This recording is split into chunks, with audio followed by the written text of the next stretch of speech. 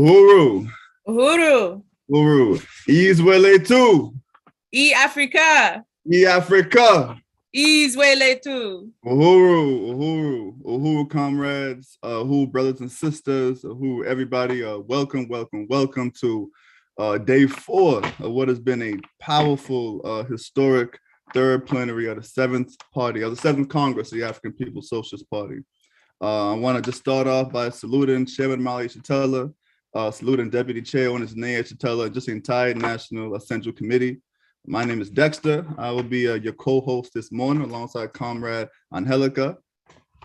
Not many people call me that. Look, been hearing the colonizer call me that. They say Angelica, and I'm like, nah, just call me Erica. So, Uhuru, comrade. I put some respect in your name. Put some respect in your name. We back by popular demand, huh? Yep. Look, day 4, we got to close it out strong. Listen. So, just some quick announcements. If you're just joining us today, or you haven't had a chance to make a 2022 pledge, you can contribute to the foundation of a liberated African anti-colonial economy by donating today. Go to apspuhuru.org/pledge. That's apspuhuru.org/pledge or call 727-821-6620. That's 727-821-6620. And if someone could put that in the chat, that'll be helpful as well. Get those pledges in. We had an amazing day yesterday with the reports that were given. We had powerful workshops with agitation and propaganda and the party's regional report. Okay, the relentless work from the African People's Solidarity Committee. Vanguard up. Vanguard up. But yeah, we just want to salute our party and the African Socialist International comrades who are participating in this plenary from many different time zones. We got comrades and participants in Africa, in Asia, in Europe, the Caribbean, as well as right here in North America. Oh, wow. So we're going to kick things off today. We got a jam-packed program for everybody today, and we can't start off in any other way by bringing on Comrade Aliki Ngoma, the administrative assistant of Chairman Mali Shatella, and the maestra of the Uhuru movement to lead us this morning in the African Nation Fight song. Uhuru. Let's hear that video. We should all know by now. Right. Y'all should know the lyrics by now. Let's sing along. Giving Goma some.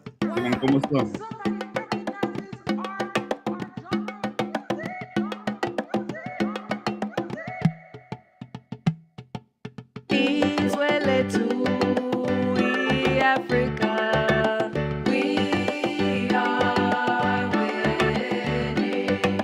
Shout Uhuru for our freedom. We are winning. We'll dance and sing songs when revolution's won. We are winning. Africa's best daughters and sons.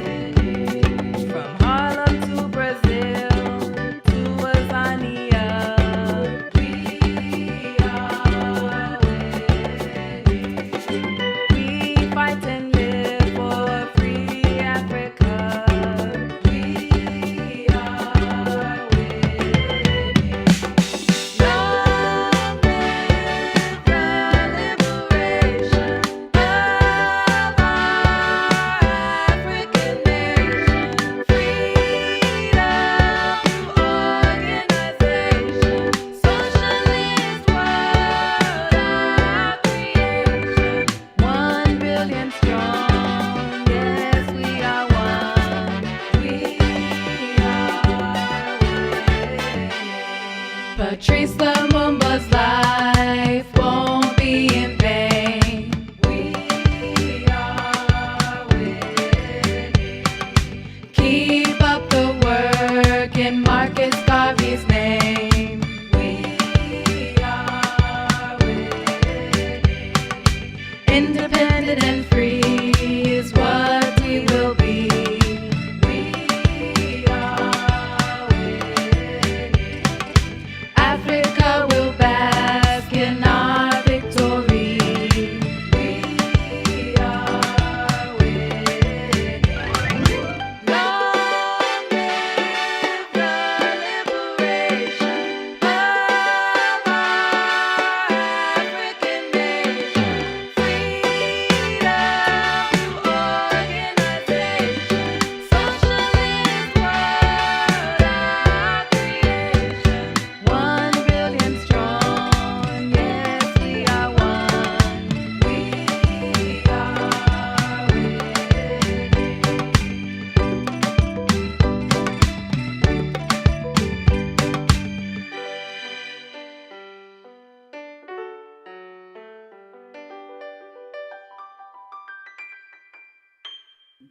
I love that piano thing.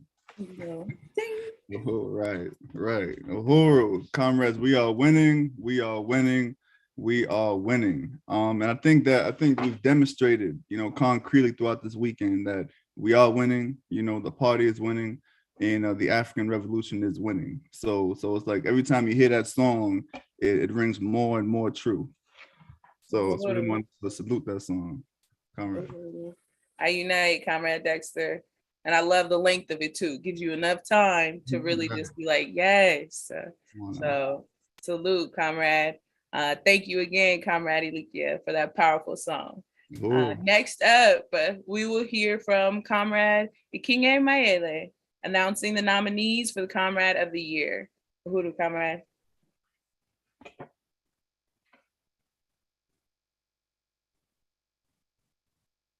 Uhuru.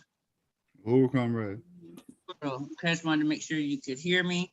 Uhuru, everyone, another great day. I want to share with you some more nominees for the Marcus Garvey Comrade of the Year. And they are Wendy Craig, Leah Fifield, and Eddie Malsby.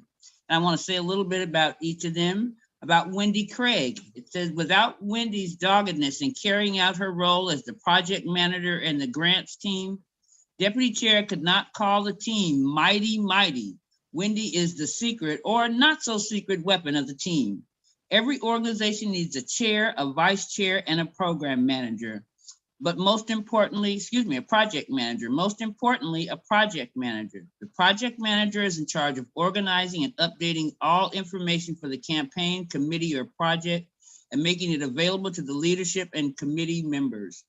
The project manager is responsible for keeping the chair and vice chair updated on all projects at all times. Wendy takes full responsibility for the entire operations of the grants team. She is also a volunteer coordinator for the grants team. Wendy follows Deputy Chair's leadership to bring all skills and lessons of the grants work to all of the movement organizations. Because of the structure Wendy has brought to the grants team area of work, the party can now count the grants work as an institution. Uhuru. Eddie Malsby, DJ Eddie, because of his tremendous dedication and initiative and achievements in the service of the Black Power 96.3 FM or our movement's radio station, he has been nominated by Director Akile Anai as the Comrade of the Year. Besides being the world's best blind DJ, Mr. Eddie is committed to the mission of the African People's Education and Defense Fund, articulating the position of the movement over the airwaves on various issues in a brilliant and winning way. DJ Eddie began his volunteer work with Black Power 96, hosting a morning gospel show. As station manager, he is always monitoring the station, providing guidance to other programmers, and fighting for the station to have the best possible sound. He manages the work of the volunteers, both in person and virtually, establishes relationships with local businesses, brings African cultural workers into the embrace of our movement, and had even consolidated big name artists for fundraising events such as Gerald Alston of the Manhattans. He's always ready to step up and do whatever is needed to build and grow Black Power 96. Mr. Eddie does not let anything stop him from improving and growing the programming quality and audience reach of the station. He is a unique and exceptional member of our movement. And then there is Leah Fifield. Let's see, since Leah has taken on an incredible stance as a local organizer in her area, internalizing the responsibility of white people to win material solidarity with the African Revolution as the expression of reparations. Leah has earned a reputation as a consistent fundraiser and organizer for her acupuncture sessions that have raised thousands of dollars in reparations and built a strong base of support for the Uhuru movement in the North American population in her area.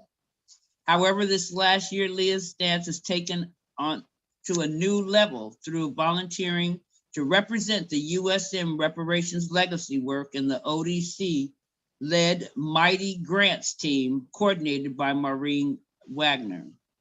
Leah comes prepared to every weekly grants exec meeting with her new research.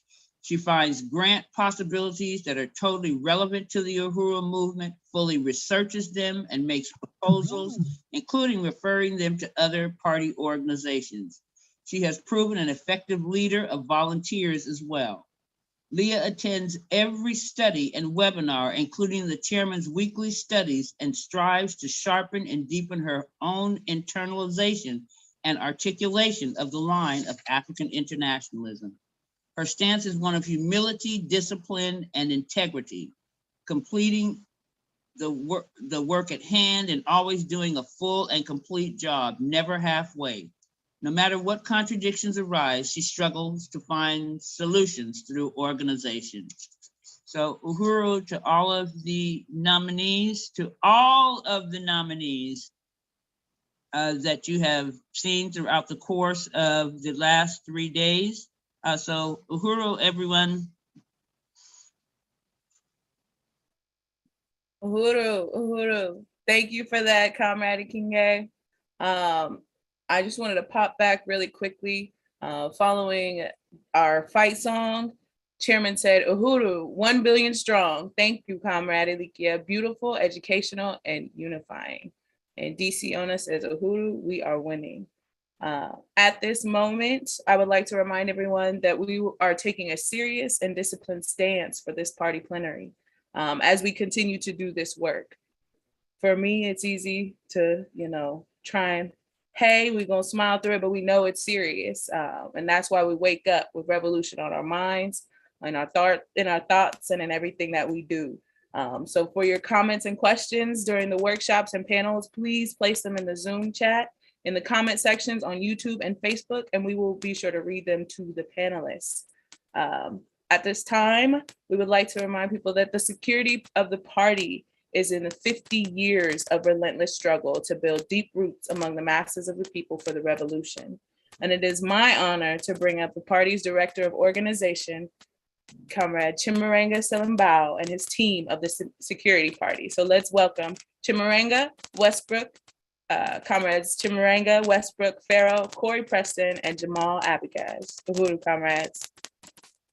Uhuru. Uhuru. Uhuru. Can I be heard?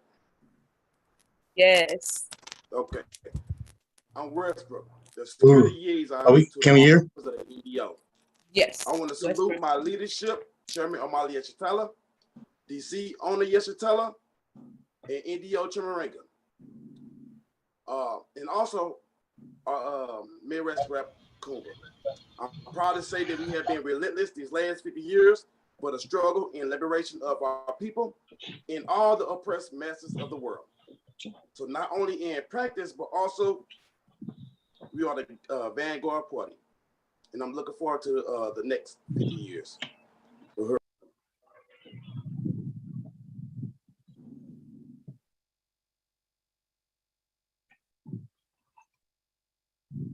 Next. This part of the presentation is intended to broaden our perspective and to show us how to look at life through a broader lens.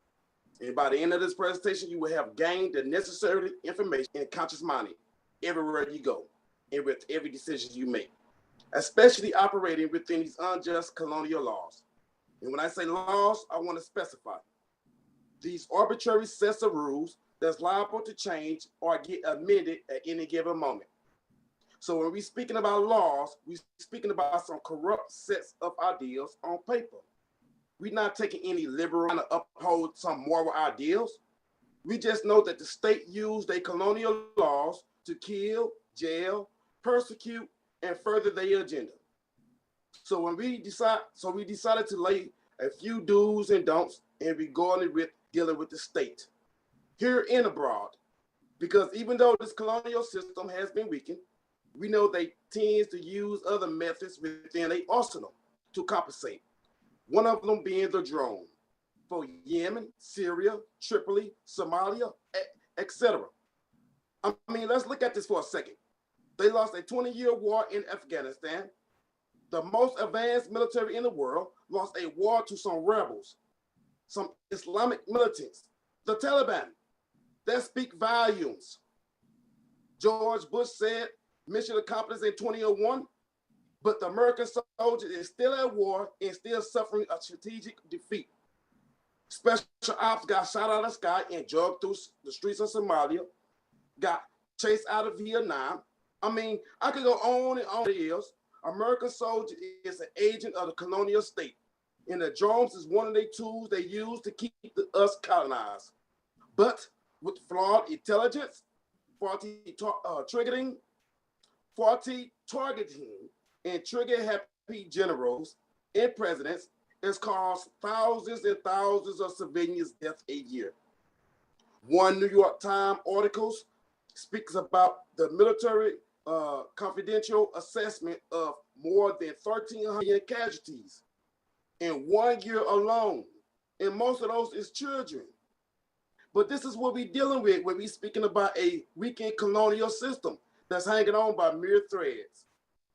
And I don't have to go in depth about the state and all of its apparatus killing us dead in these streets, because we can see this every day in our lives or on television. The brutal murders these police get away with when they assassinate our sons and daughters, from 12-year-old Tramier Rice, Makia Bryant, 18-year-old boy Mike Brown, 21-year-old kid Dante Wright, etc. Next. Our living condition is deteriorating day by day. I mean, you can see this. You just look around. Everywhere we at in the world, just look around. Either we in the slums or our neighborhood is being gentrified. But some might argue this fact and point out a select few of Africans, but that don't represent the masses of the Africans around the world. But what is being represented around the world is the symptoms of colonialism in crisis. Not only you can see this, but it's felt everywhere, either in Southeast Asia, Africa, or here in the Americas. These blood-sucking leeches is in crisis everywhere. They just want you to believe that it's limited to a few isolated incidents like with the six. But you see this everywhere in the world. Where there's an American embassy, there would be protests and uprisings. Next. I cannot stress this enough. Security awareness is necessary. Each and every last one of us have to be security minded, but we know the police not going to protect us or serve us. And we also know that we ain't going to have security around us every day. So in essence, we have to be security minded and watch everybody around us. Next. We are a revolutionary party. And in 50 years, not only did we change lives, but we also changed communities. We gave hope to the hopeless.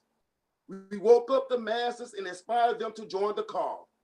Join the call to this revolutionary party to overthrow these parasitic oppressors off our back.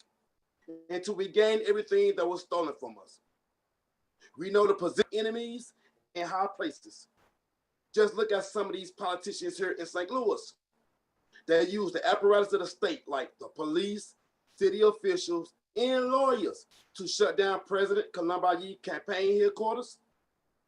Or they tried counseling and preventing us from obtaining permits to stop us from having a one African, one nation farmers market, but they wasn't successful. So we can't put anything past them. We know the revolutionaries of the 50s and 60s was just, but the state also used other methods, such as infiltrating these organizations, smear campaigns, etc.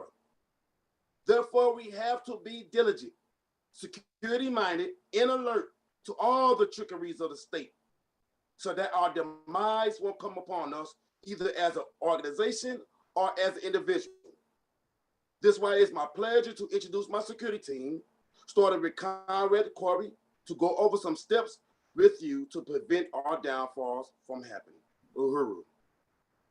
Uhuru. I'm Comrade Corey, Security Liaison in the Office of the National Director. And I'm coming before you to talk about some do's and don'ts in security. Next, we have security planning for all our events and travel when we travel. Because we secure our top leaders, guest speakers, and whoever necessary.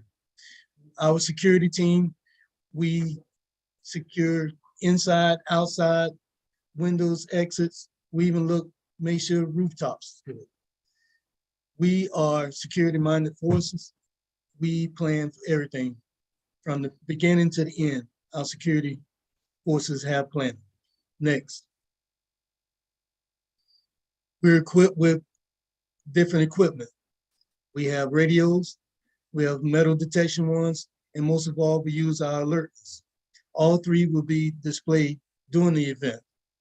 We have security from the beginning of the event to the end, as I said previously.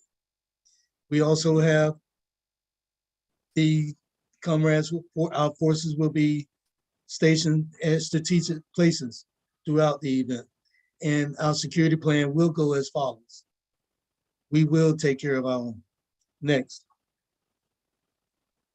While we're doing this and being security minded, we have to let the audience or patrons know what we're doing, the reasons why we're doing it, because security is most important to us. And that's how things go for us in security. We make sure. So we'll let you know what's going on. We have strategic forces at the sign-in sheets, at the entrances and windows and exits. We will be secure-minded throughout this. So next slide. Security within our democratic centralism. What this means is it helps to weed out forces who cannot follow the discipline and policies of our party. It helps to identify the possible security threats within our policy procedures as discipline are violated. As the slide states, it means that all our organizers and people entrusted by the party will adhere to our democratic centralism, and our forces need to have a clear understanding to be able to function effectively and properly. There's nothing can be more clear to the party than security. As I've stated in the previous slide, security is most important. Next. We have to be aware of the FBI and federal agents, even local police officers. They all try different ways of getting information from you. As the slide says, they use, they're inquisitive and probe. They do all that. They use different ways. They persuade, intimidate, and they threaten you. All these ways so you have to be aware of everything they use. Do not fall subject to any of these. Make sure. Next slide. Another thing you want to do, you want to check their paperwork. Once you approach by any law enforcement, it needs to have a warrant. You need to be looking at a warrant before you start speaking to anyone, you have to have a warrant. You need to be seeing paperwork, and all this paperwork have to be legitimate. Just because it says a warrant doesn't mean that it's all legal. As we move into the next slide, you don't want to be intimidated by these. This goes along with the previous slide. Because law enforcement, they intimidate you. You don't talk to any of them before without an attorney present. Lying to one of them is a crime in itself. So don't try to talk to them. Don't talk to them a little bit, a lot, or anything. You need, if you're talking, you need to have an attorney apparent next to you. Don't try to outsmart them, because believe me, if they approach you, they've already been trying to figure out information on you. So don't open your mouth without an attorney. If you can, don't open your mouth at all. Don't talk, period. Next slide. You got to make sure that all contact with the days that we're living in now, all contact is not face-to-face. Matter of fact, hardly none of it's face-to-face until the end. Because the things that we're on, like these computers and our phones and tablets, they use all these devices to get into your background, your social platform that you have, and try to dig up things on you. So what this means, if you get contacted from on your phone or tablet or any devices from law enforcement, do not respond. If one of them's calling you, do not answer. You simply just put the phone, hang it up. Do not fall for this. This is another trick that they use as to get their information. Next slide. Documenting information, getting information documented. This is so important. You need to have phones out, probably phones, and recording things in this day of age. Probably as soon as they start approaching you, you want to have this up before the first conversation starts. You want to have as much information recorded or written down as possible. You want to, probably the best thing to do is ask for their information, is to get a card from them. It's going to have their name and what agency they're from and contact information. They'll have that. You need to be asking reasons why they contact you in the first place.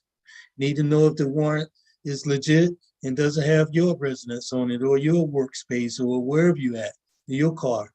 All this matters. So you need to know any details if possible. And not if possible, possibility you should be doing it. At this time, I'd like to turn it over to my comrade, Pharaoh Kamosi.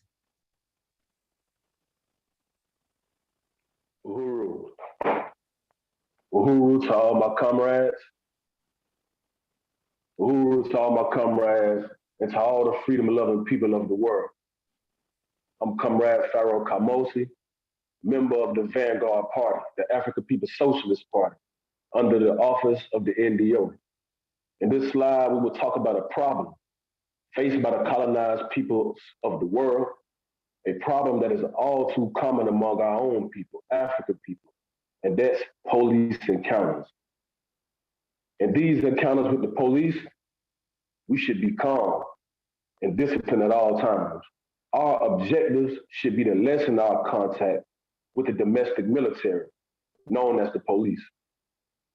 First, among our encounters with the police is one that we are all too familiar with, and that's traffic stops. Again, our objective should be to lessen our contact with the police and get through the ordeal as quickly as possible. We understand the police to be a hostile, occupying, oppressive force to our people, whose function is to keep us subjugated and to preserve the social order that deprives us of true freedom, dignity, and equality. A social, political, and economic order that gives life to the colonizer nation while taking life from our people. knowing this domestic occupied military force to be openly hostile to our people and our encounters with them, we should take measures to lessen the situation if possible. Some of these measures are, in a traffic stop, one of the common things they're going to ask you for first and foremost is license, registration, and these things. So we should have our ID and registration and things somewhere close by in anticipation of that. We should stay in our vehicles unless asked to get out. As we know, any sudden move could give cause to the oppressors to do things that we've seen them do to far too many of our people. So we want to take precautions from that by staying in our vehicles unless asked otherwise. We shouldn't ever volunteer information to the police. We shouldn't engage in debates with the police. I know sometimes, we're agitated when we're pulled over by the cops. They'll pull us over for any reason. We know we ain't did nothing wrong, things like that. So sometimes we want to get in debates with them and things like that. But once again, our objectives should be to lessen our contact with the police and to get through the ordeal as quickly as possible. Only the driver should be the one engaging with the police. If we are given a ticket or anything, just take it and go on about our business and leave. Another thing, do not ever agree to a search of a vehicle by the police. If the police ask to search your vehicle, never agree to a search of a vehicle. We should stay calm at all times. If ever, for any reason, the police read you your rights or something like that, you can pretty much know in your mind to anticipate an arrest for whatever reason. But once again, we should stay calm at all times and keep our discipline.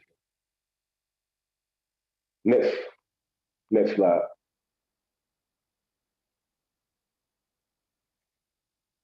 Another among these encounters, other than traffic stops, is bicycle and pedestrian stops by the police. Same thing applies. We should show our ID. Try to get through the ordeal as quickly as possible. Never volunteer information.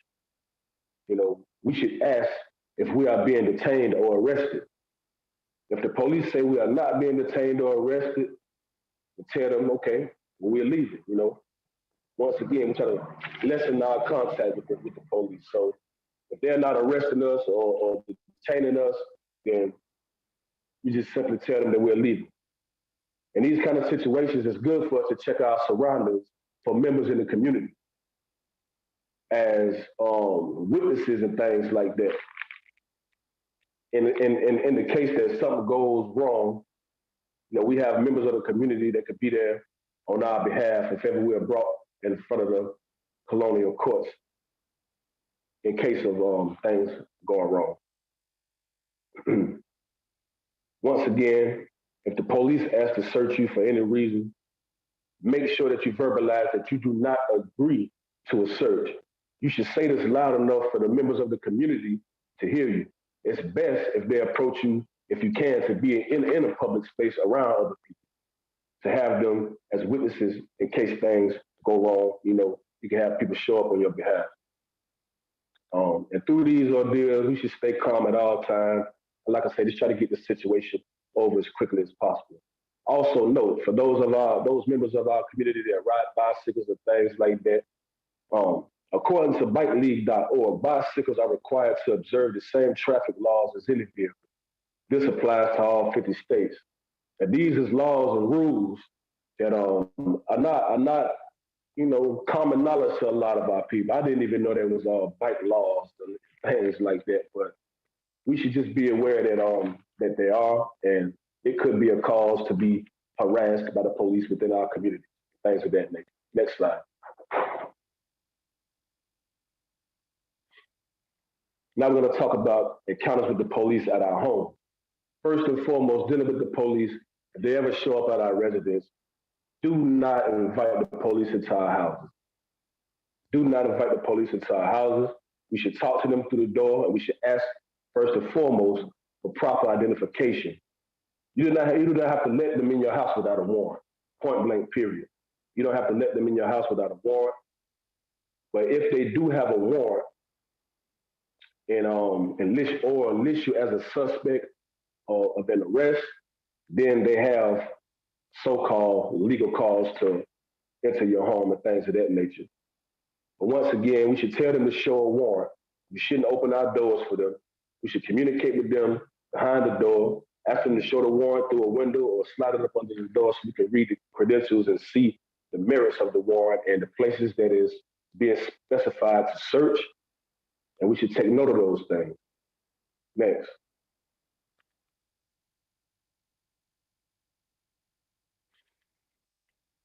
In case the police do enter our houses and things of that nature, once again, we should make sure that they have a warrant. When they enter our houses, we should not answer any questions. We should remain silent. The police has the tendency, of course, to twist our words and use our words against us in case of prosecution or anything of that nature. So it's best to remain silent and don't give them no grounds to use your words against you, which they surely will, especially if we are a target for them for any number of reasons.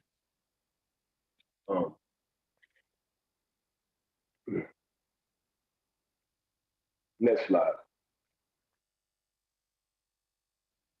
And last, just to give a pointer about the security of our homes, especially for members of the movement and anybody that is opposing the capitalist imperialist aggression that subjects our people around the world and all other oppressed peoples around the world. Giving pointers about securing our homes. First and foremost, it is a good practice to keep our houses in order. And I say that because in case of covert operations by the police and the invasion of our home, we would like to keep things orderly so that in case of a covert operation in our homes by the police, by the enemy, we can detect if things have been moved, if things is out of place, if things have been tampered with.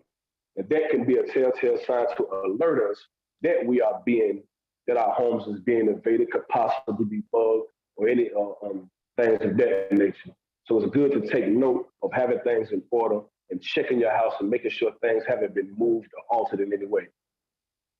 And common measures is, of course, installing covert security cameras, if you can, in your home.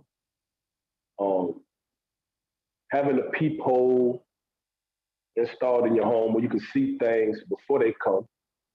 You can identify who's out there without having to open your door to them. And with that said, I'd like to introduce my comrade, Jamal Abigail, Uhuru, Black Power, and all power to the people. Next. Uhuru, comrades. My name is Jamal Abigaz. I am a security liaison with the Office of the National Director of Organization. Next slide, please. I'm here today to discuss the importance of safety and security as you use electronic devices. These tools we use every day, and so it's important to know how best to use them as we struggle forward to victory. Careful use of tech not only saves time and hassle, but it can also save people. Next slide, please. All right. And for this, I've set up about 5 key points here. And we're just going to go through these one at a time. The electronic devices and workspaces we use, again, are critical tools for this struggle. This is stuff we use every day. We're using it right now.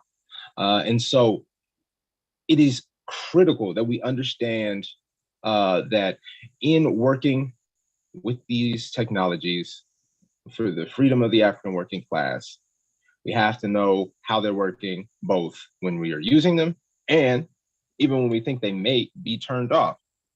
To do so is to engage in a type of active ideological struggle, and that's good, right?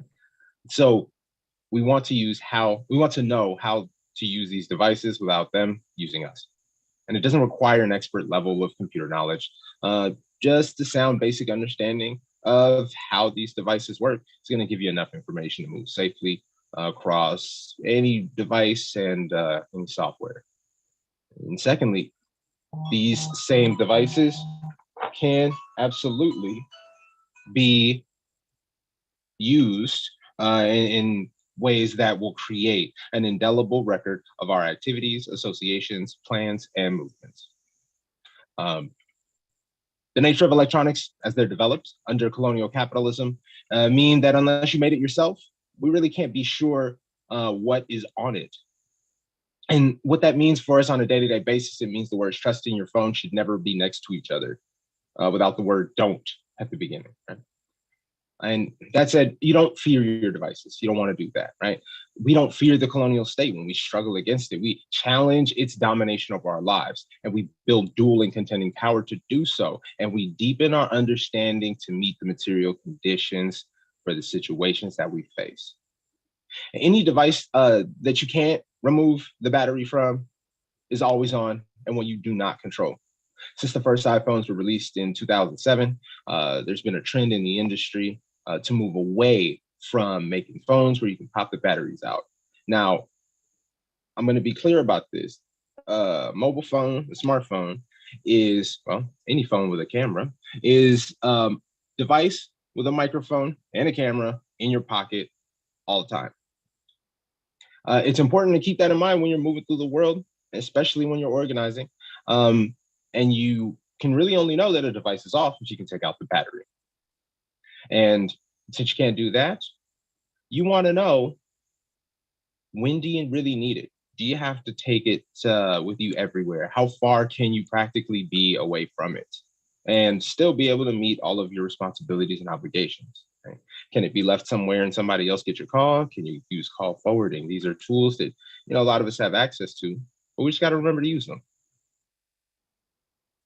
And you always want to, you know, kind of be aware of, would you want whatever you said to be repeated when you are using these devices?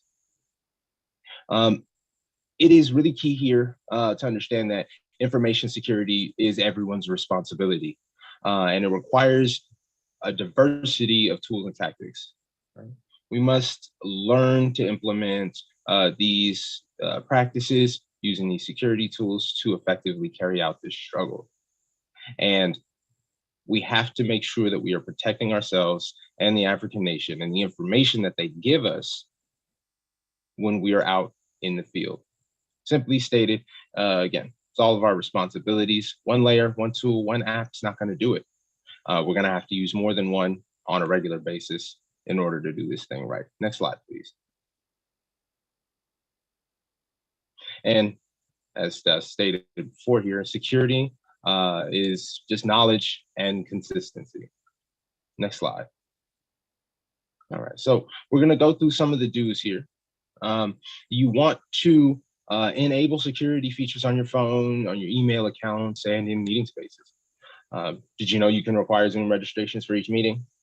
Not just webinars.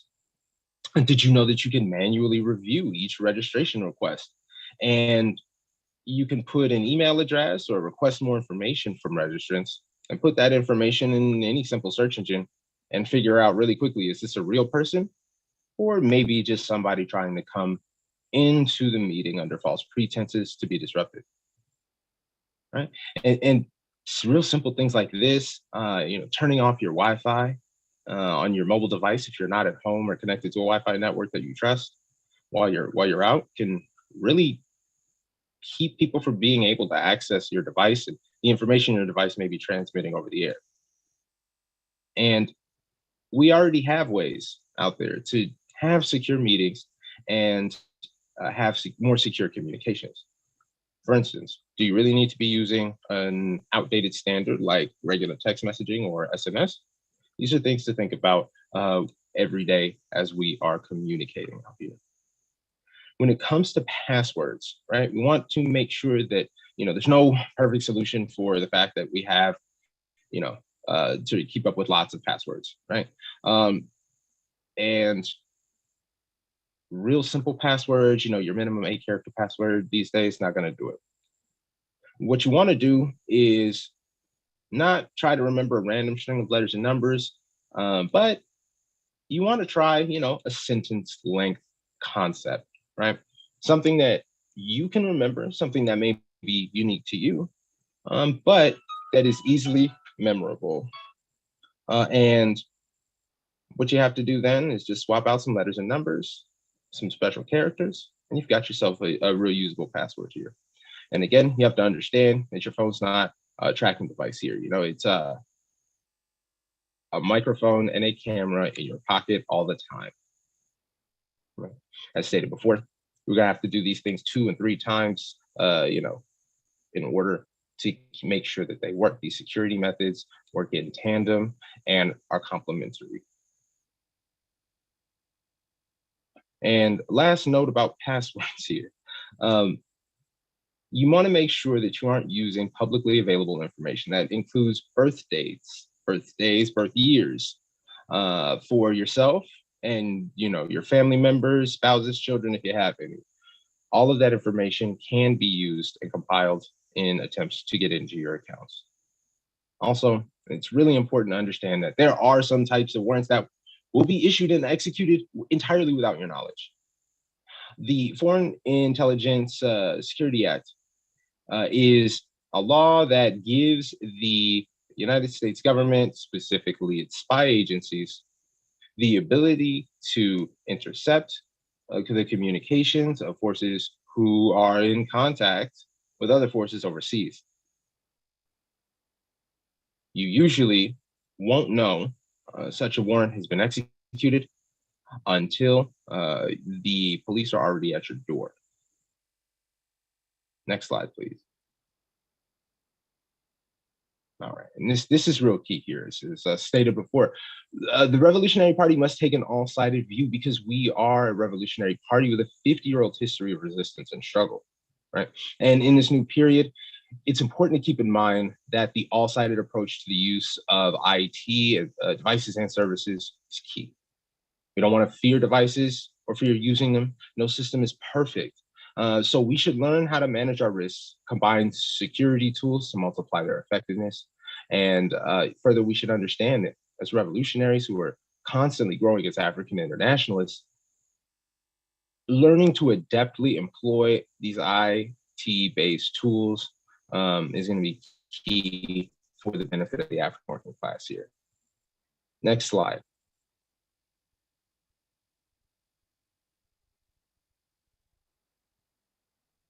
Thank you.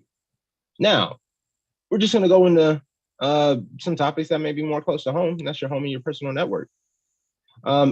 It may be used for entertainment as well as personal work, or I'm sorry, personal activities, work.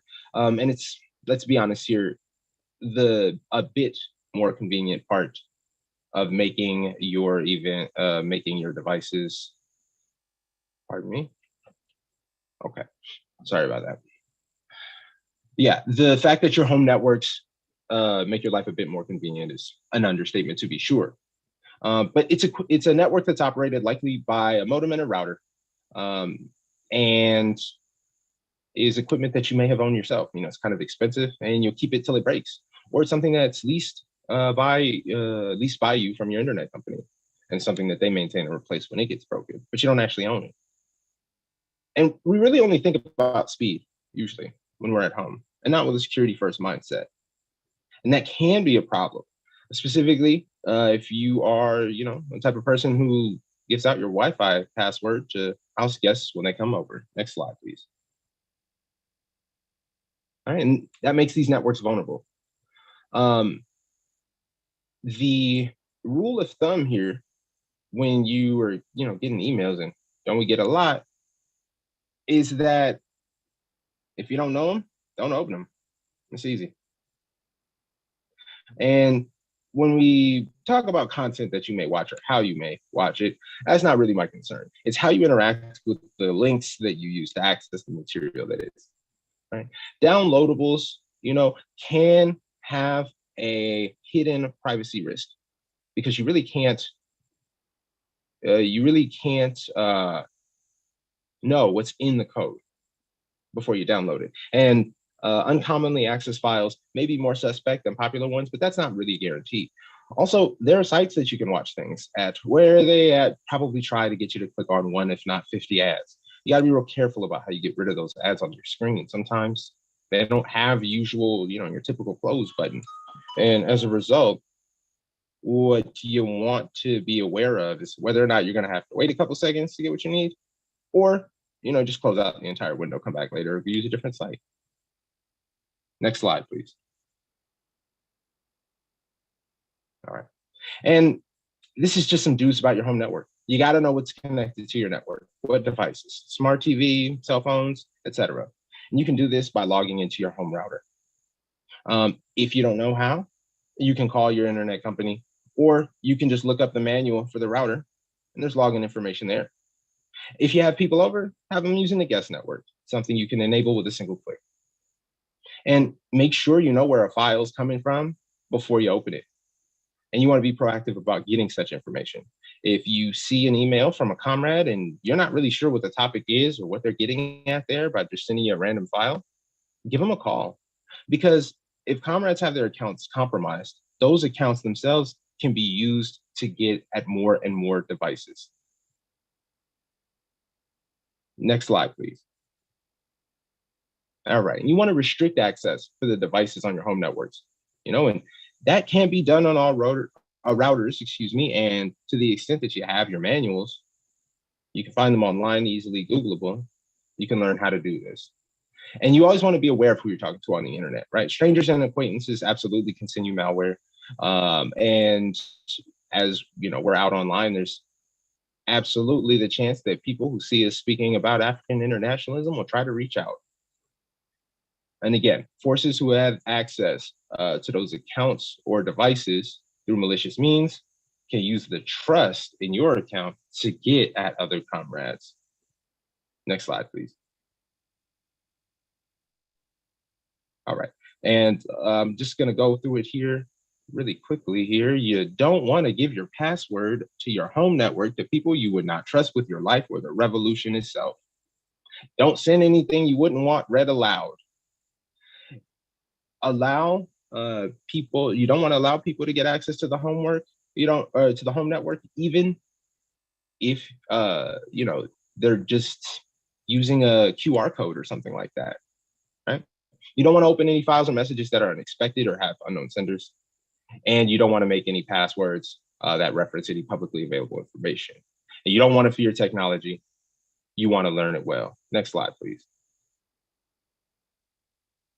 All right, and lastly, we'll go over social media here. Cadre must adhere to the social media protocols when engaging online. Don't give out your location of yourself or your family members. I don't care how cool the action is, right? Don't get into subjectivity on socials.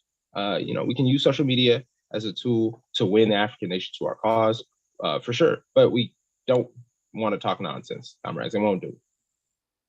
Further, we don't want to be sad posting. Broadcasting your emotional state is equal to telling the world, I'm manipulable right now. And lastly, just want to talk about a new phenomena developing online. It's called the deepfake. It's been created by researchers and a tool used by the disinformation agents to spread falsehoods about a target or to flame a situation.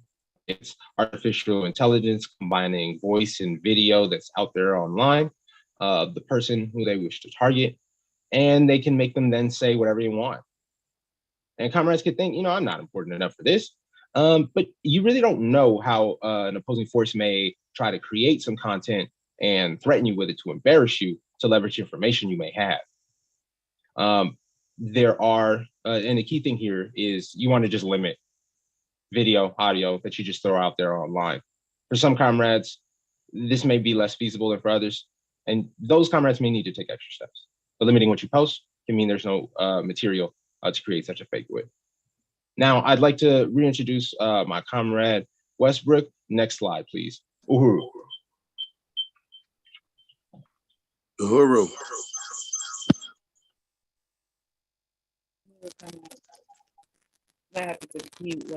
Uhuru.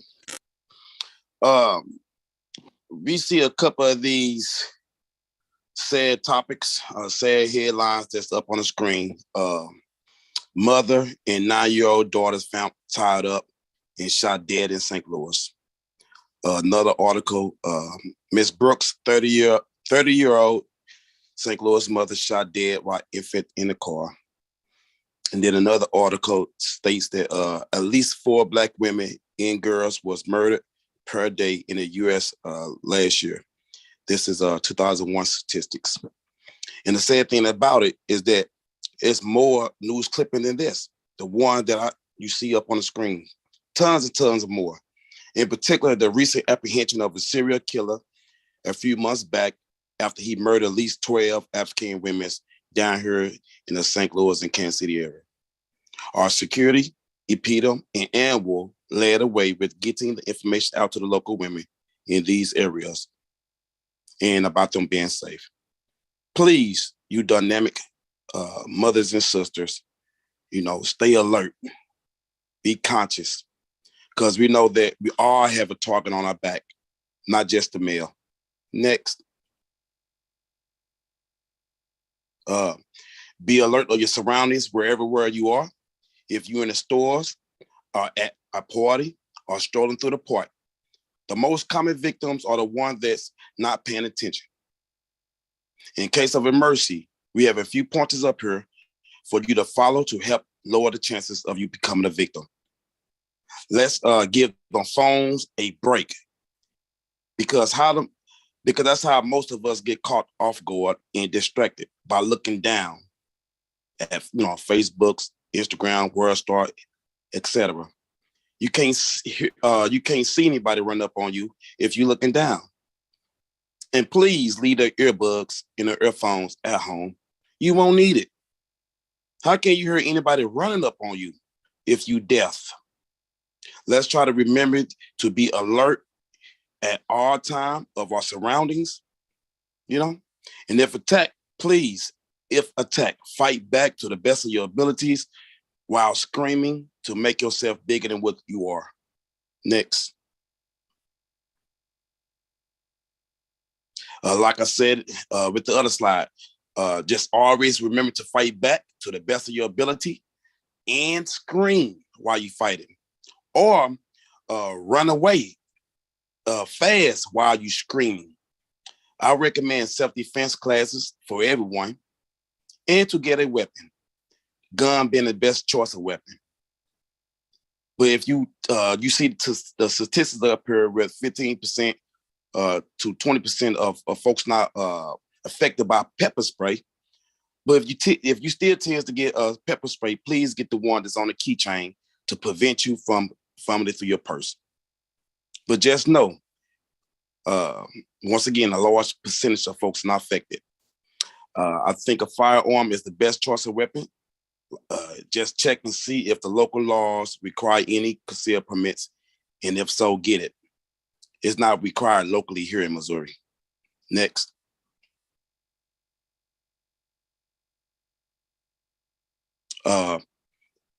Yes, sir. So in conclusion, we must not forget that we must be diligent and stand as guards like the watchmen at night. Always be alert to your surroundings and do not deviate from the security protocols we laid forth. Because we know in this security against imperialism, in the struggle against imperialism, our security has always played a vital part in our organization for the Africans and self-determination and total liberation. Next.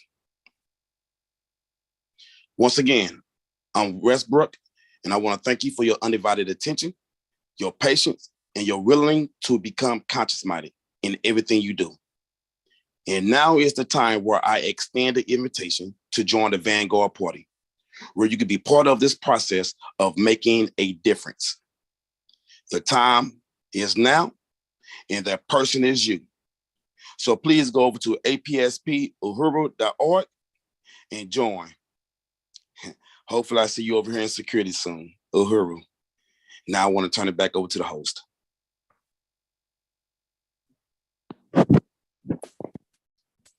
Uhuru, comrades. Uhuru, comrades.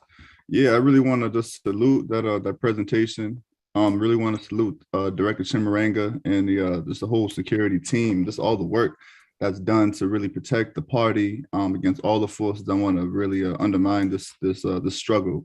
You know, I mean, I'm sure we just seen a glimpse of the work, but even the glimpse itself was just extensive. So it was just very, reassuring to see that our security forces are really on top of it, and just adapting to all the different ways to what that technology is adapting. Just on top of it all. So I want to appreciate everybody. This is the point, comrades, where we are going to have a discussion. We're going to speak on any kind of questions or any comments on this last presentation. What do we have here? I unite with that, comrade. Right. It's I'm critical. not seeing any questions. No, my fault, comrade. What do you say? No, I was saying this is critical information, needing to know the laws in your state, and then when you're traveling to other states, needing to know those laws, Right. especially when it comes to protecting yourself and knowing what you can do, Thank you. Sure, exactly.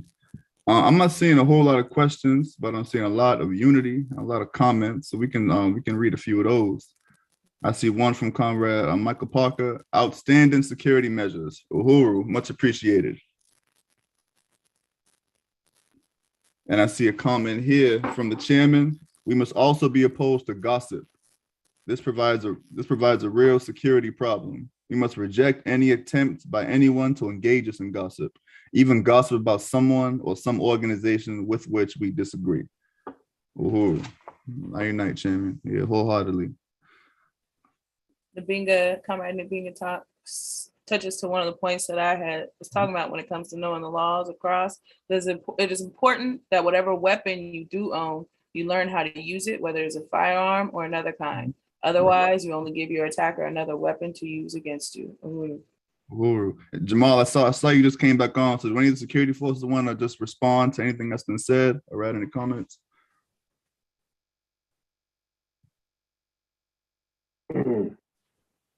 Who Pharaoh? Ooh, now I just want to salute Chairman O'Malley and all the comrades of the party and the movement. And I want to salute NDO Chimaranga and the members of the security forces, man. Great job being done, and we're mobilizing to do even greater things in defense of our movement, party, and the liberation of African people worldwide. Believe that. And I can answer, I believe Comrade Michael Parker who had a question in there. There were a couple of tech-related questions, or I think one. All right. So there was one comment in there that Comrade Chris, don't use voice recognition. Yes, that is correct. The way that those devices work, they send your communication right on up to their cloud. Right. Amazon themselves has been found to have members of their staff listening in on those devices. Furthermore, they are very easily hacked, and people can get in there. There have been instances where predators have gotten into the devices where children are playing and been communicating with them. It is a terrifying video to watch. I saw that. The question about VPNs, it really does depend on what it is that what your primary concern is. That is to say, what are you going to access and who don't you want to know it? Most VPNs will offer, the sun, the moon, and the stars, as well as military level encryption, meaningless for all intents and purposes. The best use for a VPN essentially is to redirect where the traffic is coming from. And it's so you want to understand that your computer is connecting to another computer and then your target website. There are different types of VPNs, different types of protocols that may add more obfuscation to that. But in general, that's all you've got. So you want to keep that in mind at the very least. So it is advisable, but again, how you use it, which VPN you use matters a lot.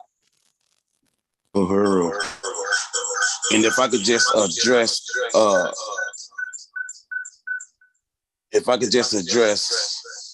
Yeah. two things. One thing, Comrade Chairman said Right. is that gospel, and it's go back to the smear campaigns. You Right. know, don't Right. play a part in that. Don't play a part in the gospel. You know, because we know that's one thing they use. Right.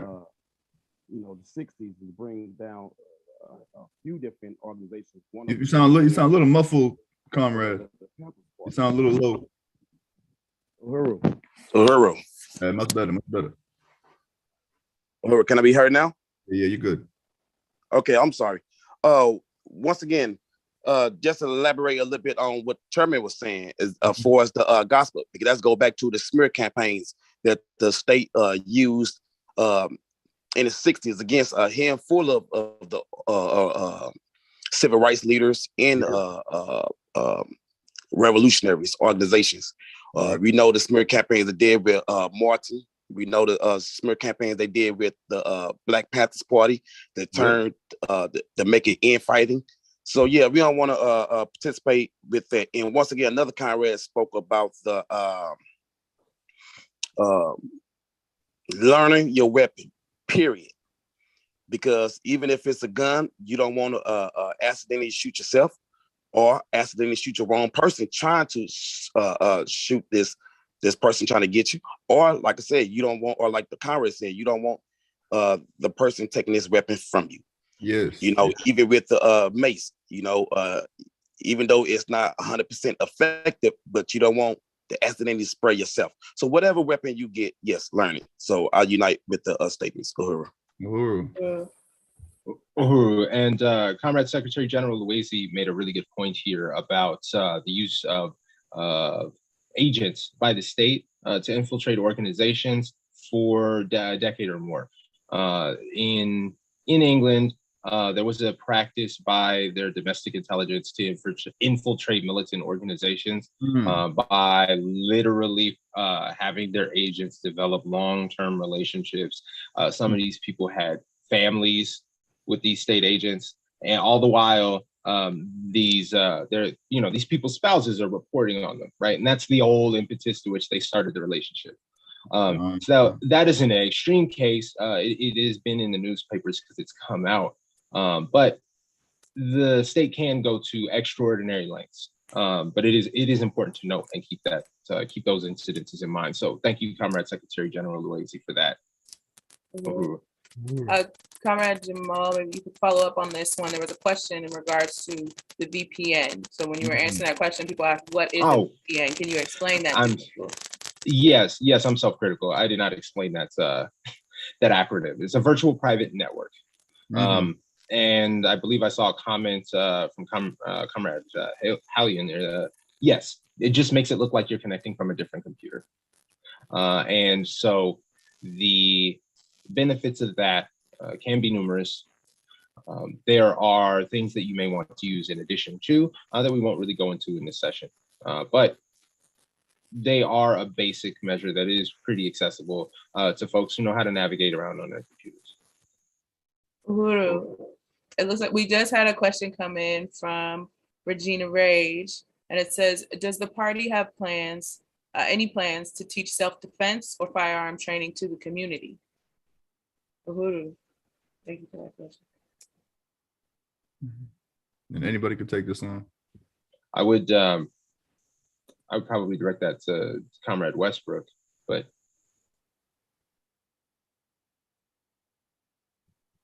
okay. If Comrade Westbrook's okay, go ahead. Yes, we is gonna have self-defense training,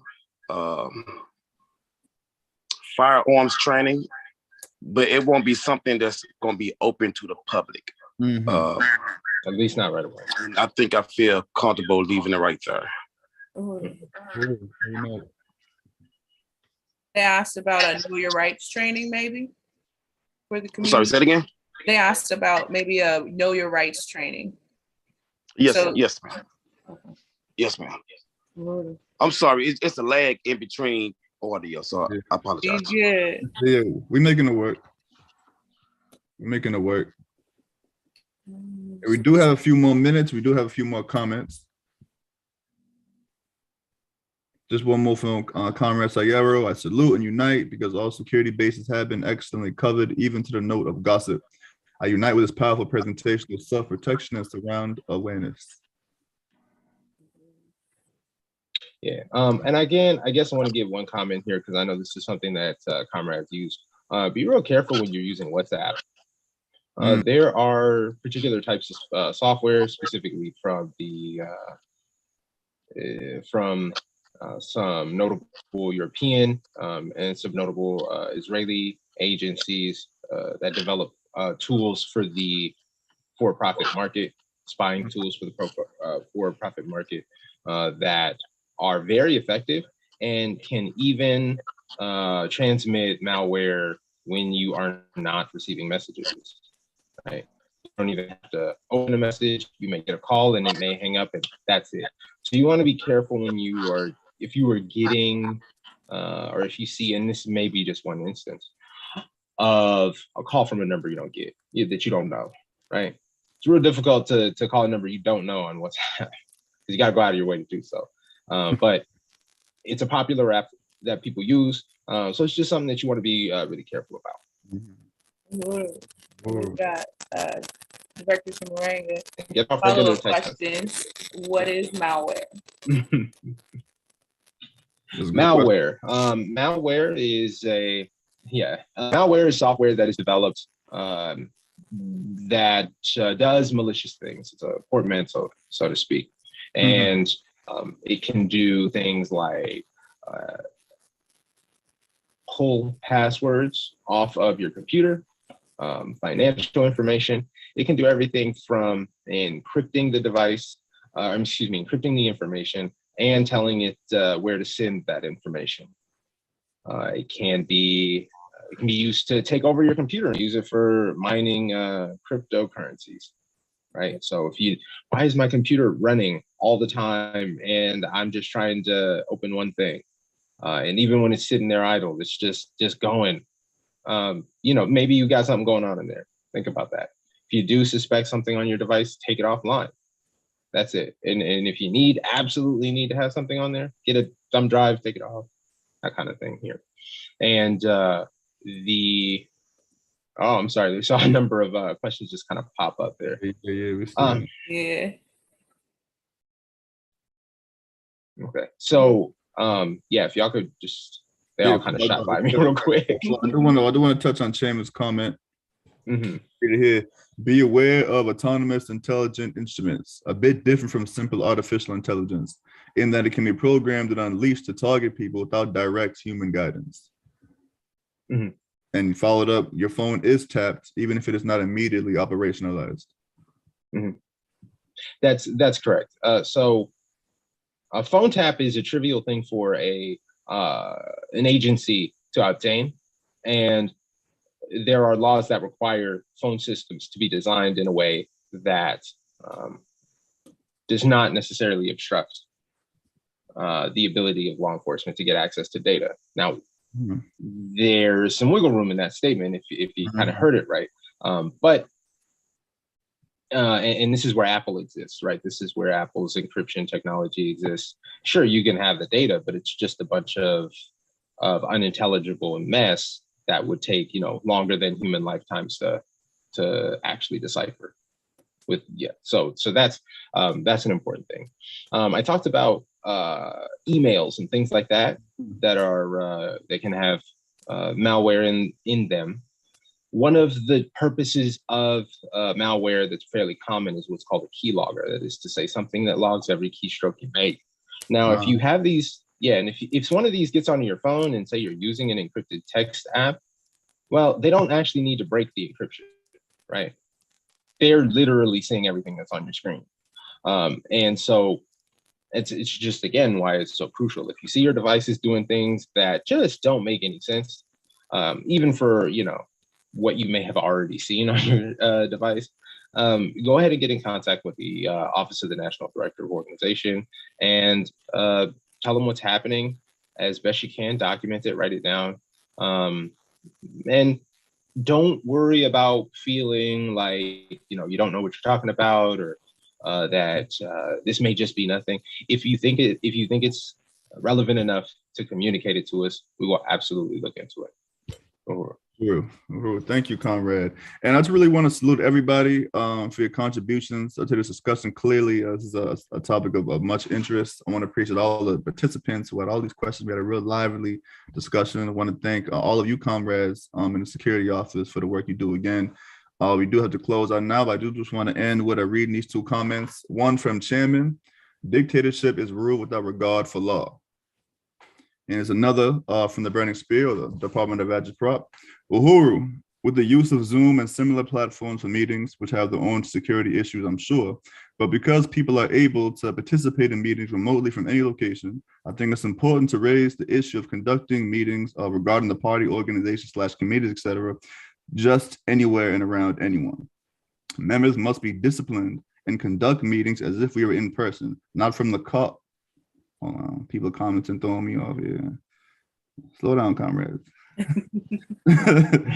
Members must be disciplined and conduct meetings as if we were in person, not from the car with an audience, in a public room where there are guests, etc. If your friends and family weren't on the email thread with an invite for the meeting, they should not have access to what is discussed. I think this also emphasizes the need for local offices and office hours. Mhm. Uhuru. That is, I unite. And with that, comrades, we are going to close out this section. I want to salute all you comrades again for the work you do, and salute Director Chimaranga. Uhuru, comrades. Uhuru. Uhuru. Well, we got next comrade. I look up. At this time, Comrade Dexter, we're gonna throw it over and check in with our 1 billion strong fundraiser that we've had going throughout, not for resources, we pull in resources, okay, throughout this plenary. And we've got a couple of new owners, 4 new donors to announce. We have Ali Gio, Ayalo. Uhuru. Okay, Uhuru, $240. Stephanie Midler, $1,300. Uhuru, comrade. Comrade Dexter Bub Myers with the Marcus Garvey level, $365. Comrade Carolyn Lake with the DC owner level at $120. So with that, comrades, we are at $1,666, $246. We still need just under 4,000 to reach that goal of 170,000. There's still time to go, so go to apspuhuru.org/donate to make your donation. Again, that is apspuhuru.org/donate. Okay. At this time, I believe, yes, okay, it's my honor to welcome Luizi Kinshasa, the Secretary General of the African Socialist International, to give the ASI overall report. Uhuru, who's Secretary General? Uhuru, comrade, Uhuru, the MCs, very impressed by the chairing. So I just want to say that to 2 of you, and also to the previous MCs yesterday and the other day. So basically from Monday. I'm basically the Secretary General of the African Socialist International, and so we're doing this report from our office. Relentless, 50 years of leadership towards African redemption. Next, please.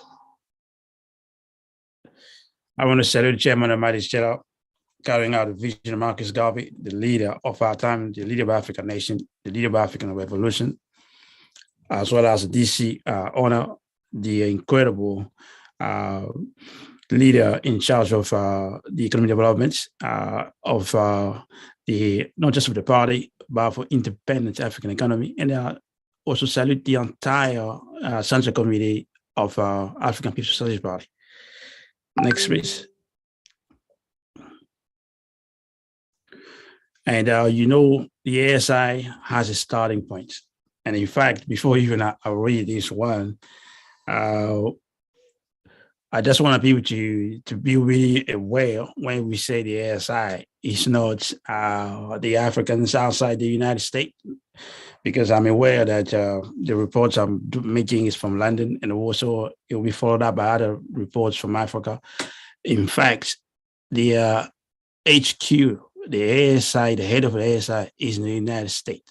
When you're building the party in the US, you're building the ASI in the United States. You are the leading force of the ASI. So you really have to be aware of that. The ASI is not outside there, right there where you are inside the United States. So here in Auckland, October 1981, that's when the party first resolution was passed at the Congress. So you can see even the significance of the Congress, the mandate to build the ASI. So that's a long time ago. You know, we're talking for more than 40 years now. Next, please. And the ASI to become the central focus of our revolutionary work. And that was another resolution that was passed at the third Congress of the African People's Socialist Party in September 1990. You can see, so there is this consistency there. Next. And so when we say we are the ASI, when we say we are the African working class, when we say we are African internationalists, our purpose is to complete the mission of the African working class, which is to overturn the verdict of imperialist white power, create a black worker, United States of Africa. Or next. But in order to really understand the task of the ASI, we just say we need to overturn the verdict of imperialism, basically overturning white power, white colonial power. You go understand what happened to us, why white people achieved power. So for thousands of years, feudal Europe was ignorant, poor, and disease-ridden until it attacked Africa. Nobody was dreaming to come to Europe. You can see bubonic plague and things like that. It was a poor place to be.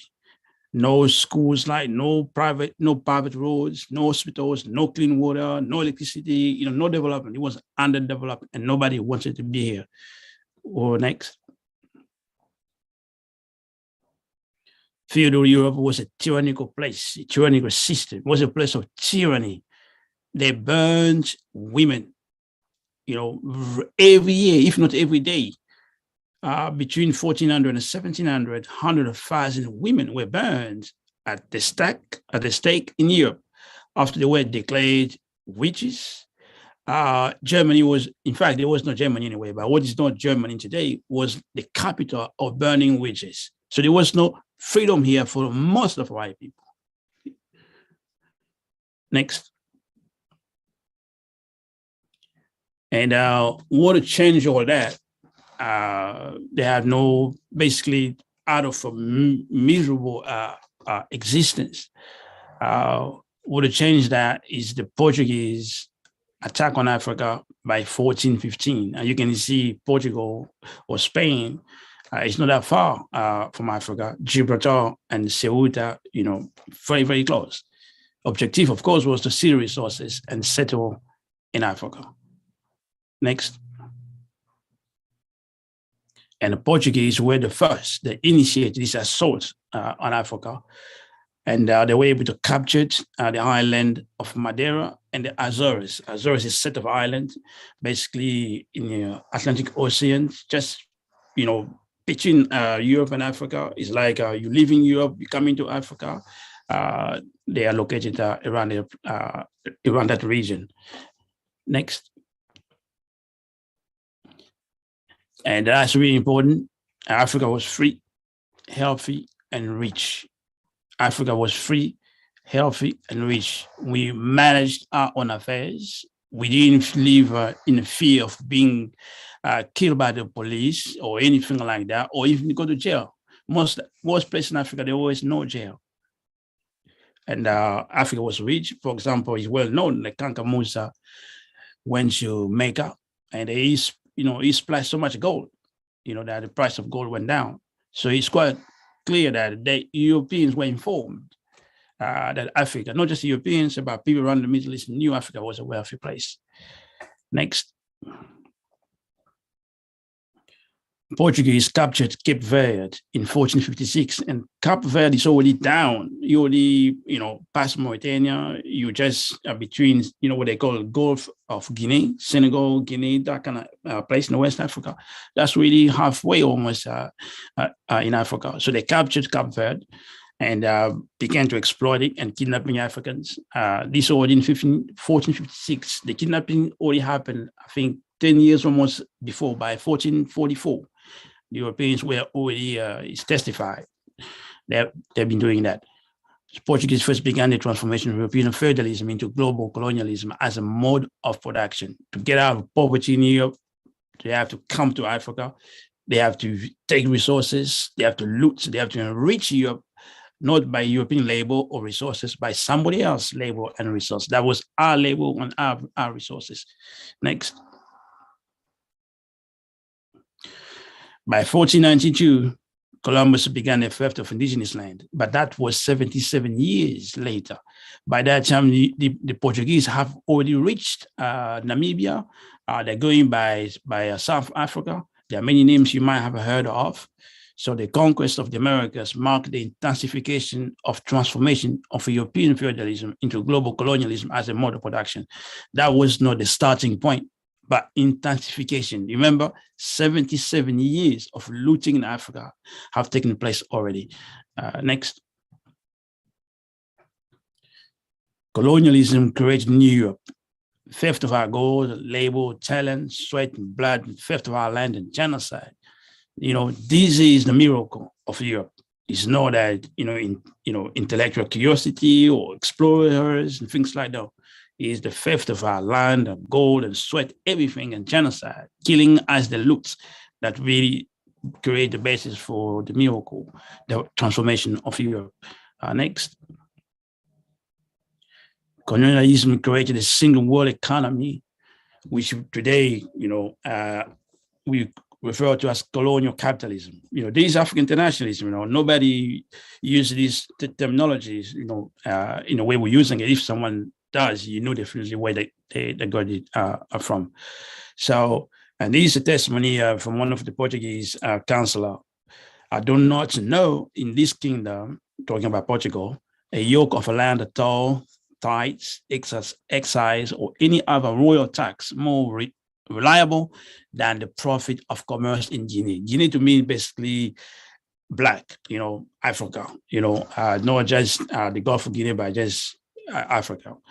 So the banking issue, you name it, everything by that time was already, began in the process of being consolidated. And you can see from 1415, that's a long time ago. That's 115 years. That's a long time to loot and steal and kill. Next. Colonialism created a single world economy. I would say that was the discovery of gold. This I'm quoting from Karl Marx. You ever heard German using that a lot of time when he mentions primitive accumulation, which is colonialism, the foundation of capitalism, basically. The discovery of gold and silver in America, the extirpation, enslavement, entombment in mines of the Aboriginal population, the turning of Africa into a warren for the commercial hunting of black skin signalized the rosy dawn of the era of capitalist production. Capitalism kills Africans. Nothing has changed, It's not, it was yesterday. That's the foundation.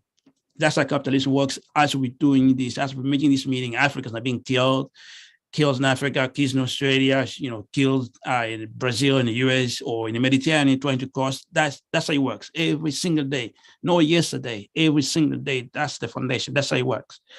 Next, please. Colonialism created a single world economy, colonial capitalism, world market, a large-scale trade, industrial revolution. So you name it. Whatever trade taking place, whatever what they call the New York Stock Exchange or trade, the city of London or Paris, all these places, industrial revolution, doesn't matter what it is, Elon Musk, whoever, the foundation is colonialism. So there is no capitalism, but only colonial capitalism. Next. the white bourgeoisie, colonialism created the wealthy European nation. You can see, yourself what the US is, such much wealth. You come to England, France, all these places. So the white bourgeoisie and the white working class, democratic societies, the bourgeois nation or bourgeois republics, whatever they are all part of the European nation. And colonialism created that, sustained it, and everything they have is colonialism. Without colonialism, they can't not have it. Next. Africans from Africa to the Americas, we always resisted our oppression and exploitation. And there is a picture on Nat Turner's revolt. Next. The significance of Haitian revolution. So we're talking about the ASI. There is no other, you often heard the chairman talking about it, no Ghanaian revolution or Senegalese or wherever. It's only a United African revolution. So the significance of Haiti comes in that line. The successful Haitian revolution exposed the parasitic dependency of a white nation on colonialism. Haiti has no access to a worldwide organization for African revolution to destroy colonialism at its foundation. France was forced to sell Louisiana colony to the US, whose size doubled overnight. Otherwise, Louisiana will be jointly occupied by the United States and France. The Haitian Revolution unleashed waves of anti-colonial struggles around the world. So we have to really understand who we are, the centrality of African revolution. That's what Haiti demonstrated. You can see the United States became what it is today because of Haitian revolution. The British won against Napoleon because also of the Haitian revolution. So our victory against colonialism is basically the end of colonial capitalism. And that is the significance of the ASI as well. Next. Significance of Marcus Garvey. So from Jean-Jacques Dessalines, to the Marcus Garvey, there's a continuity there. Garvey built the largest international African National Liberation Organization, the Universal Negro Improvement Association. Garvey initiated the process of creating a united, liberated Africa. Garvey organized and led the African working class. Garvey initiated the largest single incipient economic capacity by African people. So you begin to see African Socialist internationalism or African internationalism. So you take Jean-Jacques Dessalines in the Haitian Revolution, his significance. You take Garvey, his significance, and the ASI carrying all these forward. The necessity of an overall African international revolution led by the African working class. It's just so critical. Next. The destruction of Garvey's movement by the combined efforts of the United States government and other colonial governments and African people bourgeoisie led by W.E.B. Du Bois, Padmore, and others gave rise to Pan-Africanism. We really, to the African People's Socialist Party, you never heard of African internationalism. We are not Pan-Africanist. And we have to be clear, very clear. We have to draw the line really, really clearly so the masses of African working class can see we are the African working class and African internationalism is our theory. And we're carrying out the vision we developed. We're completing the work of Marcus Garvey. So we are not on the path of Du Bois. We are on the path of Marcus Garvey. So this part of the struggle, we're going to end that confusion in the Black community everywhere. We're going to drop Du Bois and hold up Garvey. They are not the same. Next. And you all heard about the great Nkrumah, the great Lumumba. They were inspired, Nkrumah particularly were inspired by Garvey, but he organized, as you know, with Du Bois. Du Bois was in Accra in Ghana. It was the Manchester Pan-Africanist Conference in 1945 with Nkrumah. So Nkrumah relies on African people bourgeoisie to unify Africa. Nkrumah did not prepare the African working class to overthrow colonial state and classes. That's what the ASI is doing. We're preparing the African working class to govern, to overthrow colonial state and classes, overturn the verdict for imperialism. And next. The revolution became the main trend in the world in the 60s, the greatest revolution of the 60s. You have Malcolm X and U.P. Newton. And the United States, Africans, they were part of that trend. Next. Of course, great Ho Chi Minh and Guevara, everyone, holds up today. they symbolize that period. Next. And as you know, the Black Revolution military was defeated, and all our key leaders assassinated, killed. Guevara gone, Lumumba gone, Nkrumah gone, Malcolm X gone. Key Black Power leaders assassinated or jailed or pushed into exile. But the fundamental question of Black Revolution were left unresolved. So people demoralized and saw, and the revolution was over. Next. And our chairman is a historical figure of a greater significance, not just because he's our leader, but he solved the fundamental question of African revolution. The question of theory. You can't make a revolution without theory. And today, the African working class has its own theory, African internationalism. But you can't just have a theory. You need an organization to implement that theory. And the African Social International is that organization. So it's a tremendous. And it's more than that. It provides the vision, not just African working class, to all oppressed people and all people who want to see a new world free from colonial capitalism. Next. APSP, the African Peaceful Socialist Party, marks the 1983 International Book Fair and Radical Black Third World Books with Reparation Book now. That was really a new beginning with Reparation Now book. Next. And that's, part of being that book fair is also part of touring Europe. The chairman made to the Irish anti-colonial leadership in 1983 to win solidarity with Black Power. Next.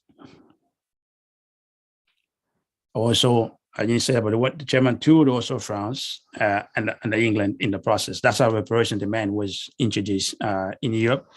And part of the ASI, the focus of our work, also we reach out to Thomas Sankara in Burkina Faso to win him to ASI. We reach out also to revolutionary governments of most bishops in Grenada to win them to ASI. That's what we mean with relentless leadership from Chairman Amadi Istela. Next. And our African International is transforming Europe. From 83 up to now, Europe has not been the same and will not be the same. We organized ASI conferences in succession from 1999, but we did a lot of work before that, meeting different organizations. Chairman came here before that with other leaders of the party. Next. This was 2006, ASI conference, and which, as I said, we transform Europe. Basically, all the opportunity lines that were here, we tackle that. People could be Black and united with Asian. Well, the Asians are Asian. Well, Black Africans are just Black. And also, Africans will not fight for African revolutionary unity because that would, create divisions, between Black people and Asian, thinking like that. Next. And everywhere we went, we had a charity organization funded by the state, everywhere, France, Belgium, England, everywhere. So you couldn't build a revolutionary movement with that. So we also basically exposed all those things because we were just the opposite. Next. We also not fighting to be accepted, just, fighting to get along, fighting to display your Black culture and things like that. We were fighting to complete the Black Revolution of the 60s. And this is something only the party was able to do that throughout Europe, putting the revolution back on the agenda. Next. And the reparation is really something the chairman said it needs to become a household name, and we have achieved that. In England, wherever you go in the Caribbean, in Africa, people talk about it. Particularly in Britain, you have a group of people who are only involved in that work, reparation work, nothing else. Yes, if you can play that. On today, we are initiating a 2-day process which is remarkable and historic in its implications for the use of international law as a means of addressing the crimes against oppressed people who do not have the benefit of state power and the use of national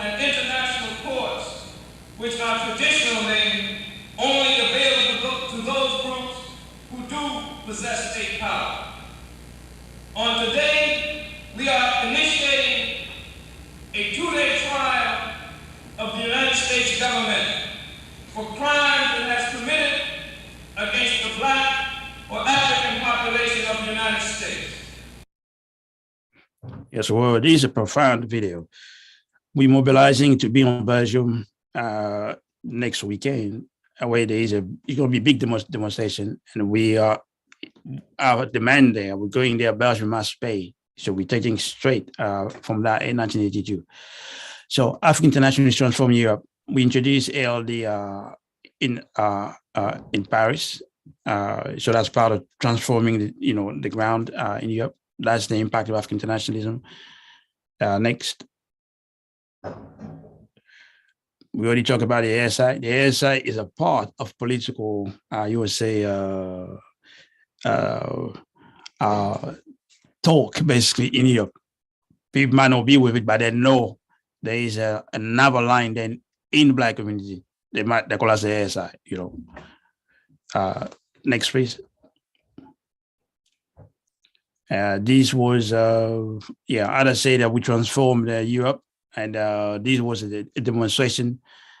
Basically, we introduced revolution, anti-colonial demonstration. Particularly when it comes to Congo, we reintroduced that struggle. Definitely, if you can play the video, please. Must go. Genocide. Must end. Must go. Must end. Must go. Must go. Must end. Must end. Must end. Must end. Must end. Genocide. Must end. Genocide. Must end. Must go. Must go. Must end. Must end. Genocide. Must end. Yeah, we introduced the cost of high fund, genocide, and rape in the Congo.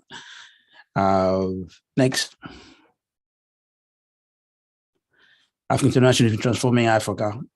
As you will hear in a report that will come from Africa, we've been going to Africa, many times from Sierra Leone, Namibia, South Africa, Ghana, Kenya. So it was year after year trying to win Africans there to African International, and we can say, after many years, we're making great progress. Definitely. Next. Here is a poster about an event happening in Tswane. It should be known as Swaziland. So let's say Relentless, that struggle, to get foot on the ground in Africa, we're achieving it. So these are some of the examples of it. Next. And here in South Africa with the chairman of the DC order and Tafari Mugabe, the director of African work, the director of National Organization for Africa Work, and myself. And you can see, we are there on the ground, and this is, we're growing basically, the new trend, the rise of African working class is with the ASI. So it's happening. Next. And here in Sierra Leone, we've been there many times, and we have a history there of organizing, winning African people to revolution, with contradictions, but we are winning. So these are a project of the party. So basically, you'll hear a report about that later on, about half that. Next, please. And here in Europe, this was a picture from a great ALD we had in Paris. Nobody else has united Africans in Europe like the party. Nobody has done that. And around, completing the mission of African working class. Next. And so my office is an office that has to have a significance depending on the mandates being implemented and being basically developed. And the contradiction was that in my office, the cancellation of meetings or meeting clashing with our departments or not having enough personnel, not being able to consolidate like the regional committee of the Caribbean, because we have a regional strategies, so we need to consolidate all the regional committees. So the Caribbean Regional Committee is just one of them, and not being able to consolidate that, this is something that needs to be a result. So the solution is to coordinate my calendar, basically, or from office of the chairman, share the office of the Secretary General and the Europe Regional Committee meeting calendars. We fill 3 positions, and we need to develop those comrades. One to be is an administrator, that's Comrade Janelle, and IG Prop, that's Comrade Zola Harvey, and then Comrade Abo in Nigeria, dealing with research, basically. So also in volunteers, we identify some volunteers, but now it has to be organized so they can work with my office. We have to host ASI team leadership. We have to continue doing that so that we can consolidate the Caribbean event each year to consolidate contact in the region and to recruit new forces. Next. A consistent fundraising, no detailed annual budget plan, no one to assume economic development role. So we intend to bi-weekly meetings with regional committee to consolidate and implement the detailed budget plan, particularly with the economic development committee, recruit an economic development coordinator, somebody has to be really in charge of just raising, doing the economic development work, organizing wind volunteers in Europe to be attached to the economic work. Next. Review the plan of action by 20th February regarding the economics in South Africa. That's a big project of the entire party. Propose a date to the NCC for the first Congress planning meeting and schedule for planning meetings by 1st of March. That's about 2 weeks. Reconvene the ASI Congress on the Grand Committee with National Director of Organization for Africa by 5th March. We had 1 meeting already, but we need to reconvene. Next. Submit a proposal on how to rebuild New York by 14th March. Build a database of all possible contact to be on as volunteers by 20th March. Propose a working meeting calendar to build NTU, new TU as a tool to win more forces to the movement by 1st of April. Next. Mandate to spread African internationalism. This is something we're doing relatively well. Africa Mass Unite, la guerre des idées, éduquer, informer pour agir, that's in Ghana program. So we do basically 2 programs a week, and then the Lingala one more than once a month. So participate in webinars of the APSP update and basically of the organization of the party, or the ad hoc broadcasts on urgent and topical issues. We do intervene on whenever occasions arise. Regular contributor to Binding Spain newspaper since 1993. But basically, we are, I think, relatively carrying well the mandate to spread African internationalism. Next, please.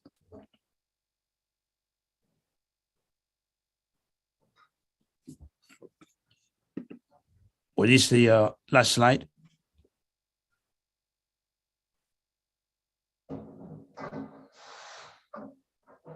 Okay. So, yes, welcome, right? Yeah, that ended. Yeah. Okay. Yeah, that was basically my report as the Secretary General of African Socialist International. I appreciate your time and listening. Thank you, Secretary General. I've subscribed to those Facebook notifications of the African Internationalist videos of political education.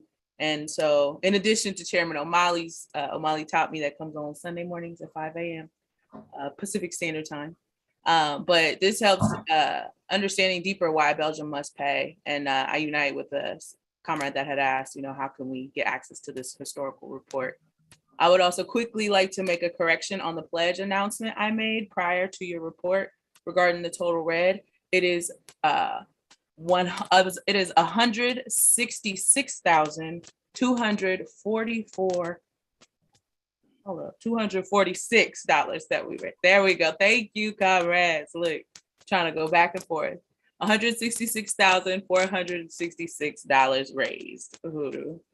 Comrade Dexter. Uhuru. Uhuru. Thank you, comrade.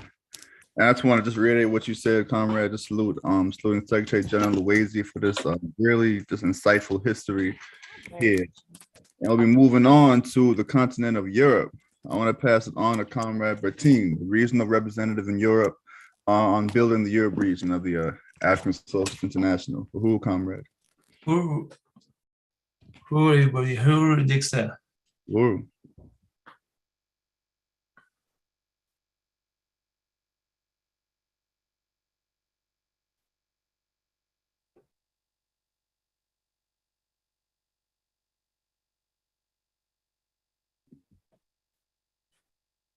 Tu commences?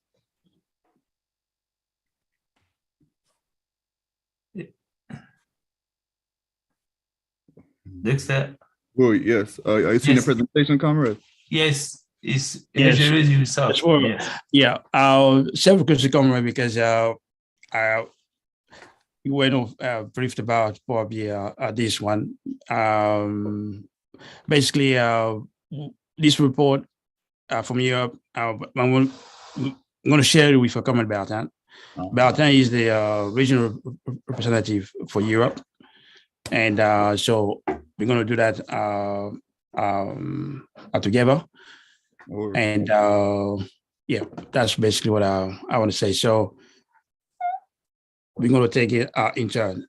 I'm going to start it, and then I'll do 5 slides, and that's 5 slides. And then we're going to try to be as efficient as possible.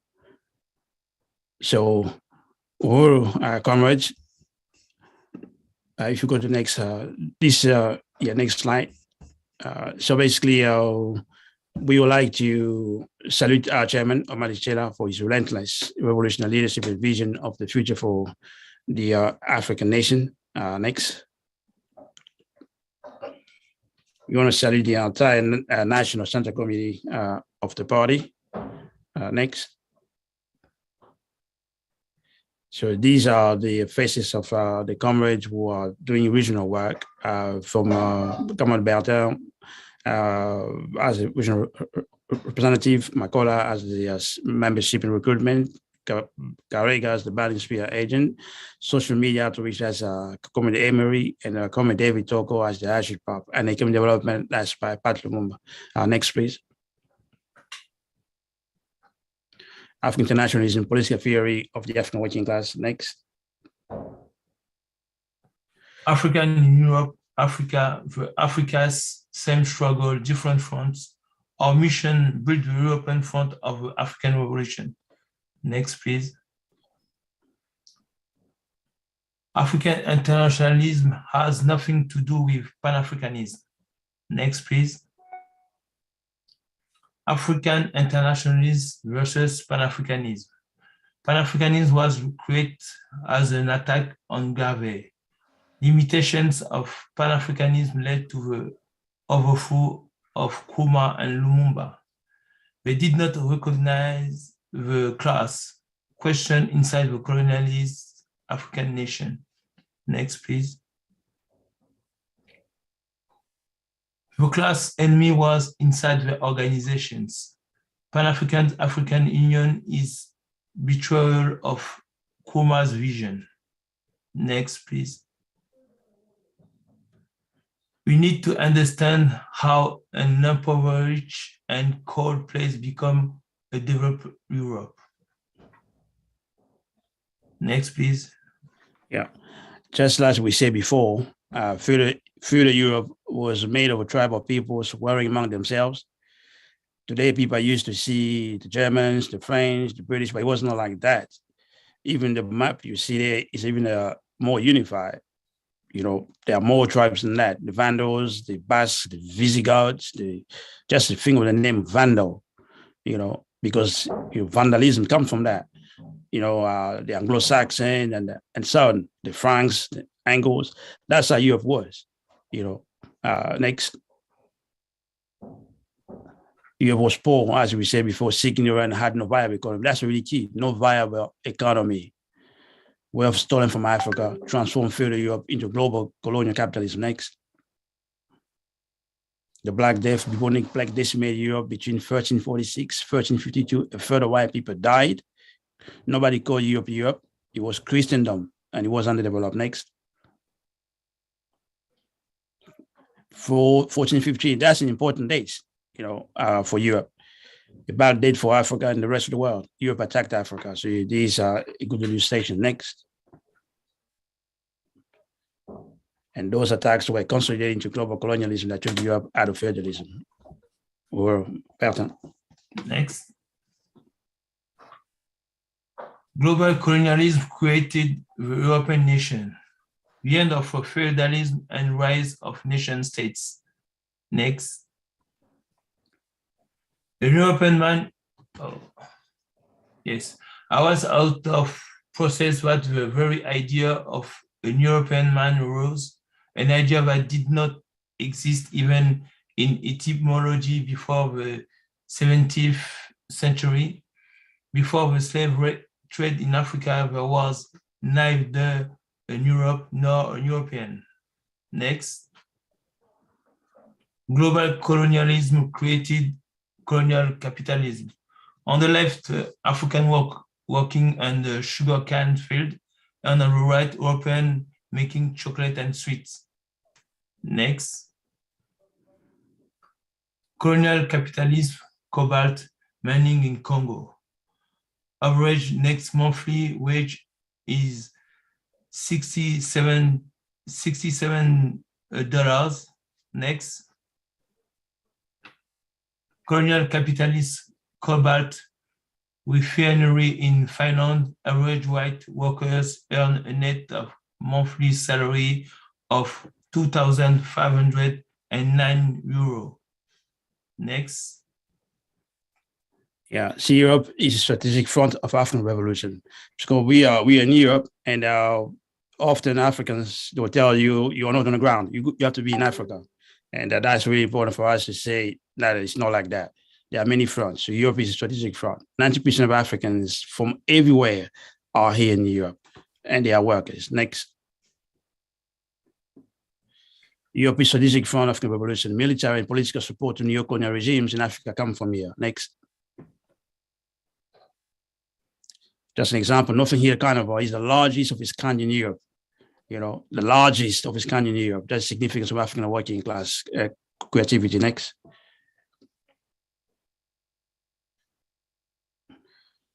Paris region has the largest concentration for Africans in Europe, and France does not publish statistics on African and Arab people. French law doesn't allow publication of statistics based on ethnicity. To do so is to divide French people and promote communalism. That's how they call it. But any struggle there has tremendous implication. Next. And oil polluted land in Nigeria and the Royal Dutch Shell in the UK. We are not in Nigeria, we are in London. So, and London is responsible for what's happening in Nigeria. So the front of Europe, is important for our people's struggle. Bertrand, next. Blood cobalt batteries for Elon Musk, Glencore, and others. Next. 1979 party toured Europe to win international support to free Dizzy Wood, small colonial violence, a campaign to free an African woman jailed for killing a rapist attacker. Next. Party influenced the 1983 Radical Black Book Fair. Chairman introduced reparation work in Europe with the book Reparation Now. Next. With the Reparation Now, demand the party began to change Europe's political landscape. Chairman toured England, France, and Northern Ireland in 1983. Next. Yeah, we will never say enough. The party changed Europe. So these are the example again from the tour in Ireland. The next. And I came across the book Reparation Now in Paris bookshop. And a year later, I became the first party organizer in Europe. Next. And between 1995 and 1999, chairman of the party attended meetings in major cities in England, Belgium, France to win people to join the ASI. Next. And here is 1999 conference. This was organized to win white people or white solidarity to, Black Power. You have a chairman in the middle and the chairwoman of the APSP, PDS on the left. Next. And these are a picture of the first conference. You can recognize Bakary somewhere there. You can see the chairman somewhere there on the right. And, that's the first conference. Next. And these are part of the process to build that first conference. You have a comrade from Uganda, and another comrade in the middle next to me from Zimbabwe. And of course, the chairman addressing other people. Next. And these ASI conference, the second one, this is the flyer that we used for it. And we came out with historical resolutions, like on the land, on the trade, on the question of white people. The Black Manifesto, they came out of that conference. Bertrand. Next, please. With the ASI earlier conference, the main focus of our work. Next.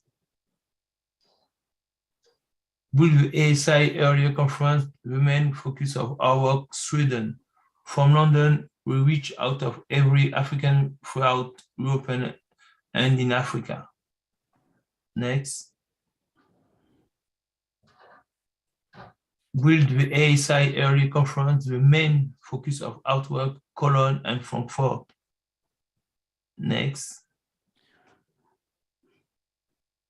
Here on the left, the first first ILD in Paris, and on the right, if you can play that, please.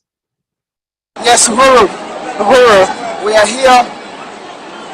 As you can see, I'm joined by thousands of Africans who come all the way from the UK and possibly outside the UK. They're here to protest and to call on the UK government to pay African people what is due, our reparation. After 500 years of building this country, building Barclays Bank, building the London stock market, building Lloyds Bank, we are left with Ebola in Sierra Leone, we are left with AIDS, we are left with our children in Jamaica killing each other for crumbs. It's about time we organize and call for reparation. They also come here because the neo-colonial governments of Jamaica, St. Lucia and Barbados are also organizing themselves to put pressure on the British government and the European government to pay the African governments and the Jamaican government reparation. But we are here really because the Africans, the ordinary African people of Britain, have come and said it's about time we organize on our interests to say British government owes the African people. British government owes the African people 500 years of sweat and blood on the plantation in Jamaica, on the plantation in Angola, in the Congo, in Ghana, building this country. They're taking our gold, they're taking our oil. These buses you see around here, these cars you see, they have African metals, they have African blood, they have African diamonds, African platinum. So the struggle for reparation isn't just something that happened 500 years ago, but it's happening now. So that's why we're here to say, pay the Africans what is due. Pay the Africans what is due. And not only that, we want it back. We want all our diamonds, our gold, our oil, and particularly our people and our skills and our knowledge back to Africa so we can build the African economy. Uhuru. Next, please.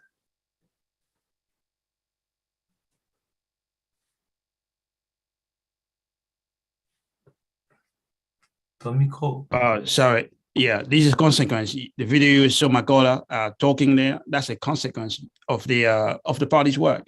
The reparation movement in the UK here. So is profound. So when we say the party transformed Europe, that's profound. Here, of course, everyone recognize this. The chairman in Oxford, after Malcolm X, no revolution has spoken there. And that's historical. And it's profound. We haven't even finished to see the repercussions of it. So we are winning. It's really true. Next.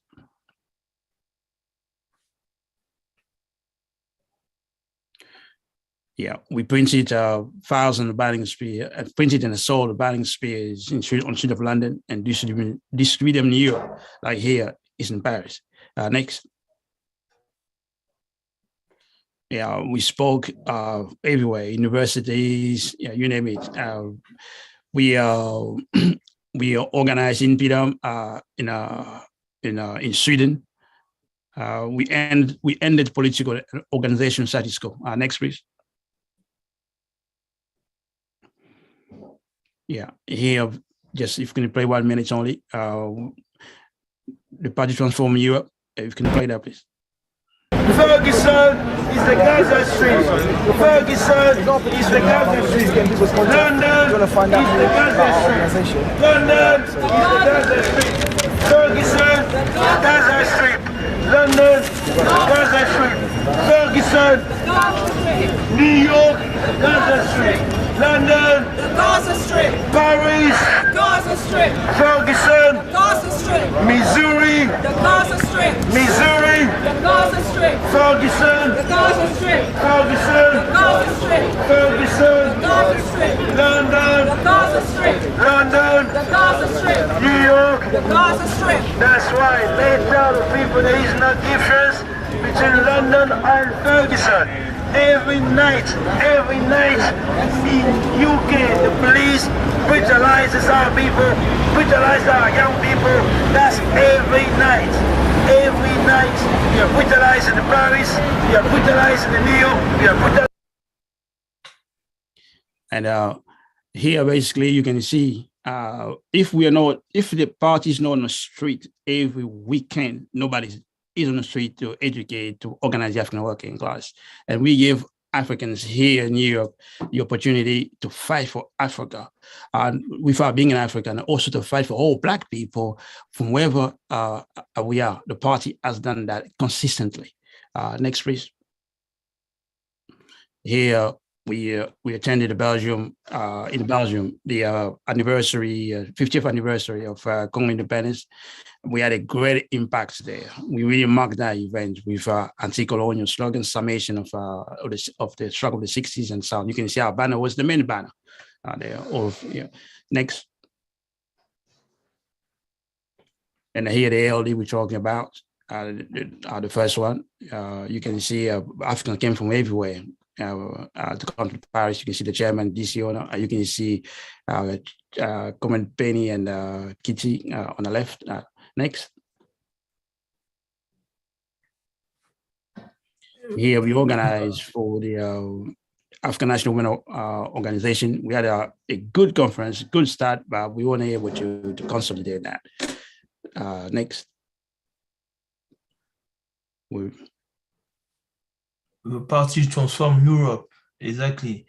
We had a strong EPDM membership for about 7 years.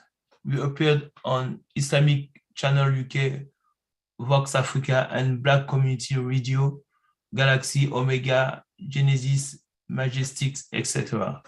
for the reparation and for justice for Ricky Bishop. Next, please. Since 1993, we have organized in England, London, Manchester, Birmingham, Nottingham, Hartwickham, Leicester, Bristol, Oxford, 2 ILDs, France, Paris, Belgium, Brussels, and Liège, Spain, Seville, Holland, Amsterdam, Utrecht, Germany, Wuppertal, Berlin, Cologne, Frankfurt, Sweden, Stockholm. Next, please. Chairman in Europe, 50 years of relentless leadership. Chairman and anti-globalist meeting in Moscow in 2015. at the University on Oblum, Berlin in July 2012. Next, please. The party Transform Europe Refugee Camp Berlin, Germany. Ici, the chairman and Agel Rezi. Next, please. Chairman in Russia, 50 years of relentless leaderships. Next, please. An economic summit, London in 2012. Next, please. The party brought sons to our struggle in Europe. Agiprop table ALD Paris 2012. Next, please. Yes. Next. Yeah. Basically, we brought science, we transform Europe, in a very profound way. Next, please. Yeah, this is a serial posters we put up in the south of London during lockdown. Next, please. These are the George Floyd demonstration. We were the only anti-colonial African force organized there. The only one, despite being thousands and thousands of Black people there. Next, please. Measure mass pay. These is going to have a profound impact. These demand of reparations from here to Belgium to Africa itself. Next. Yeah, this is the Black Power Summit that was early January last year. It gave us opportunity to begin to mobilize in Europe, and it's something we're going to do again. Next. This demonstration outside the Indian embassy last year. They murdered an African in the African student in India. Next. These demonstration outside the U.S. embassy in November last year in solidarity with Africans in Haiti being deported from the U.S. Next. Update of 2021 mandate for Europe region. Victories, regional strategy. We have established a regional committee. We have set up an economic development committee. Challenges, fill all the posts in the regional committee. Identify, mobilize, and win volunteers in the regional committee. Next, please. Mandates for Europe region. Consolidate European Regional Committee, build the regional economic hub, build local party organizations in Paris, London, and throughout Europe, spread African internationalism, host quarterly party school, build for ASI Congress in South Africa 2023, win white solidarity in Europe. Next, please. 2022 priority for rebuilding Europe region. Regional recruitment is a key. Regional fundraising, regional party school, African Liberation Day, Chairman September, October 2, 6 IAC Congress in South Africa, Print the Burning Spear. Next, please. 2022 recruitment priority in rebuilding the party in Europe. Fill all key positions. Monthly review of POA implementation to mobilize and to organize our base throughout Europe to win new membership for party, mass organizations, and the new volunteers for parties work. Implement an N2U program without the region. Next, please. 2022 ILD priority for rebuilding Europe region. Mobilize and organize our base to join the ALD 2022 committee in Paris and London. Implement ALD 2022 POA We in the last 10 volunteers for ALD work throughout Europe. We in at least 3 members throughout ALD work in Europe. Yes, well, next. 2022 economic priority for rebuilding in the parts in Europe, review the economical development POA under the leadership of the Office of Deputy Chair. Or now by end of March, implement the POA, develop and expand the regional economic committee, recruit at least 5 volunteers to forward the goals and objectives of the regional committee, win solidarity throughout Europe. Next. 22 priorities for rebuilding Europe Regional Committee, recruit donor coordinator to help increase our donor base to 15, recruit sales coordinator and develop monthly online sales of our product, develop and perfect fundraising work of all party events. Next. Party school priority for rebuilding the party in Europe, develop POA by end of March for summer party school in July and for Paris in August for London, set a regional party school committee to make school happen, set up process by end of April for a minimum of 20 participants to attend party school. Next. Chairmanship priorities for rebuilding Europe, develop a tool POA by end of April, identify forces throughout the region who can be in the tool committee, develop a regional fundraising plan, develop the flyer to win participant to register for the tour during LD. Next. 2023 South Africa Congress priorities to rebuild the party in Europe, build a POA for Europe contingent to attend 2023 South Africa Congress by end of March 2022, use ALD to recruit forces and volunteers into the committee to organize the Europe contingent, produce the flyer for the Congress by the ALD, win ALD participants to register for the Congress. Next. Print a balance sheet newspaper to rebuild the party in Europe, launch a balance sheet appeal fund to sustain its production throughout the year, print the next balance sheet newspaper in English in April, print the existing article in French online from next month, print balance sheet newspaper in May. Alberta. Next, please. And now 220 African People's Socialist Party plenary. It's the end of our report. Thank you for everyone who. Well, that was the end of the report. Whoa. Thank you for that report. Taking all kinds of notes. Yeah, and I want to appreciate that report as well. What do you have next?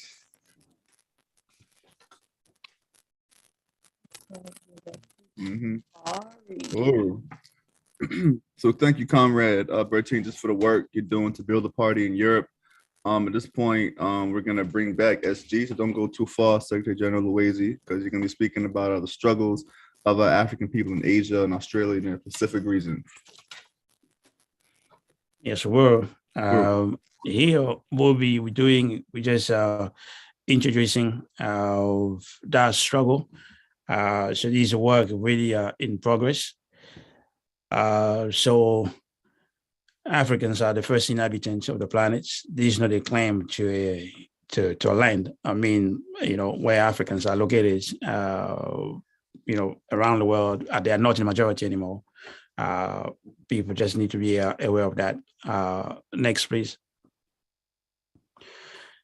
And we find ourselves in Australia, in India, in the Pacific Islands, to many places, and most Africans don't have any idea where Africans are located right now.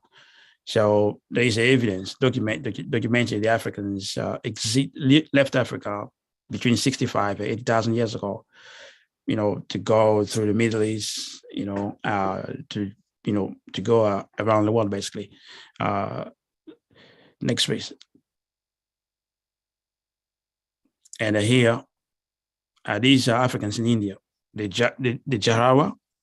I've watched the video of them. They are really in remote areas. But it's a kind of humiliating life, like exotic for the tourists and things like that. But that's Africans. They've been there for at least 25,000 years ago, 25,000 years ago at least. So we are the first inhabitant in there. Next. In India, as you know, India is an important country in the world. You have Africans there who are known as the Dalits, and you have the Africans who arrive now, and you have the Africans who are isolated, remote areas, like the pictures I just shown you before. And Dalits, they're about 100 million, more than 100 million, but around 200 to 200 million of them are oppressed. They're known as the untouchable, separated from the rest of society, deprived of basic human rights, things like that. And they are basically what you call it, the oppressed of the oppressed in India. Next, please. These African people in Pacific Island, these are known as Vanuatu. And if you look at a map, you will see there's a bunch of islands in the Pacific Island, and you see most of them have Africans, majority of the African population still there. Next. These are African people in New Papua Guinea. And New Papua Guinea is interesting because it's a big island and splits between two powers, Australia and Indonesia. We're oppressing black people there. Next, please. These are African people in Solomon Island, also in the Pacific. They are the only African people with natural blonde hair. So you can see our pictures for them, but they are, and at the moment, there are struggles happening in Solomon Island as well. Next, please. Now, Australia, of course, is much known, is much bigger. Everyone knows that, but Africans are the first inhabitants of the land. And New Caledonia, we're going to talk about, is not that far from Australia. The French control New Caledonia, and Australia is controlled by, the British, you can call them, the white people from Britain. They control it. The settlers control it. Next, please. And New Caledonia was invaded by the French, 1853. What is interesting about New Caledonia, it was settled by white people, but particularly the white people who were defeated under what they call the Commune, the what left revolution that didn't win in 1871 in France. Those French white revolutionaries, as the Marxists refer to them, came here. They are the settlers in New Caledonia, and they are vicious. Next, please. Here, New Caledonia leader, he was killed in the 80s. He was like the Malcolm X of New Caledonia. They used to present him like the radical. The French assassinated him. He was barely 40-something. So his name is Elwa Machoro. Next, please. And this is Jean-Marie Tjibaou. Machoro and Tjibaou are in the same organization. And Tjibaou was presented like the soft, the moderate, as the French used to refer to him. And he was also killed. Next. And this is Iwini, another leader of the same organization. They are independent and anti-colonials in New Caledonia. He was killed also in 1989. In fact, he was killed the same year as Jean-Marie Tjibaou, the one just shown you before. Next. Here, the French, a year before, massacred 19 militant anti-colonialists in New Caledonia. It was incredible. I still remember that. 14, and the French gendarmes went there, searched them, and killed them just like that. Shoot them just like, they went hunting for birds or something like that. Or next. And I already said that part of the white population are descendants of French Commune, so-called revolutionaries. Next. And this new Papua Guinea, this is really interesting. It's an African population, basically, next to Australia. And so parts of it, half on the right, with is basically dominated by a neocon puppet. It's supposed to be independent, but controlled from Australia. On the left, Indonesia, Papua, occupied by Indonesia, and direct colonialism takes place there. So you've got these two islands, one island by two different colonizers. Next, please. And of course, this new colony, this Papua Guinea that say that is independent, they want to control by Australia. Is a flag independence, as you know, from 1975 in September. Next, please. And New Papua Guinea is really, really rich. Everything is there: oil, gas, timber, copper. But the colonizers have succeeded in creating a higher level of colonial horizontal violence, a high level in Papua Guinea. Next, please. And British invasion, Australia began in 1770. And today, Africans make less than 5% population. So the British nearly succeeded in committing genocide. Complete genocide in Australia. Less than 5% of that massive piece of land are Africans. Next. And okay, why are people in Australia? Of course, I said the colonialists, and that's something we need to really, develop. The law Australians here in England, and you see them everywhere you go, particularly in the summer. Next, please.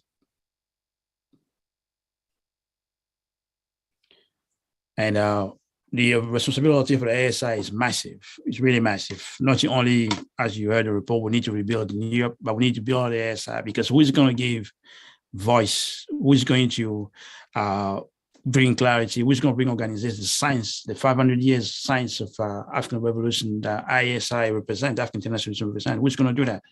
So those struggles are isolated. Solomon Island, Papua New Guinea, Australia, Tasmania, in India and other places, I didn't even coach. So we have to have access to each other. Everyone has to have access to inside the African nation, to the African internationalism. Next, I think it ends here. Yeah, it ends here. So when we say African nation, we are the African nation. So we need to do that, open up, introduce the nation to all Black people so they know we are the African nation wherever we are, and build our single consciousness that is African internationalism, so we can speed our work and complete the Black Revolution in the 60s. Yes, we're. Oh, thank you for that, Secretary General. Now unite, build the African Socialist International, one Africa, one nation. I want to thank you for that. Just another really just insightful educational report, Secretary General. Now we're going to move over, comrades, to Africa. I want to bring Director of Organization for the Continent of Africa, Director Tafari Mugeri, on here, along with representatives from the southern, western, and eastern region of Africa to give their reports. Who, Director? Who, Director? Who, comrades? Oh yeah, comrades. Who, how you doing? Something wrong with my phone. I'm gonna have to.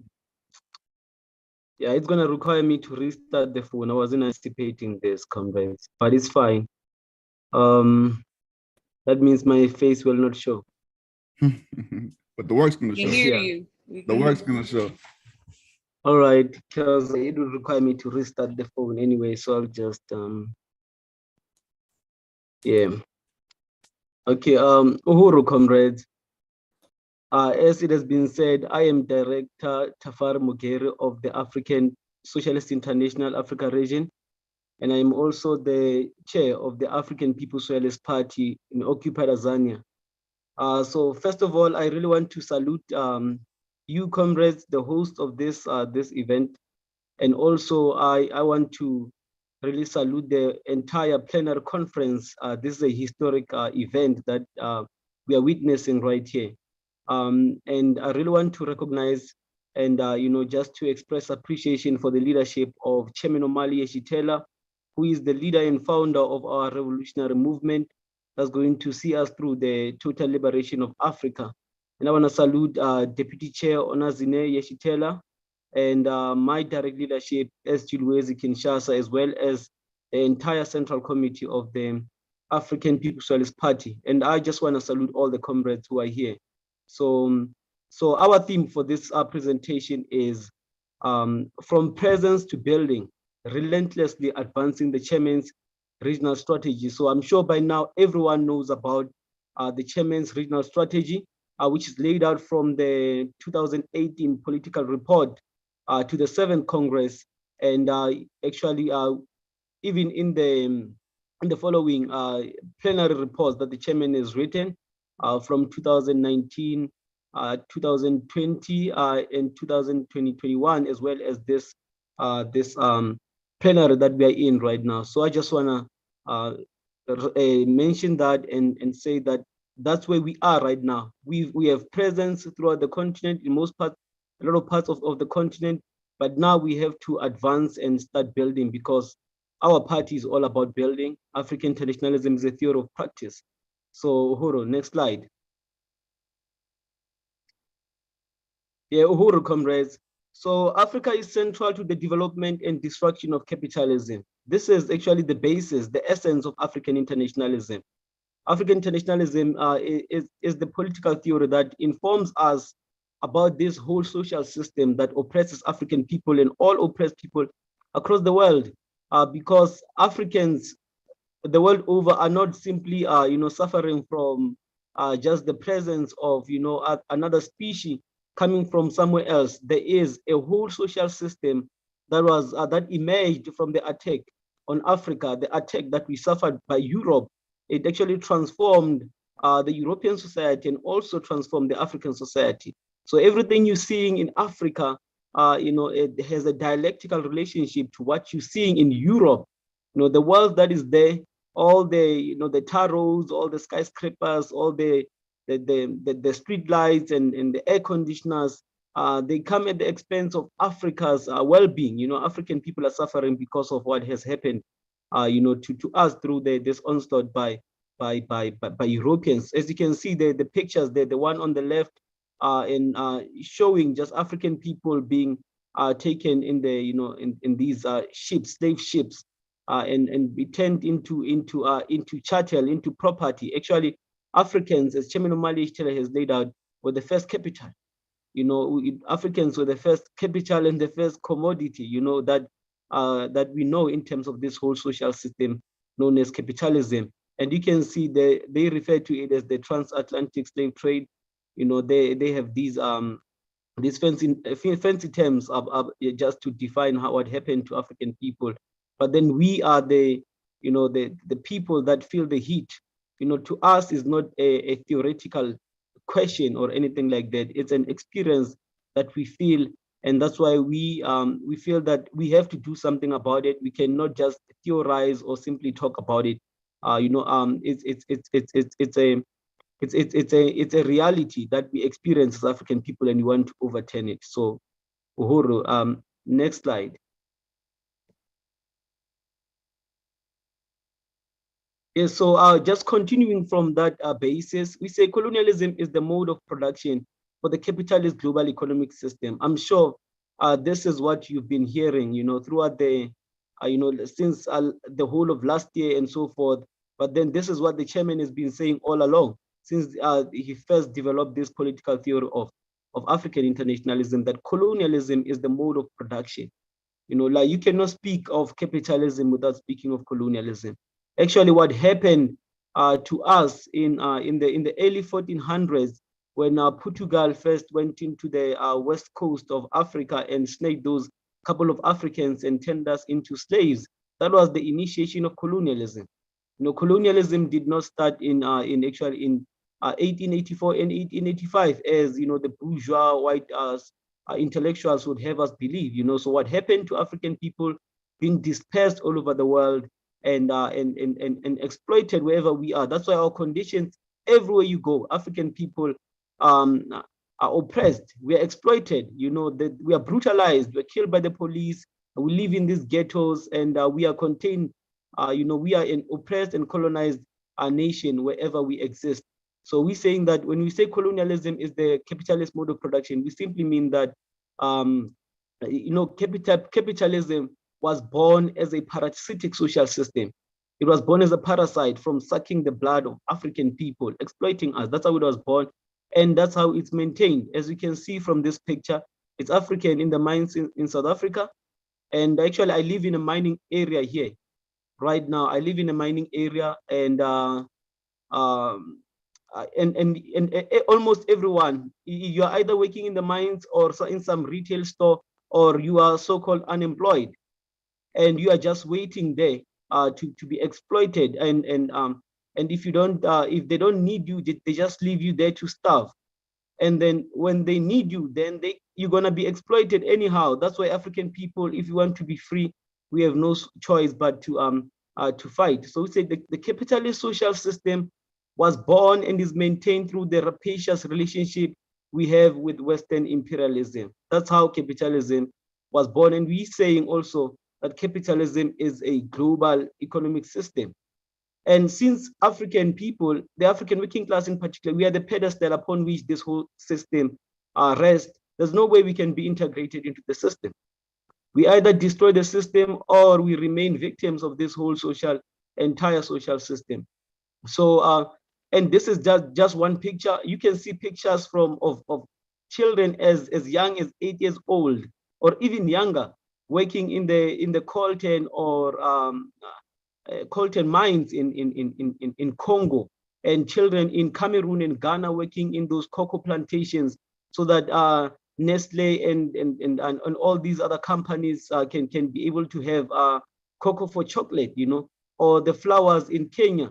So like the African, we don't have, the chairman has said that we don't have an African economy in Africa. Actually, what we have is a colonial economy.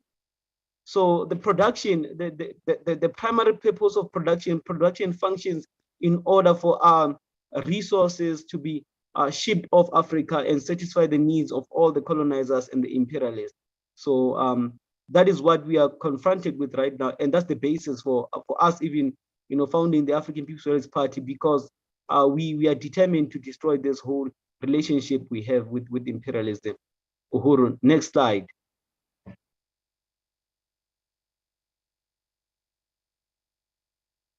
Uhuru, next slide, Mafrika.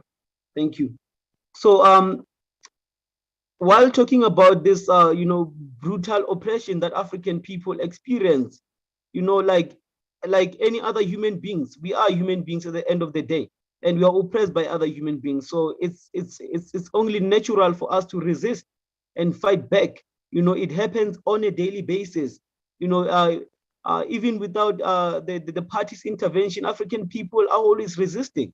But our responsibility as the party is to provide the long view, is to provide, the line of march, so that we know that we can take this thing towards an end of total liberation, as opposed to simply fighting, having a demonstration, and then the next day some are put into prisons, and then after everything goes back to normal. We know that everything we're doing is around a strategy, and then we can take it beyond simply protest. But I do want to mention that African masses have resisted colonialism since the first attack. If you can look on the left, there's a picture of African people in confrontation with the British invaders there. So this is a graphic of Africans fighting British invaders at the Battle of Isandlwana in 1879. Actually, we won at this battle. There is this whole notion, I don't even know where it comes from, but you get it, especially it's used to attack, the African, consciousness, by suggesting that when Europeans came here, they exchanged mirrors for, like we exchanged mirrors for land. We gave them land and they gave us mirrors or what they call safety pins and whatever. And this is a lie. We have, the history is there, is documented even by the very same Europeans, but we also have the history as well. There are many wars, just speaking of Southern Africa, that were fought before we could be totally dominated. We fought even in the Cape there, what they call the Cape of Good Hope, when we were fighting the Dutch colonizers there, when they wanted to occupy our land. We fought, and millions of African people were butchered by these vicious, beasts from Europe. And then if you look at on your right, because that was the initiation of colonialism came through the attack on Africa and the occupation of our land, snatching of African people being dispersed all over the world. But at the same time, institutions were built in Africa through our own labor, and these institutions are what facilitates the whole colonial process. and we are still governed by those institutions right now. That's why we're saying that for us to say we are really free, we must have fought against the whole, settler colonial state in terms of South Africa, but all the colonial states in Africa have to go. So even today, we are still colonized, even under the African National Congress. If you look at South Africa, for example, right now you're seeing the picture of young people protesting, saying the ANC to hell with the ANC, is because 72% of the youth in South Africa is unemployed, without employment. So what do these young people do? Because we don't have a future. We have to fight. About 43% in general of the general population is unemployed in South Africa. But then they'll brag about having one of the best constitutions in the world, most democratic and whatever, because the constitution of South Africa will say that South Africa belongs to all who live in it, both colonizer and colonized, but that cannot be. We're fighting for the total liberation of Africa. We want our land back, and until we have our land back, we can be able to govern ourselves, access to our resources, then we are not free. So next slide. Yeah, Uhuru, comrades. So the APSP long-standing influence on the African continent. So our party, from a long time ago, the chairman and the party have recognized that, the African liberation movement has reached its limitations when it is fought within the so-called these colonially constructed artificial borders. We've done that, past that, and we know that we cannot achieve our total liberation unless all these African people can be pulled together and consolidated under one movement to fight against imperialism and colonialism wherever we are. So the party actually made a resolution in 1981 that we must build the African Socialist International, meaning that we must build organizations which are under the same umbrella all over the world, fighting for a common goal. So the party has went throughout the world, even here in Africa, to make sure, looking for revolutionaries and looking for revolutionary organizations, and sometimes successful and sometimes unsuccessful, because there is a shortage of revolutionaries. Like Jesus said, the harvest is plenty, but laborers are few. So the first point says the party had a relationship with exiles from Southern Africa since the 1970s, particularly those from the Pan-Africanist Congress of Azania. The party toured actually members of the Pan-Africanist Congress of Azania in Europe, represented them in the United Nations over there, and then also looking at Zimbabwe, for example, ZANU, an organization that was known as ZANU in the 1970s.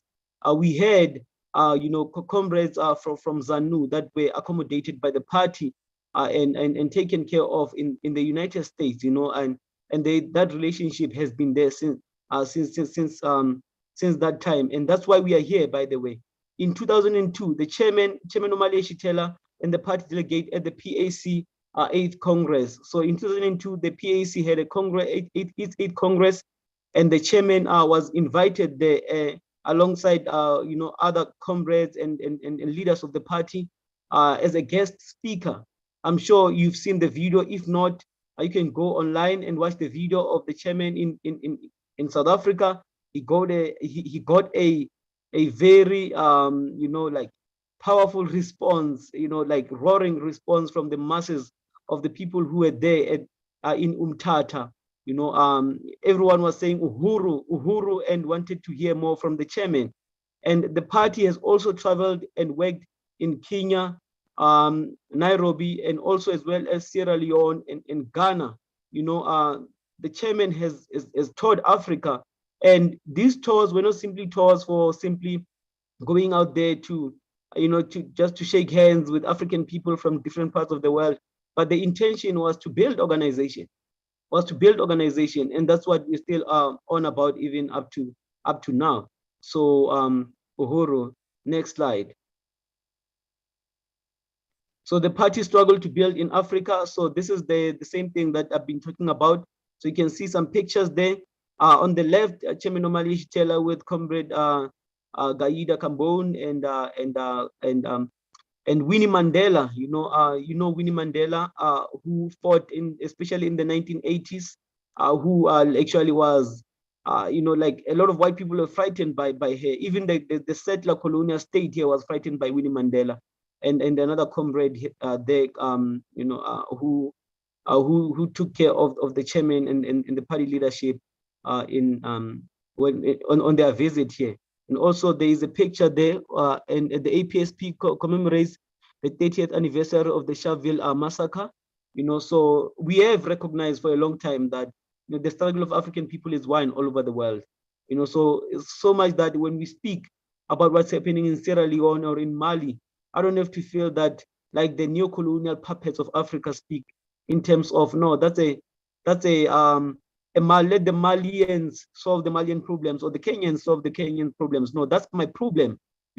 What's happening in Kenya, that's my African problem, and I have enough authority to speak about it and also to even go there and fight alongside my brothers and sisters. And you can also see a picture of the chairman speaking there in Nairobi in 2009. So next slide, comrade.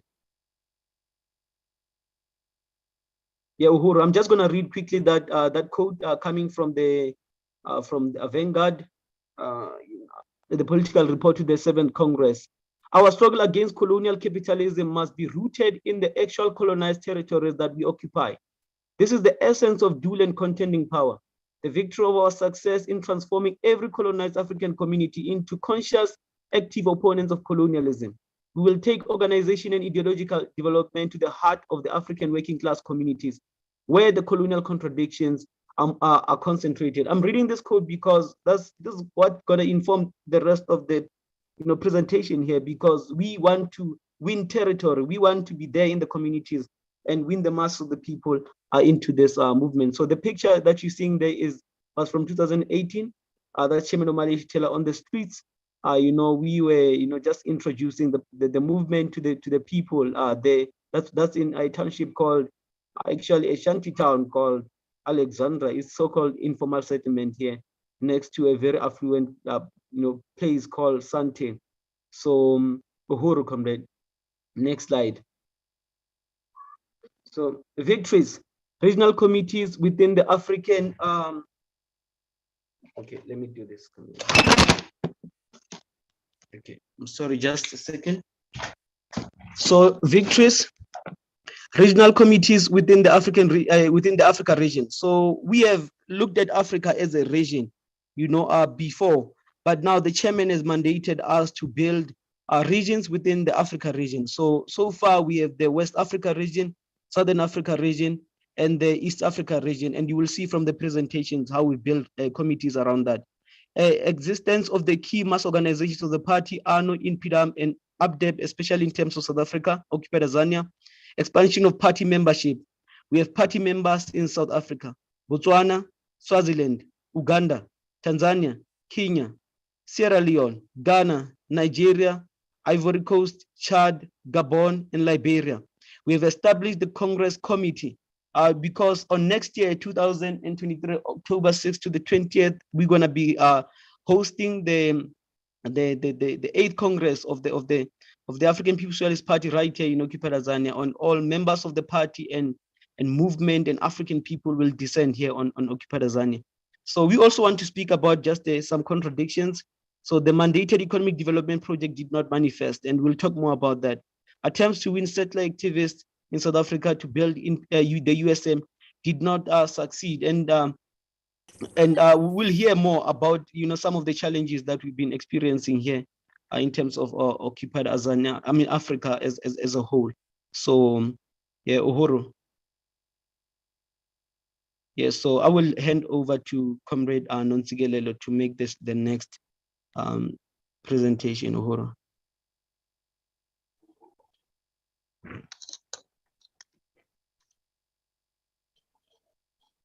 Uhuru, comrade, thank you for that presentation. I would like to acknowledge my chairman, my Chairman Omari Yeshitela. I would like to acknowledge Deputy Chairperson Honors May Yeshitela also. I'd like to also acknowledge the National Central Committee of the APSP. Also, I would like to acknowledge the African People's Socialist Party at large. And lastly, I would like to send my regards and acknowledge the African working class, Uhuru. My name is Nozigele Lobuzo, and I will be giving a report from the Office of the Director of Organization.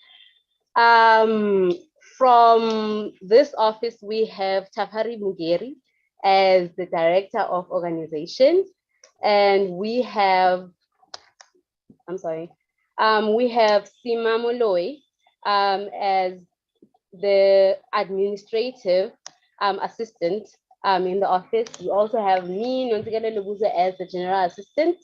We also have Molifu Morosi as the finance and logistics coordinator.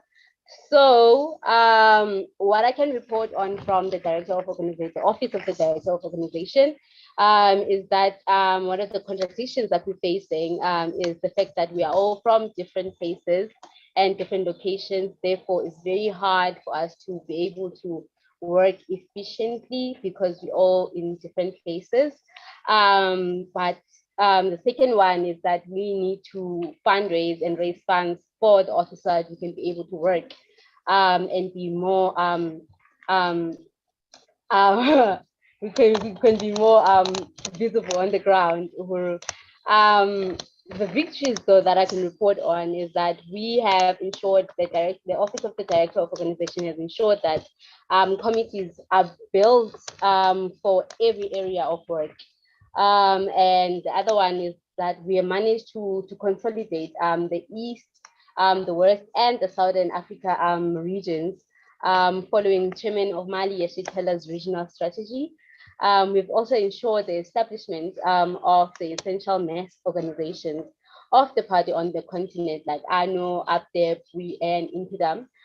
We've also managed to professionalize the membership process, despite a few challenges that we're facing, but we've managed to pull through and managed to professionalize that process. Next slide, please.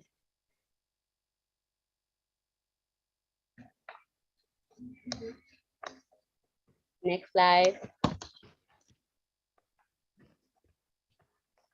Okay, I will hand it over to my director, who will be introducing the upcoming speakers. Uhuru.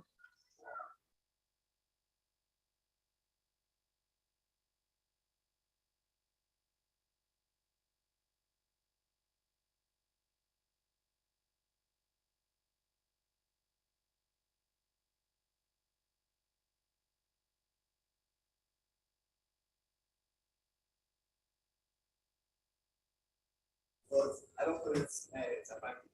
I mean, we'll be back to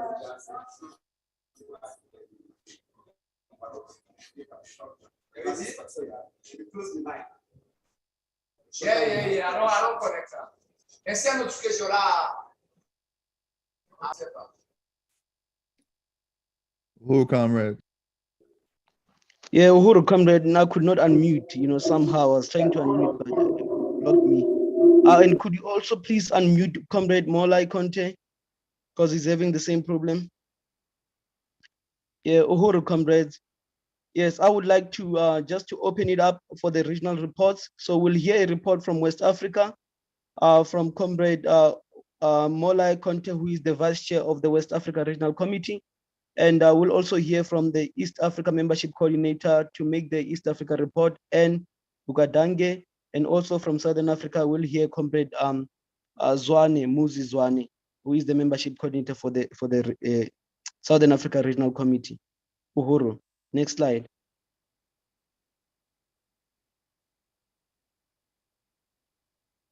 So Molai. Yeah. Uhuru.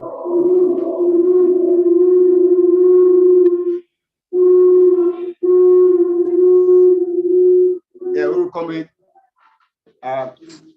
Thank you very much, Comrade Director Tafari, for bringing us together in this presentation.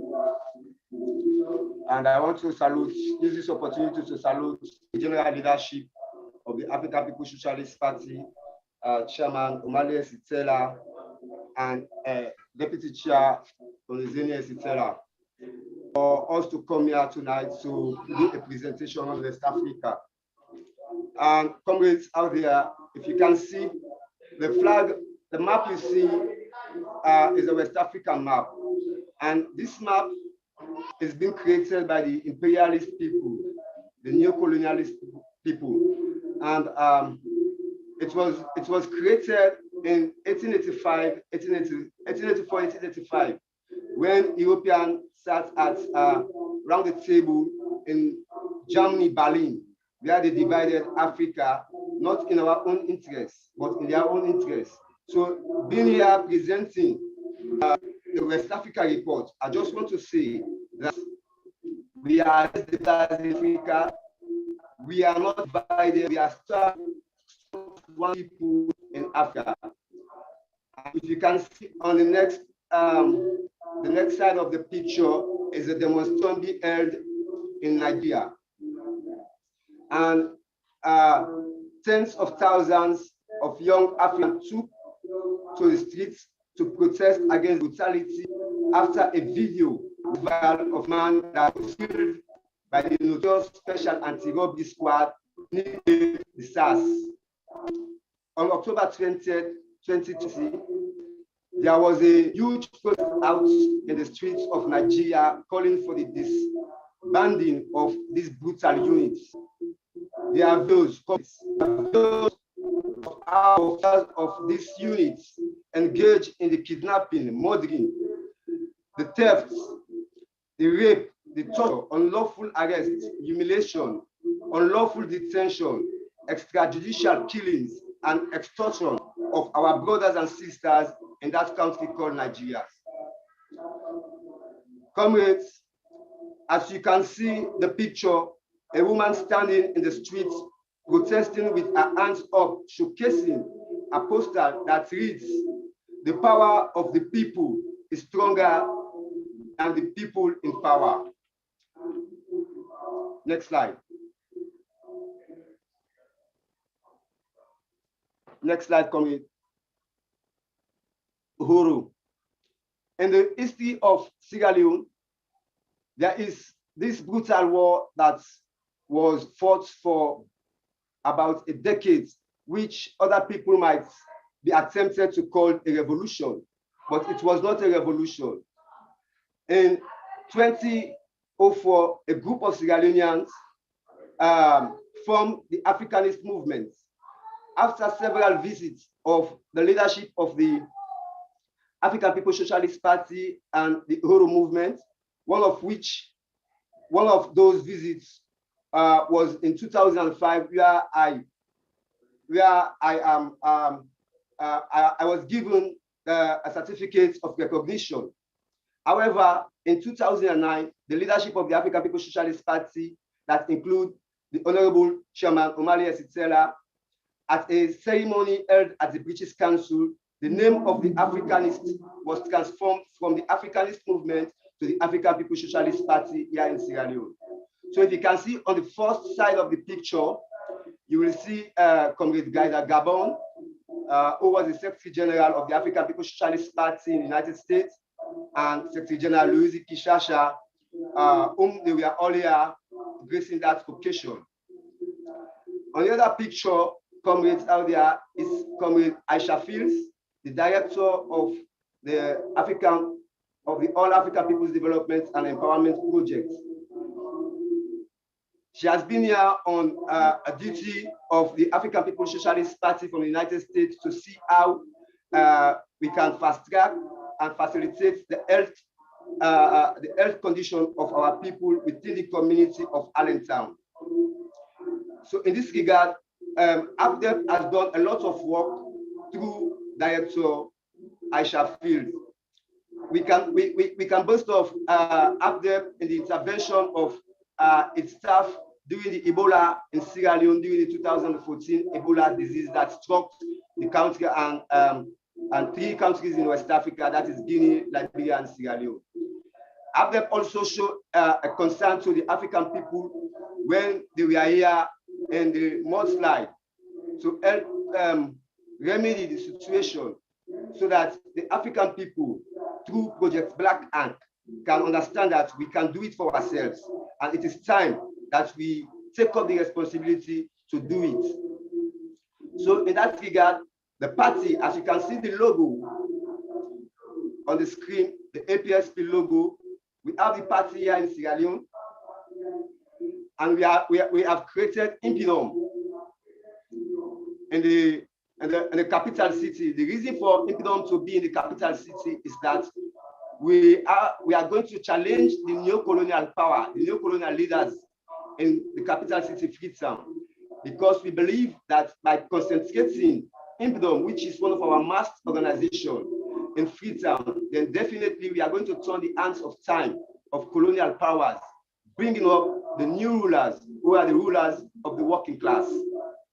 So in that direction, Project Black Ink has been here, which is the symbol, the logo that is middle. Project Black Ink has been here and taken care of people that are vulnerable. We think of the last fuel tanker explosion that took place at Urwaf Junction in the eastern part of Freetown. Through the direction of APDEP, Comrade Menta, and other comrades, we are given the responsibility to make an assessment of which they did, and the document of that assessment was given to Dr. Aisha Fields for onward intervention of Project Black Ink into the situation. APDEP, the other logo, the last logo, APDEP has been here and has been doing tremendous work with the rainwater harvesting program that it started at Banebana, the Oloshowo fish project. All of these are there to gear up the Africans so that we can understand that our plight will be redeemed by ourselves. We should not sit aside and wait to see Europeans or to get charity from white people. So the African people in Sierra Leone appreciate and welcome the All African People Development and Empowerment Project. Based on this APDEP project, you can see on the right screen, on the right side of the screen, was Comrade Mensah and myself after the pilot project that we've done on the soap making, because we want to come up with a technical vocational institution that will be catering for thousands of youth around the Kafobulom chiefdom. The reason for this project or this institution is to let African people do for ourselves what we're supposed to do, build for ourselves what we're supposed to do. Because we believe by training vocational skill to our comrades out here, it goes a long way, one, to benefit the community, two, to let the people themselves be self-reliant. So we've done that project, of which you are seeing the picture up there, where Comrade Menta is and myself and other comrades putting the soap together so that it can go for distribution. The proposed name we've got for the vocational institution is to be called the African Vocational Institution of Art and Culture. On the next picture is Comrade Menta and a group of children, because APDEP is our mass organization in Sierra Leone, and it has established in Tagrin, Lungi, the Kafobulom chiefdom.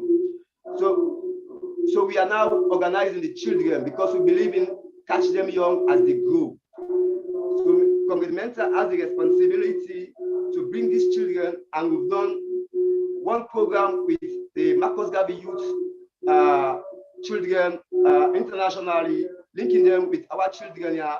And we are also communicating with the Office of the Director of Organization in South Africa, wherein we link APDEP Sierra Leone to APDEP South Africa. This is to tell you, comrades, that we do not believe in borders. We do not believe that we should be separated. We are one people, and we're supposed to live in one African nation. So our responsibility goes beyond the border. We are facilitating with Comrade Afua in Ghana to see that we implement our economical projects that will suit the benefits of our people. We are also coordinating in West Africa with Comrade Samsi in Nigeria in all recruitment process of the movements in West Africa. Like Director Tafari said, we are ready to take this in front of the colonizers and in front of the neo-colonizers. So we break all the borders. We don't believe in shackles, we don't believe in chains. We are free people that believes in the unification and the theory of African internationalism. So comrades, this is how it has gone in Sierra Leone and in West Africa. Recently, West Africa has been involved with so many coups, the likes of Mali, Burkina Faso, and Guinea. But all these coups are in the interest of the ordinary people, the working class. These coups favor the military leaders who have no respect for the working class in those countries. There have been several judicial killings in Guinea, Conakry, in Mali, and in Burkina Faso, just because of power. And this power is not for the people, but for the leaders that continue to embezzle our resources, that continue to exploit our resources at the expense of our people. So we are here organizing ourselves in the region to take the struggle of African internationalism at the doorstep of our people, to let them understand that we must stand for our freedom. We must stand for our freedom. We must defeat colonialism. This is the time, because we have an institution that has a theory, first in the world history, for Africans to get a theory that they will move on. They will move it to change their situation. And this theory is no other theory but the theory of internationalism. So I want to say thank you very much to Chairman Omali Esitela, and we believe freedom is going to be in your lifetime. Africa is going to be free in your lifetime. We say Africa is going to be free in the lifetime of our leader, Chairman Omali Esitela. This is what we've been proposing, and this is what is going to happen. Uhuru, one Africa, one nation. Israel too. Africa. Africa. Israel too. Uhuru. Thank you, comrade. Yeah, so you will go to the next report by comrade N in East Africa.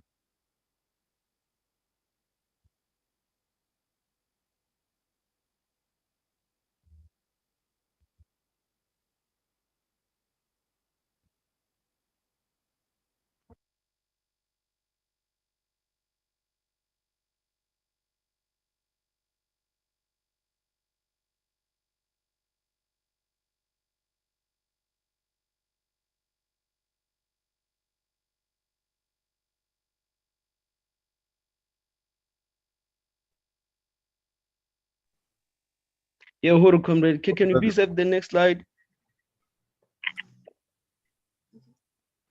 Yeah, Uhuru, comrades. Uhuru, and are you there?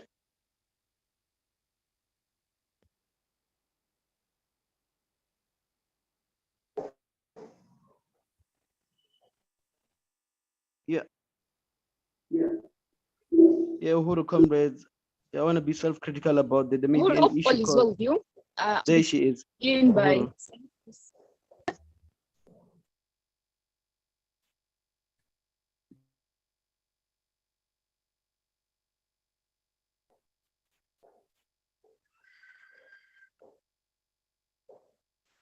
Allow me to begin by saluting this plenary and thanking each and every one of you that has taken time off to join us today. I want to appreciate the hard work and recognize the leadership of every single member of the party. In the same spirit, I would love to recognize the presence of Director Tafari Mugeri and Chairman Omali. My names are Anne Bugendage and I'm currently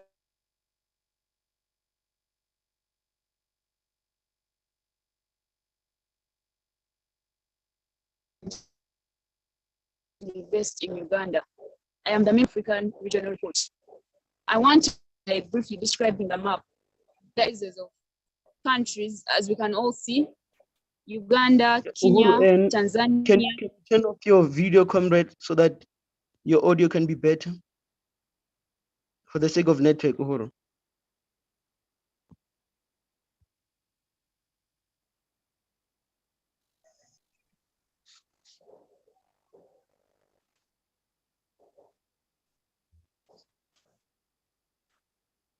Yeah, Uhuru, comrade.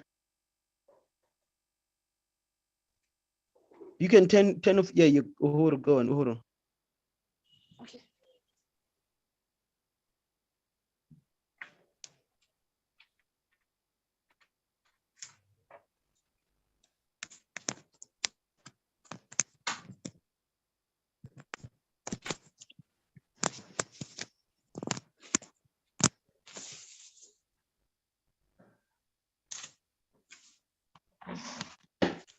Okay, so sorry about the bad network.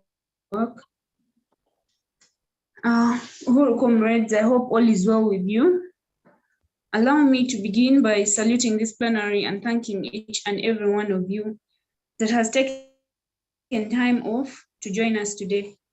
I want to appreciate the hard work and recognize the leadership of every single member of this party. And in the same spirit, I want to recognize the presence of Director Tafari Mugeri and Chairman Omali.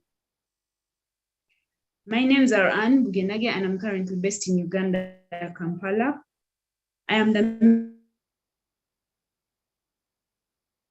membership coordinator for East Africa, and I'm going to be presenting the East African Regional Report. I want to begin by briefly describing the map. The East African region basically comprises of the countries, as you can all see. There is Uganda, we have Kenya, Tanzania, Somalia, Ethiopia, Rwanda, Sudan, and Eritrea.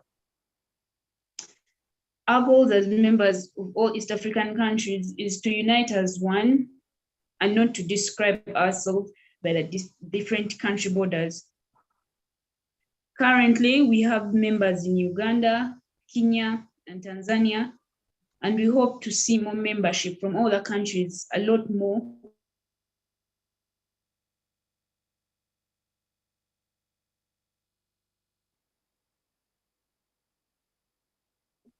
And a lot more of colonialism. Colonialism is where us as Black people were under the white man's rule, even after gaining our own independence. These so-called more developed countries are seen to have full control over the less developed countries, where the rich countries are still colonizing Africa in terms of technology, even in miners, including holding of phones. We are still arresting people on laws passed on by these colonialists. So members, the lady that you are seeing in this picture goes by the name Stella Nyanzi, and she's an opposition member here in Uganda, and a woman that is fighting around issues concerning all African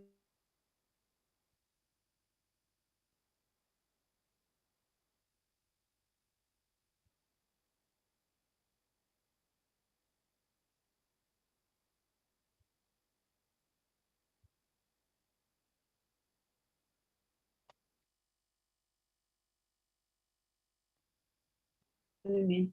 Stella Nyanzi has been arrested a couple of times for going against the Ugandan president. I think people should be able to have freedom of speech and self-determination as a right.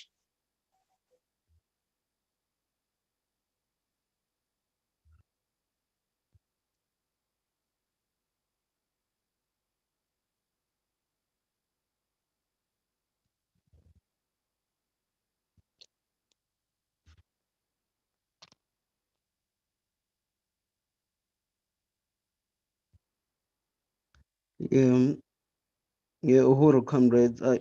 Yeah, you should expect that a lot in terms of the network connection here in Africa. Yeah, because the infrastructure is very bad. So I'm hoping that N can be able to reconnect and just complete this segment. Or N.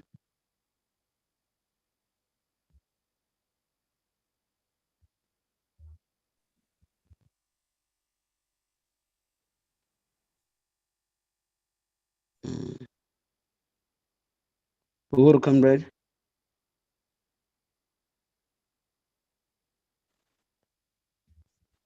Yeah, okay. I'm guessing that we have a permanent situation here. So yeah, I just want to appreciate N. But I think Please sorry about the network. Yes, the network keeps dropping, but I yeah, was we saying can hear you now, comrade. Yeah.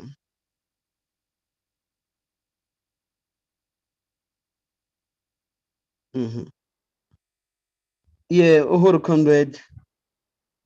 Yeah, no, I do. I just want to appreciate, Comrade N for,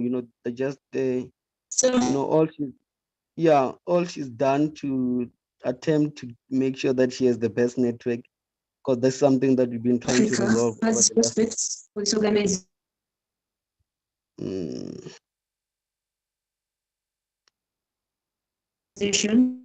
And the party previously encountered neocolonialism in East Africa has been in the picture. The old neocolonial station workers still lead their own organizations.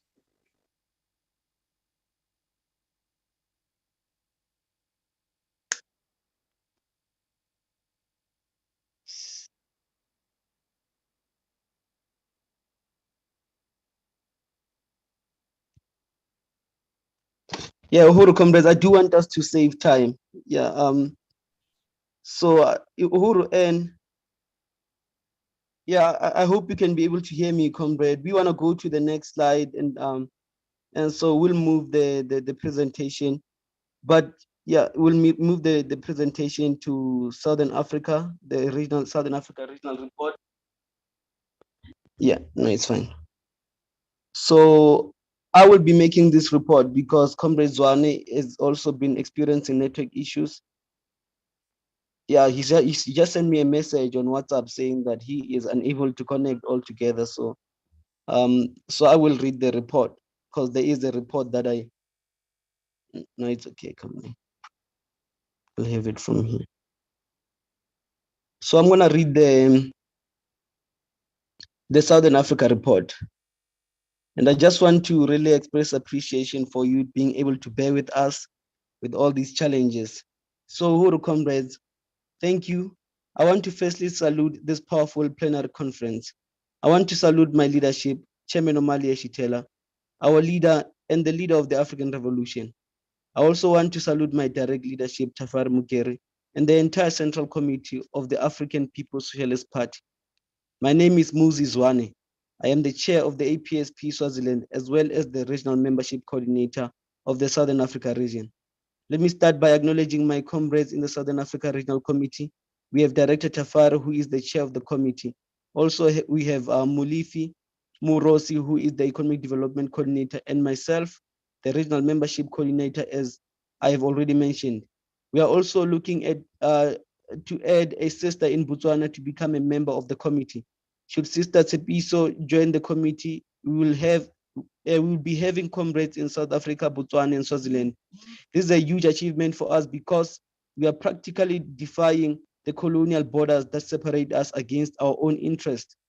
The Southern Africa region will comprise of comrades in countries such as South Africa, Botswana, Swaziland, Lesotho, Zimbabwe, Zambia, Mozambique, Malawi, and Namibia.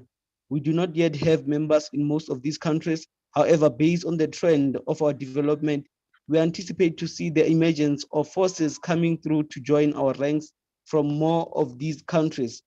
We really want to mention that we do not recognize the colonial borders that are reflected on this map.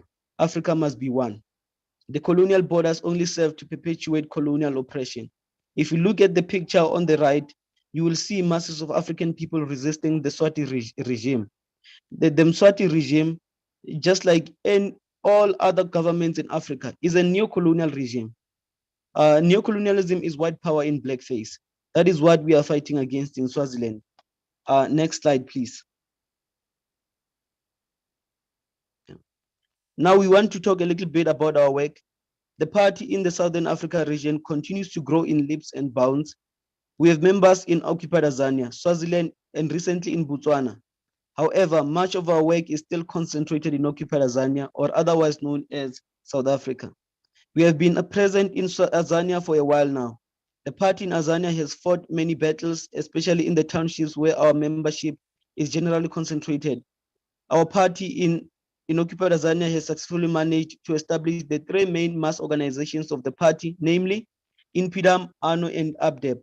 Attempts to win some liberal colonizers for the solidarity movement did not succeed due to the failure of these contacts to accept African workers' leadership. However, working with the APSC, we should be able to distribute pamphlets to the white people we encounter, and hopefully we will get contacts that can potentially be pioneers for the USM in settler colony South Africa. Through INPDAM, our party has waged many campaigns, including a demonstration in the US Embassy over the colonial murder of George Floyd in May 2020, as you can see from the picture on the right. We have also launched the Bread, Peace, and Black Power campaign, from which we also have we also had a demonstration at the Swaziland Embassy in unity with the masses of African workers challenging the Mswati regime here in Swaziland. ABDEP has also emerged in community programs such as waste management, as well as the Marcus Garvey Youth Program. ANO also has two leading sisters located in two different provinces, from whence we will be building ANO branches. Occupied Tanzania is where we will be hosting the magnificent 8th Congress of our party. Get ready for that historic event. We would like also to report briefly about some shortcomings. The economic development project that was mandated by the party plenary did not manifest. The organizations are yet to be registered. Swaziland is yet to win more members. We need a coherent regional plan for Southern Africa. The membership process must be more professionalized. So, Uhuru. So, I'd like to hand over to the next comrade to present. Comrade, could you please go to the next slide? So we want to go ahead and have reports from the mass organizations, ABDEP, ANO, as well as INPDAM. Uhuru, next slide. Uhuru.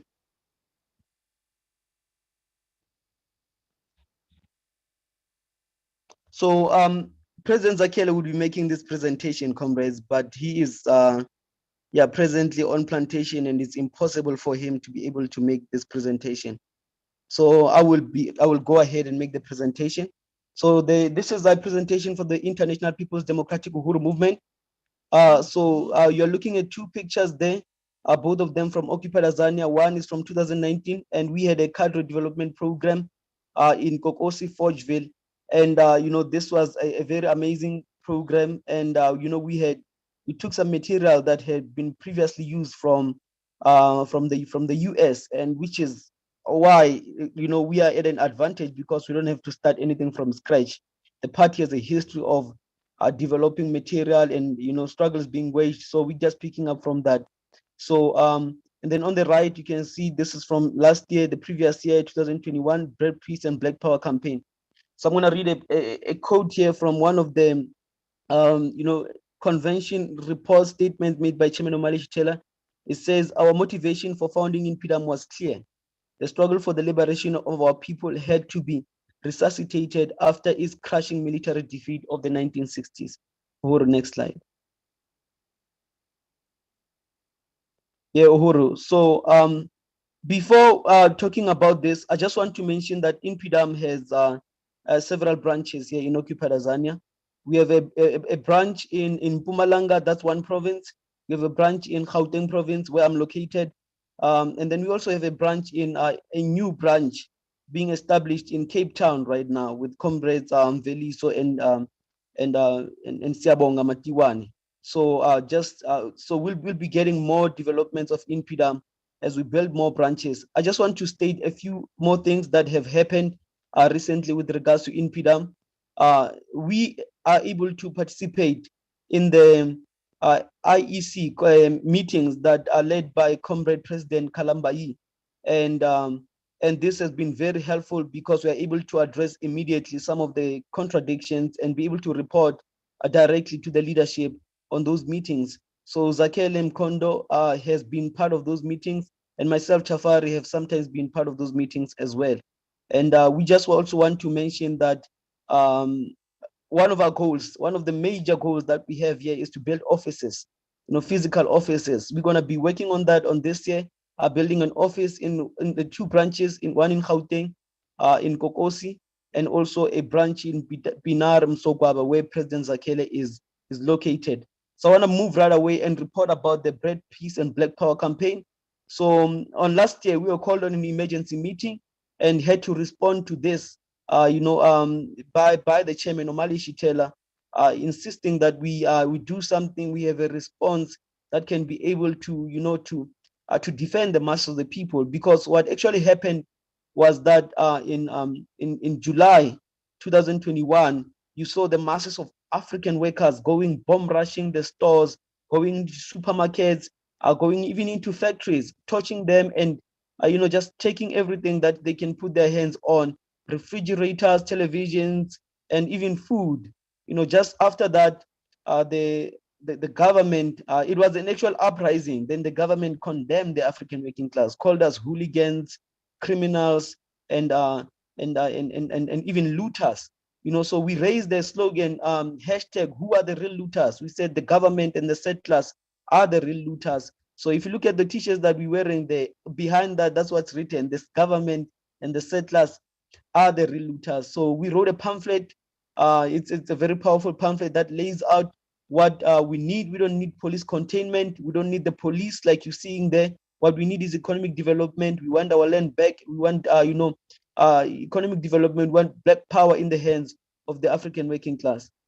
So I want to just to request the next slide.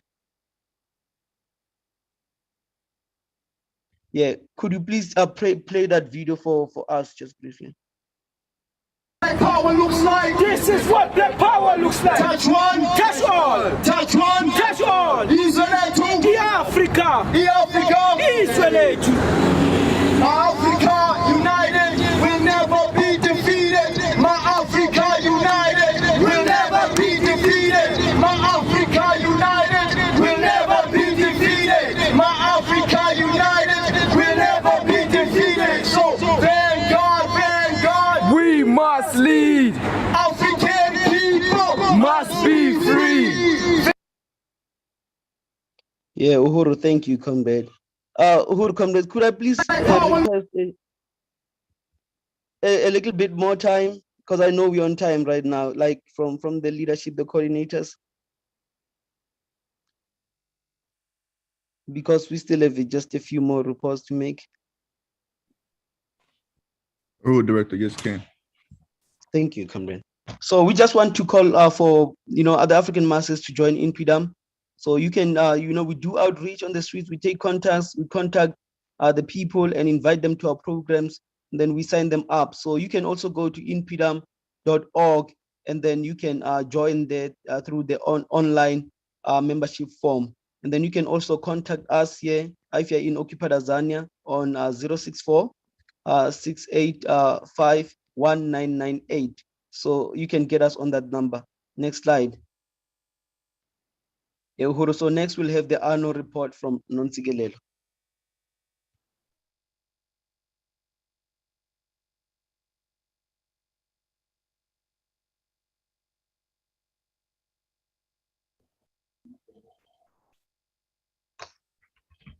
Uhuru. Thank you so much to my director for that presentation. I will be doing the presentation of the African National Women's Organization. So let me start by mentioning our victories for this past year that we just coming from 2021. So Anno managed to establish a leading committee here in Tanzania, with me and Sister Kwezi Bandile Khatebe being in the committee. We've also managed to have prospective membership and some influence in several countries, Swaziland, Ghana, just to name a few. We also managed last year in September to hold an online Africa conference under the title of African Women Building a United Socialist Africa, which proved to be a huge success even though it was online. We plan to have more of these, especially as soon as this whole COVID-19 is over, so that we can hold these conferences face-to-face live with African women from our communities. Next slide, please. Okay, so our objectives for this new year, it is to arm African women with the theory of African internationalism, and grow the membership process through a systematic process. As you can see from the pictures there, you see African women from the African National Women's Organization going out into the streets and recruiting and recruiting African women into joining the organization and the whole movement. Next slide, please.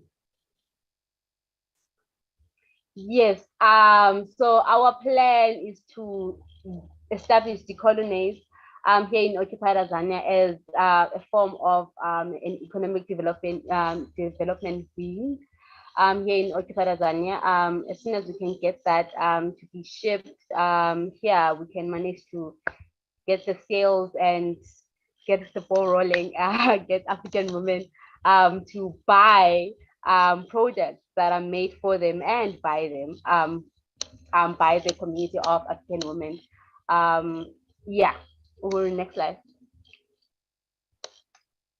Yes, as you can see here on this slide, or another plan that we have, we want to wage campaigns around colonial issues that affect African women and children.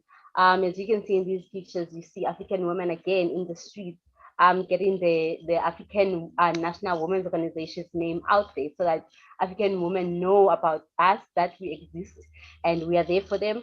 So this is what you see in these pictures, both the pictures, African women, young women, going out there to recruit and make African women to join the struggle and be revolutionaries. One of the projects or campaigns that we have right now is the baby clothes campaign that we plan to resume this year, so that we can help assist African mothers with baby clothes, clothes for their babies, because we know that times are hard, so that we can assist them in giving them the baby clothes, and in return they join the movement and become revolutionaries, and we arm them with the theory of African internationalism. So anyone watching this can find us on anouhuru.org. You can go and check out that website there. You can register there and sign up to be a member. If you're in occupied Tanzania, you can contact me, Nonzigele Luguzo, on 065 123 9747. Next slide, please. Uhuru. Now I'd like to hand it over to my comrade Asa, who's gonna be delivering a presentation on All African People's Development Empowerment Project. Uhuru.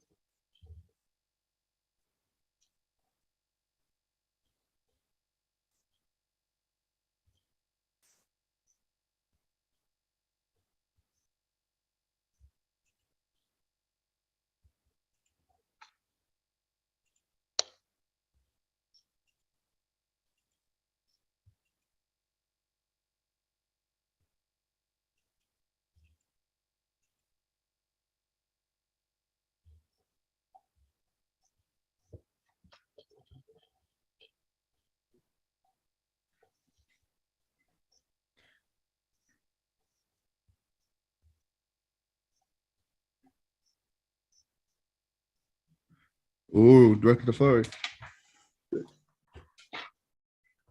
Oh, participants can't unmute. Uhuru, can you hear me?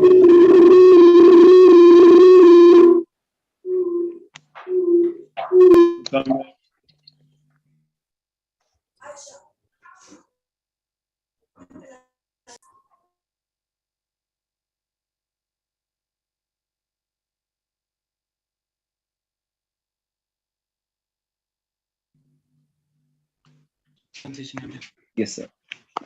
Yes, sir.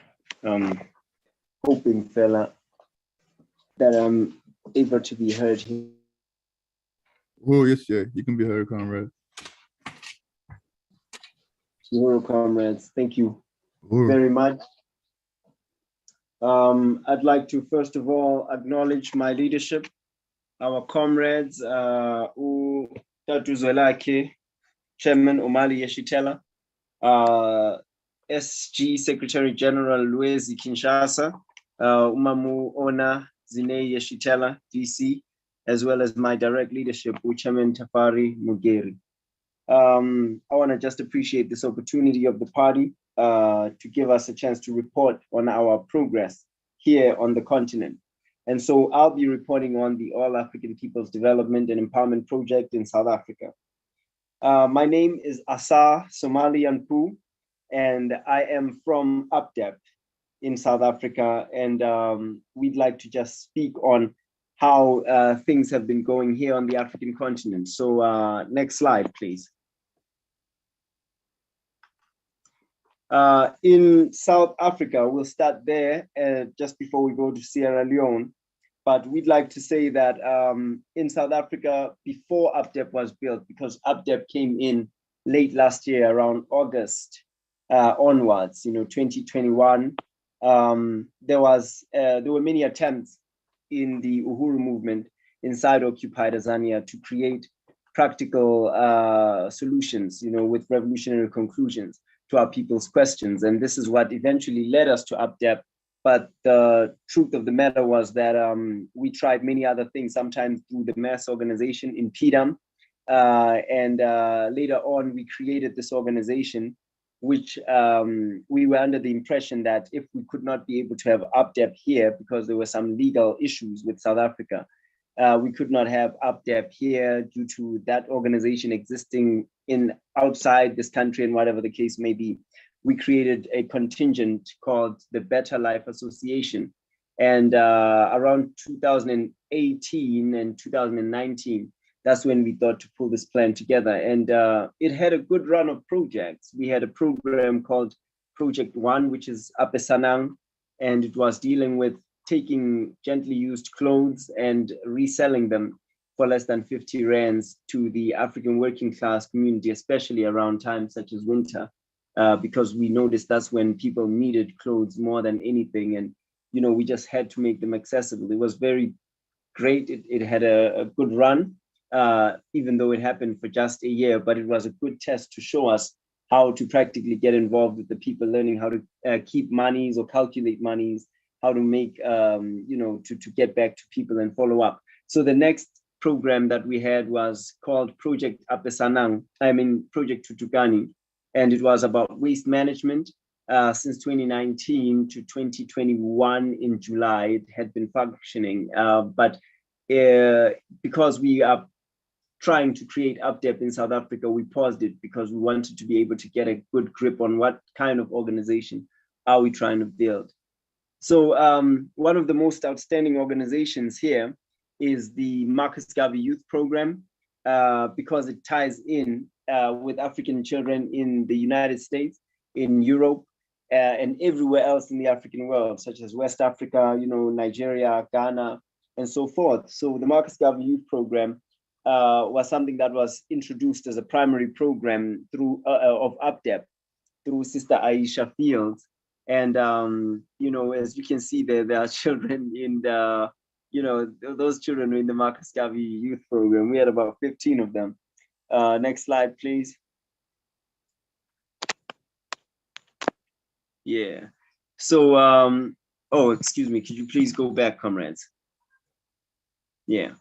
So that's what the Marcus Garvey Youth Program is about. Currently in South Africa, what we are operating with is we're trying to build the central committee of APDEP. We're trying to unify the strategy of APDEP and make sure that APDEP is a formal and strong organization. So we have been able to do these things thanks to the great leadership of Dr. Aisha Fields, who is my direct leadership, and she's been a great leader, teaching us and showing us how to do things. I wanted to say that in West Africa, Sierra Leone, we were able to lead to the reintroduction of APDEP in Sierra Leone. And we say that the APDEP functions as the main mass organization because we had a history of medical institutions being built there, historically since 2005 and so forth. We have hosted the Marcus Garvey Youth Program where 15 children participated within that same country. The party also responded to the fuel tank truck explosion through APDEP, particularly something akin to Black Unk. So our plan in Sierra Leone is to register the organization, initiate community gardens, popularize the Marcus Garvey Youth Program, establish a vocational school, as well as build Project Black Unk. So I'll be, I just wanted to say that and said that also something to add is that in South Africa, we're also having something called the APDEP Health Teams, which is just bringing people back to political life through running, Qigong, and women's martial art. We'd like people who are watching this in Sierra Leone, as well as in South Africa, to please contact us at development4africa.org, or just find us on APDEP South Africa if you are in occupied Azania. So that's what we are trying to do. We just want to be out there and make sure people can have access to us. We have APDEP formalized in South Africa. People can join APDEP from as little as 5 Rand a month, which is 60 Rand. It's our first level. So comrades, please, we'd like to just thank you and appreciate all of your time and your attention. Please get involved with APDEP. And I would like to just set up an introduction and pass the baton over to Brother Molefi Murusi in occupied Azania, who functions with economic development. Thank you, comrades. Uhuru.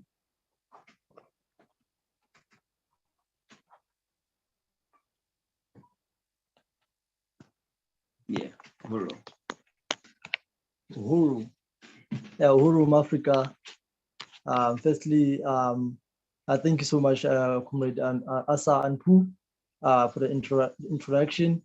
I'm Molefi Murusi, as I've been introduced by my comrade Asa and Pooh. I function as the Director of Economic Development for the African People's Socialist Party here in occupied Azania, and I also function in the Office of the Director of Organization under the leadership of Director Tafari Mugeri. So firstly, I want to salute the leadership and the entire Uhuru movement and the African working class for the relentless struggle for the past 600 years of colonialism. So under the leadership of Deputy Chair Onazine Shitela, the Black Star Industries has built and ran over 50 economic institutions and campaigns. And so the goal of the Black Star Industries is to begin the process of building an economic system for African people. So next slide, please.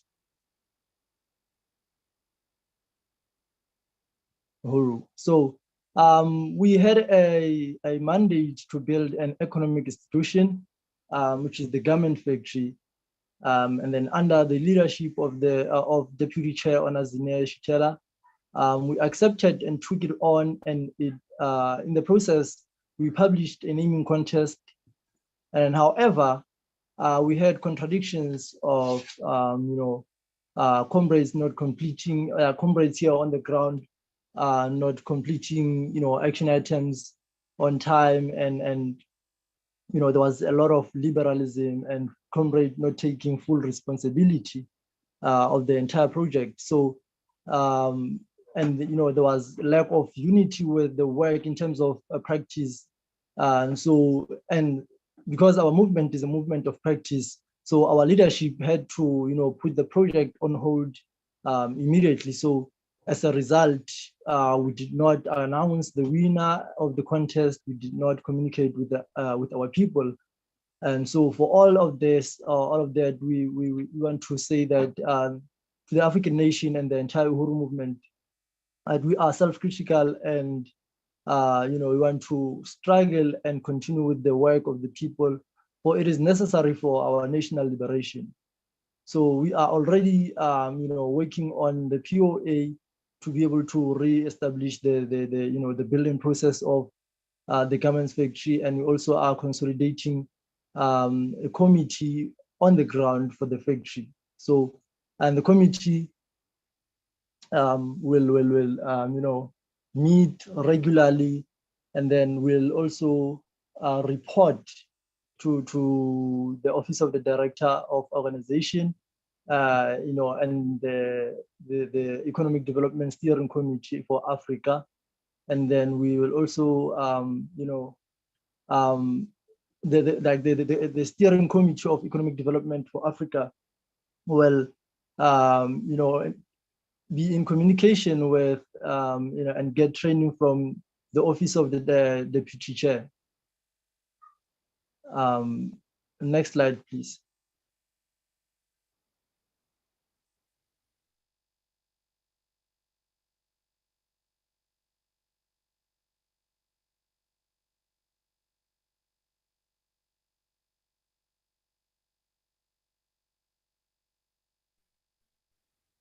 So we say is our situation is betrayal. 2021.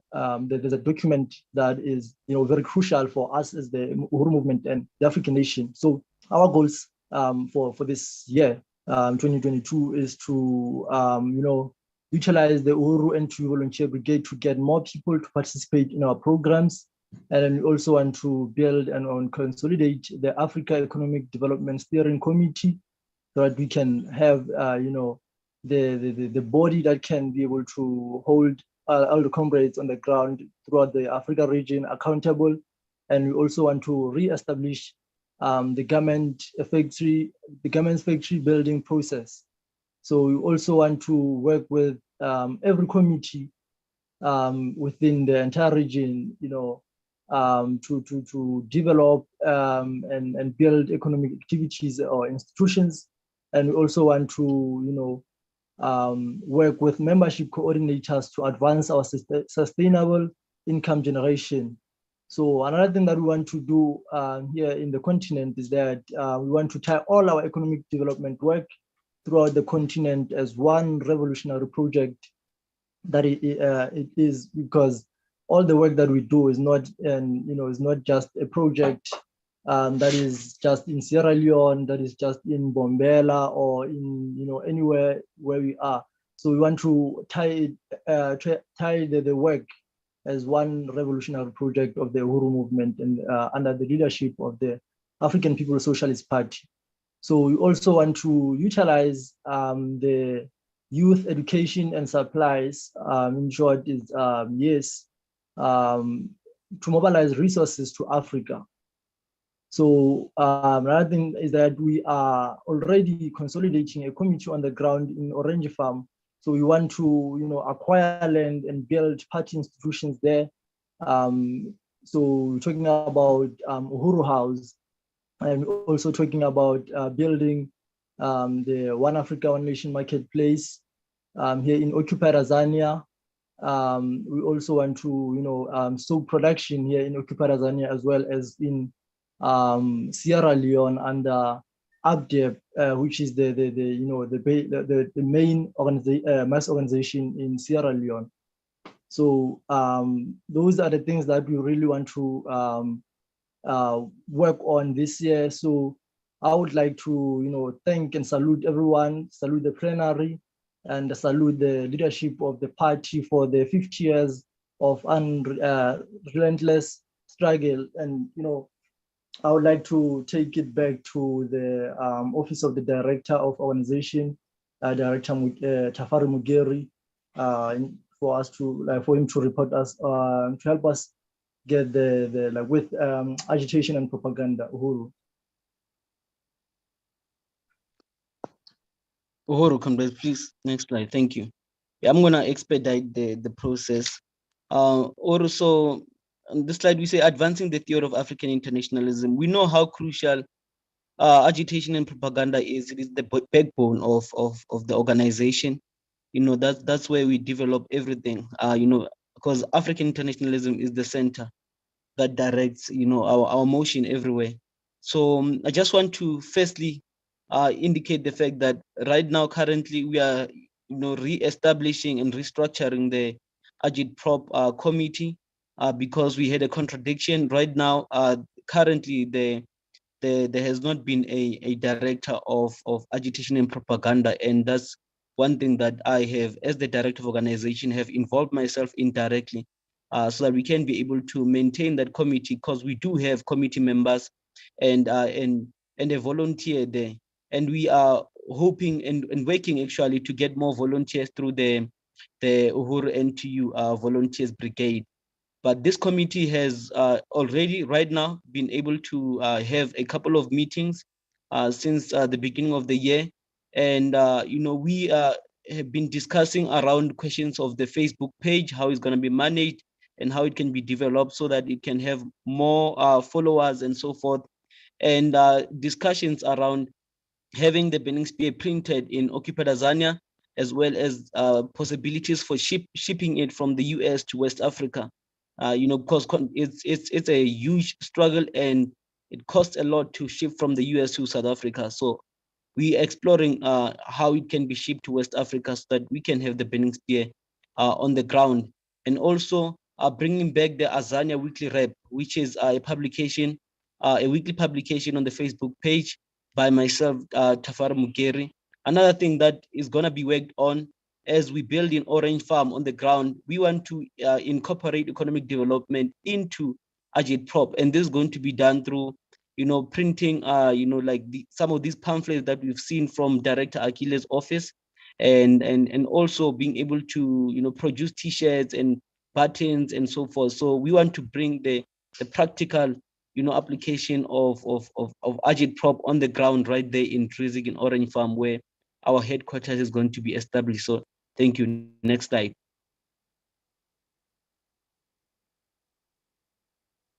So finally, forward ever, backward never. So you look, as you can see, there's a picture of Chairman Omali Shitela there from the 7th Congress of the APSP. And now we are talking about celebrating 50 years of the African People's Socialist Party. And that's what we are on right now. We're gonna celebrate this, you know, throughout the year, obviously. But then, you know, the event that we're looking at is the African Liberation Day. So already we are establishing a committee.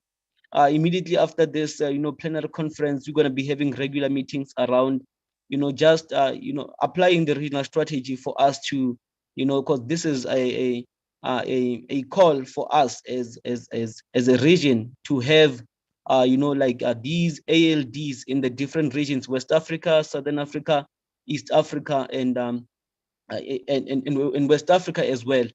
So this is what we're going to be working on. Comrades will be having meetings and will be strategizing in terms of how to bring mass of the people behind this. Build the committee for the 2023 International Congress of the party. So this has been done since last year. We're just going to resume with these meetings and prepare to host you, comrades, here on next year, October. Winning more territory through the regional strategy, advancing the theory in and out of the Uhuru movement, develop party membership quantitatively, but especially qualitatively, formalized to formalize economic development throughout the structure. So every single structure must concern itself with economic development. Enforce the rectification campaign to build an organization of practical African internationalists. So, comrades, I just want to express appreciation for, you know, for the leadership of the party, you know, just the coordinators of this program, by bearing with us with all these challenges we've had and the amount of time we've taken on this. So yeah, and we want to be self-critical for that. And just want to salute the plenary. Uhuru, comrades. Thank you.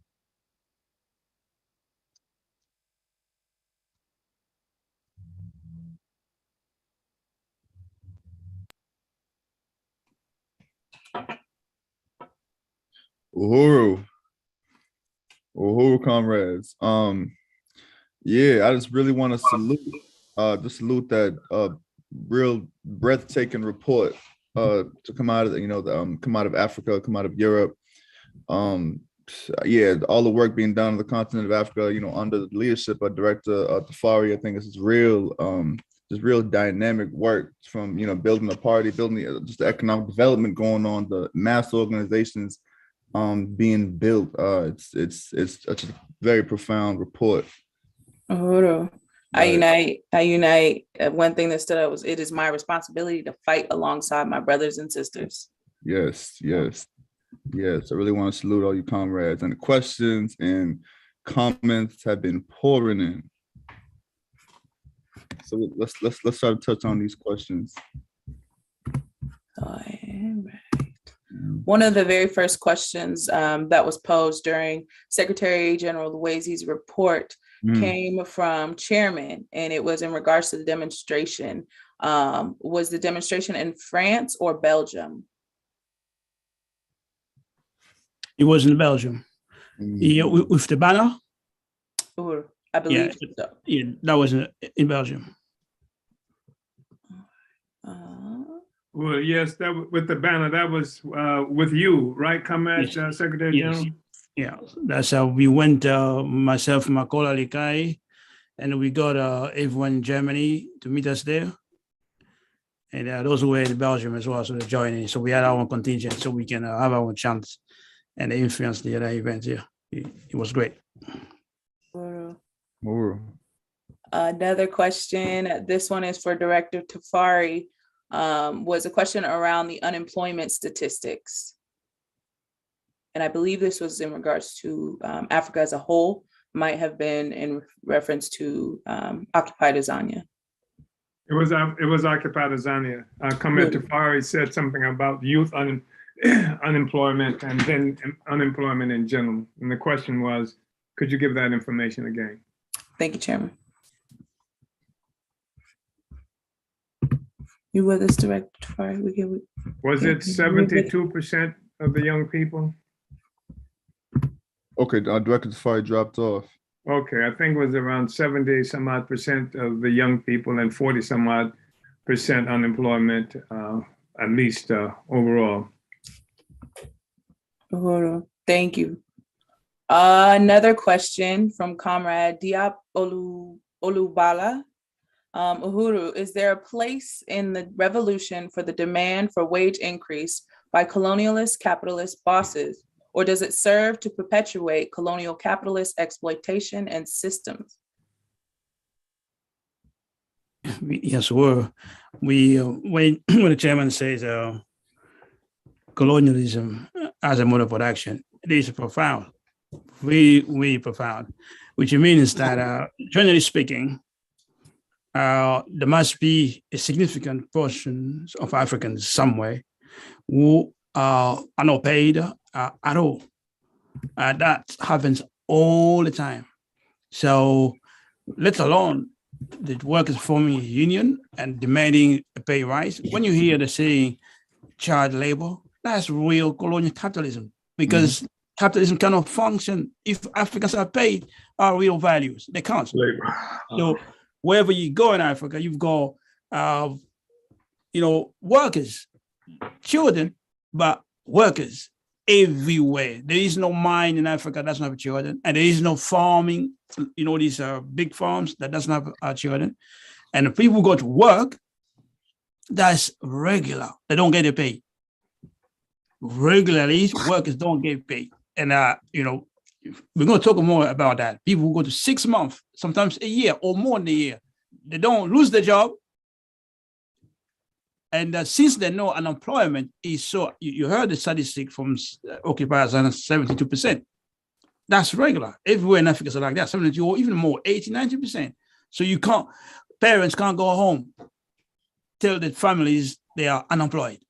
They prefer go to work, not to be paid for months, than to stay at home to say they don't have a job. Because if they don't go to work, they'll be sacked. And they go to work knowing they're not paid. So it's going to take a revolutionary leadership to provide the mobilization of African workers for really the pay increase to make sense, because it has to be a wage that the workers have decided upon, that it reflects really the cost of living, not the workers' bosses. Once the bosses pay, the colonial bosses never pay us a wage that makes any living. No, that won't happen unless there's a struggle from led by revolutionary leadership as well. Uhuru, let me just say, comrades, you know, we are way behind time, and we're going to have to make some kind of adjustment. So I'm calling on the comrades who are chairing this to look into how we can make, what kind of adjustments we can make. And the reason there is some significance for us, as you can see from Comrade Yejide's comments, that there are people who, you know, trying to prepare to come on. But I wanted to deal with this question and say that the question revolving around whether or not it makes sense to, you know, fight for better wages and that kind of thing, you know, under colonialism. And the fact is, this is part of what distinguishes the African People's Socialist Party and genuine struggle for revolutionary transformation from just trade unionism. There are some people who equate doing trade union work as the working class. If you're not doing working class work unless it's trade unionism. Trade unionism effectively is about struggling to enhance people's conditions or get better wages or better treatments on the job, etc. And so the objective is to improve the circumstances that you're in. The party has a responsibility to engage in work where workers are, whether they're organized in unions or not. But our responsibility is to deepen the workers' understanding. We are the party of that class who's in that trade union. That trade union is not in a party just because it's a trade union. In fact, it has been a task the party set for itself to organize an international, African internationalist labor organization.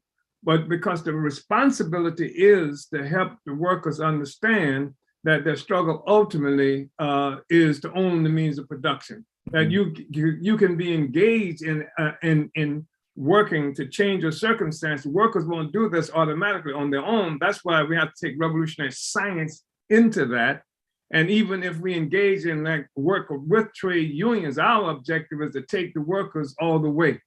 And the workers, you know, have to become the owners of the means of production. You have to be trained in the process. We intervene in those struggles around conditions on the job and wages, et cetera, when it's that kind of situation. Of course, the problem that Comrade Luiza just addressed is that so many Africans they call unemployed find other ways of employment. You go to much of Africa, as some of you know, and you find people have found employment with a bowl of bananas sitting on the side of the road trying to sell them. People, you know, women, you know, children walking in the middle of the streets and holding up stuff trying to sell them. So and then of course you've got the market, the people who set up the markets and what have you. These people are workers. I mean, effectively they are producers. So all of those forces have to be organized. The working class is much bigger than that which is in function in some kind of labor union or in some kind of factory. But the workers must be one to understand. And we have to take the science of African internationalism, that the task, even as you try to improve yourself right now, the task is to do it in a way with aiming, the target being the absolute overthrow of colonial capitalist system and the working class becoming the new ruling class. That's what its objective has to become. The objective of the working class has to become to be the new ruling class, and the only way that can happen is with the intervention of this advanced detachment, African People's Socialist Party. Uhuru. I hope that was helpful, comrade. Chairman, yes, it was. Uhuru. So I don't know how we're dealing with the time issue. Yeah, just for the sake of time, I was going to ask you any last comments you or Secretary General Luiza you wanted to make.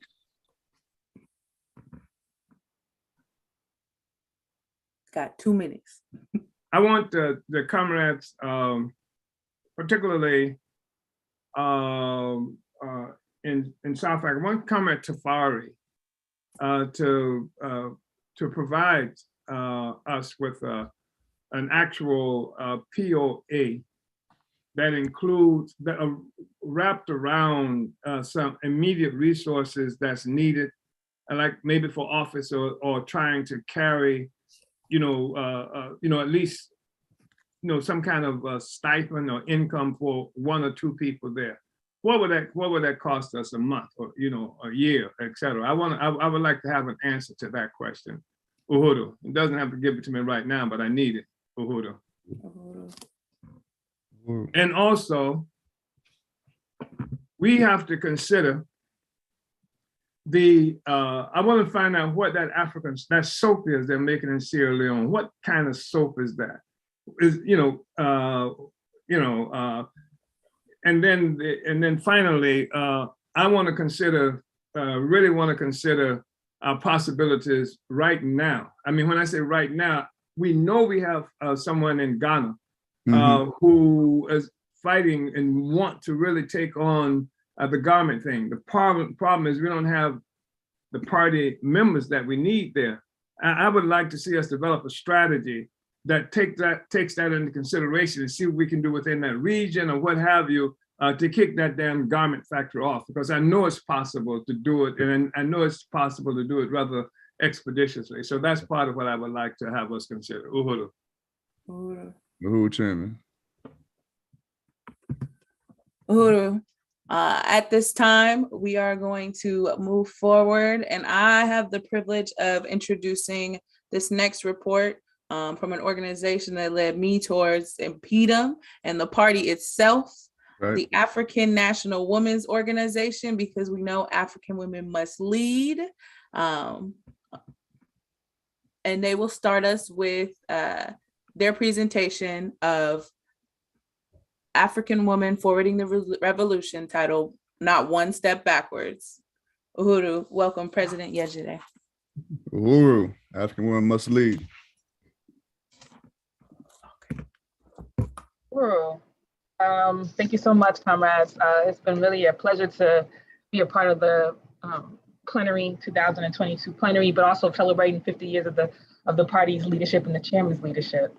So I'll be starting the report for the African National Women's Organization. Next slide. So the African National Women's Organization was founded by the African People's Socialist Party at our 2015 African Internationalist Conferences on African Women, held in Washington, DC and London, England. Next slide. At these conferences, we organized African women from the Caribbean, from Africa, the US, UK, and other places who voted to establish an international organization of African women to forward our revolutionary aims and objectives. I was appointed as the president of AMWO by Chairman Omali Yeshitela, the chairman of the African Socialist International, and our first international executive committee was voted in by the body of the conference. Next slide.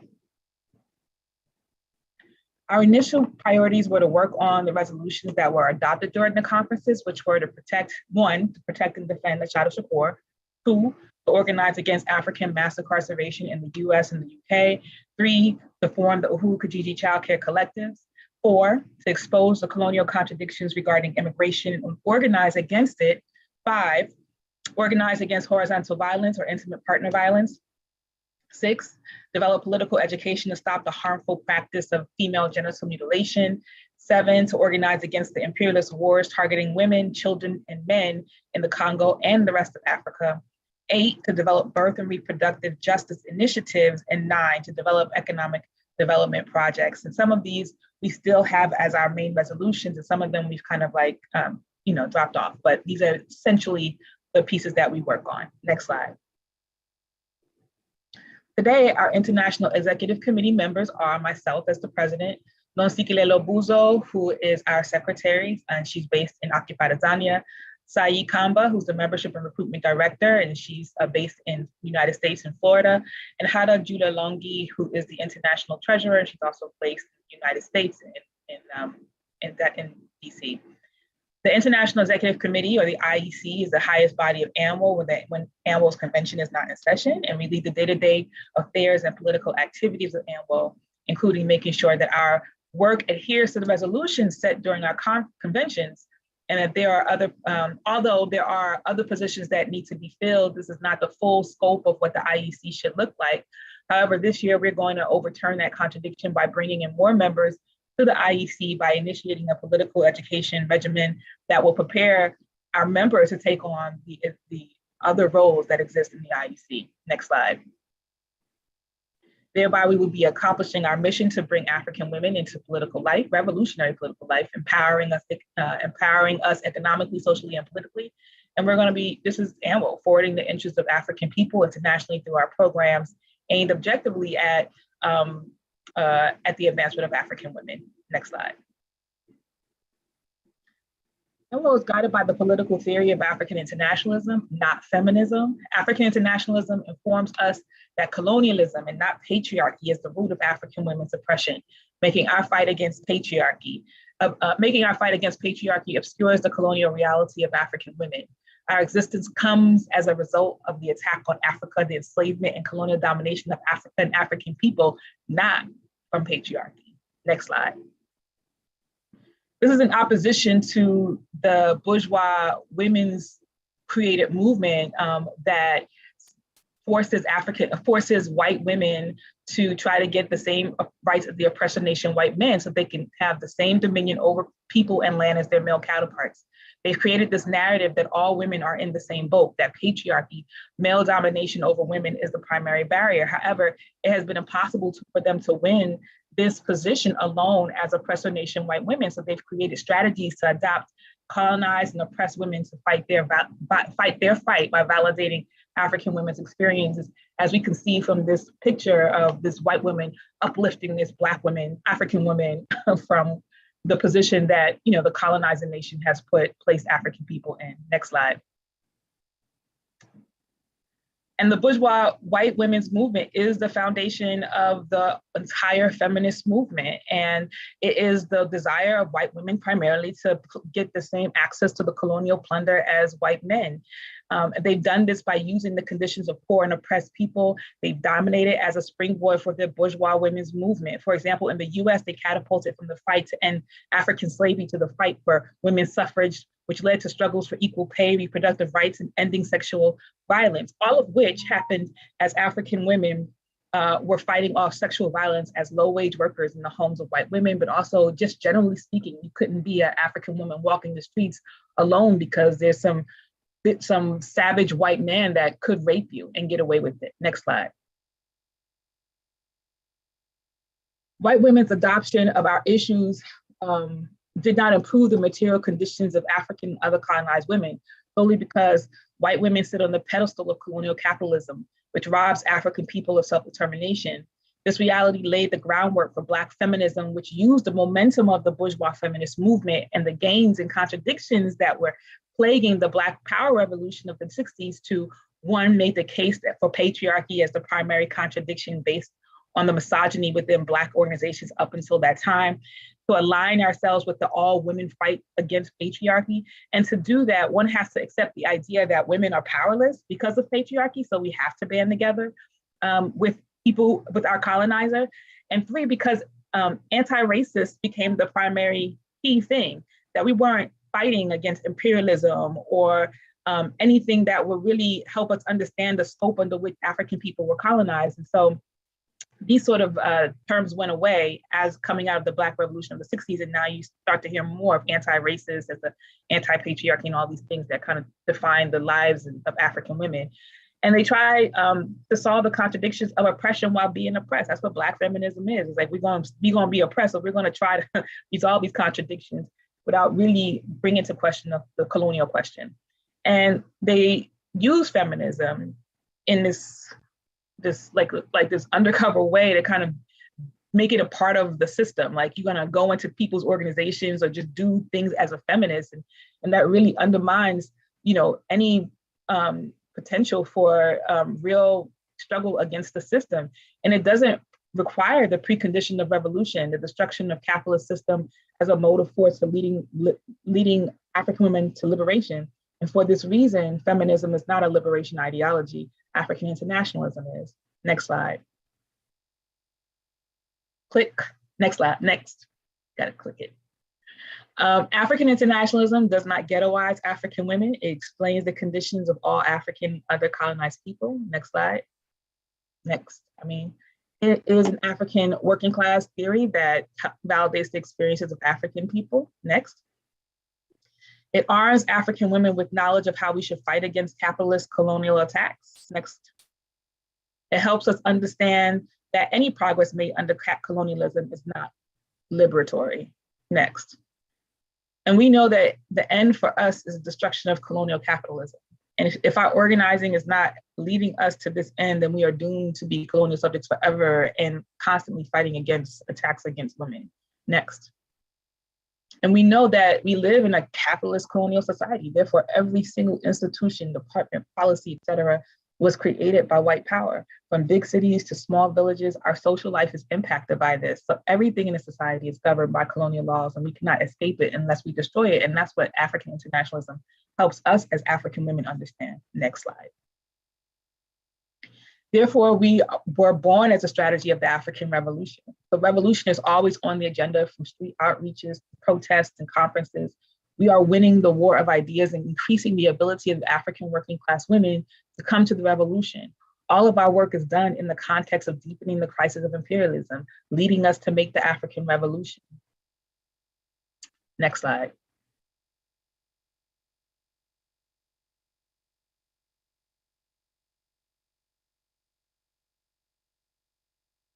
Okay. Revolution was on the agenda when we organized a community forum in response to the police murder of Sandra Bland. Next.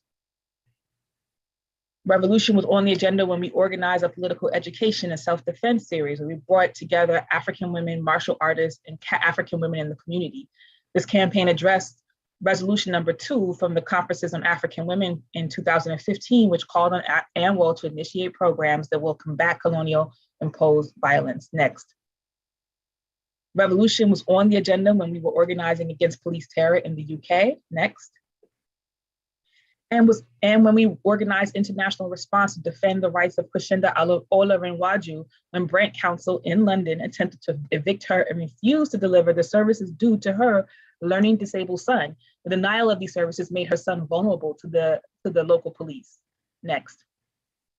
Revolution was on the agenda when we took on the bourgeois feminist agenda in Sweden when they attempted to use the issues within the African community as a call for the police to attack the African working class communities. Next. Revolution was on the agenda when we pushed back against the anti-African dress code through our Black Girls Rap Wednesday campaign led by students at Gibbs High School and Akile NIE. And we had expanded the campaign to go beyond Gibbs High School to other high schools in Pinellas County, Florida.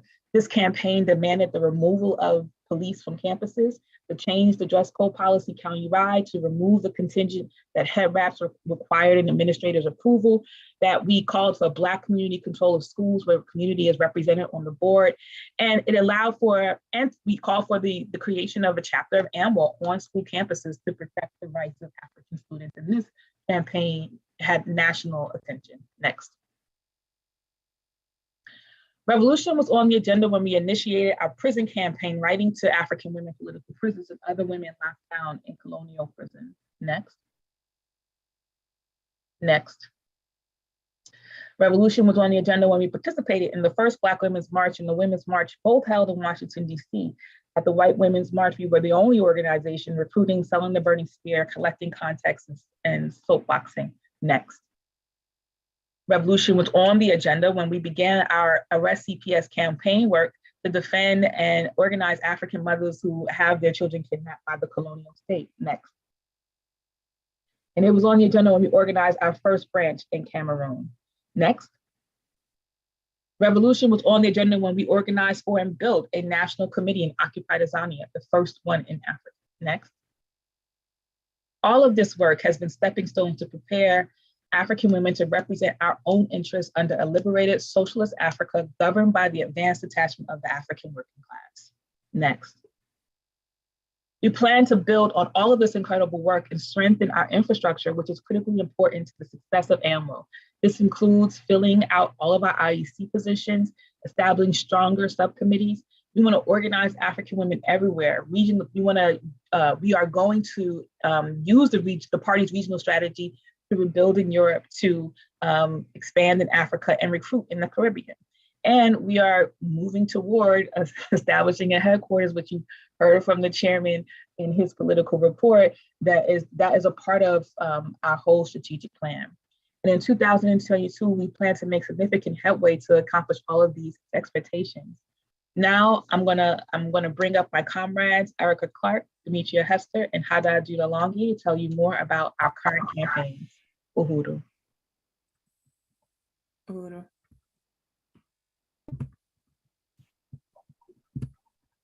Uhuru. Next slide, please. Next slide. Uhuru, my name is Demetria. I am honored today to present this section of ANWO. I want to give my salute to Chairman and DC.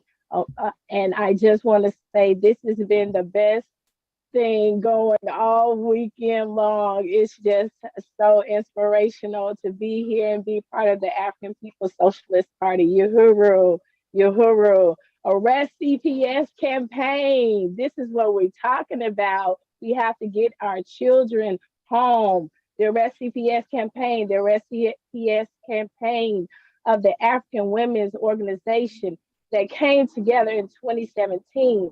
Our goal of our work is to expose this parasitic nature of the foster care system and the devastating role it plays in the lives of our Black families globally.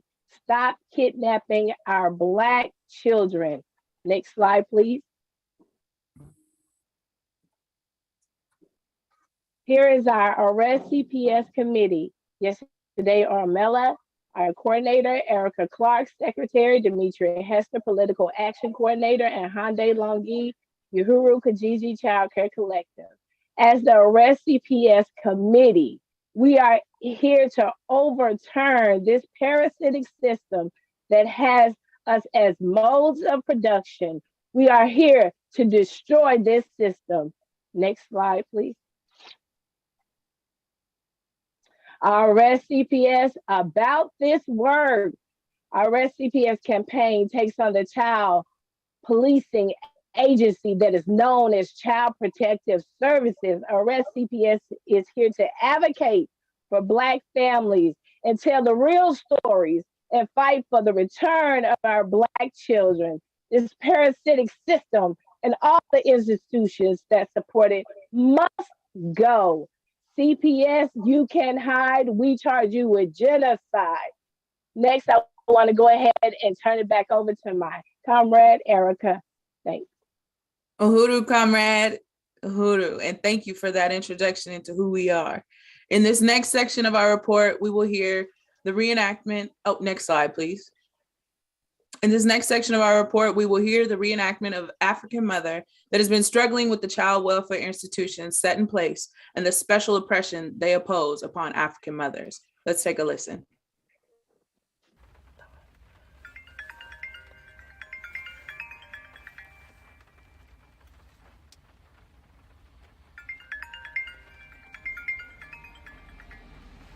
Hello? Hey, what's up? It's Demetria. What are you doing? Just at home. What's going on? Man, it's so crazy. I'm coming from court again for 3 years, going on 4 years with CPS again. Oh my God, I had another court date, and again, they lied about who I am as a person, trying to criminalize me. Again, they're refusing visits. Again, they're saying that I am the one that is the abuser. Again, I am the one, and they took my kids to make a profit. Oh, this is ridiculous. I mean, how many of us as African women go through this? Our ancestors went through this. Now we're going through this, and it's naming the system in so many different ways.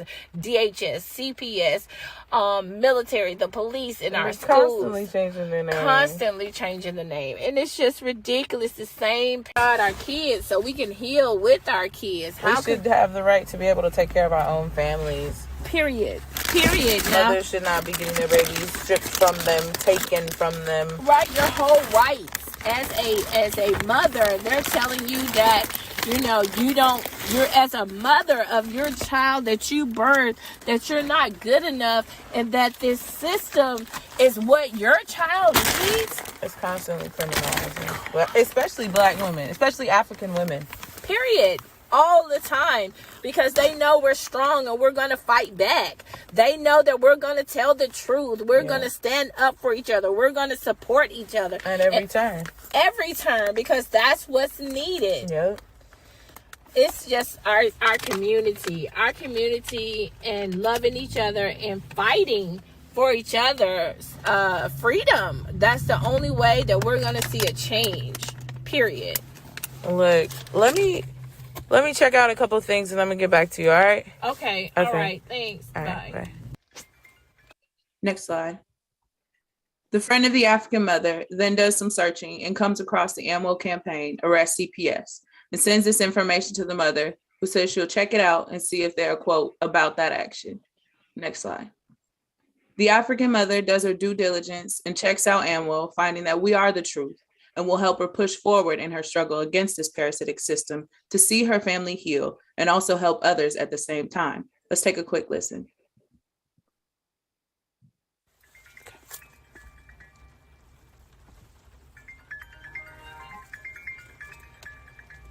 Hello?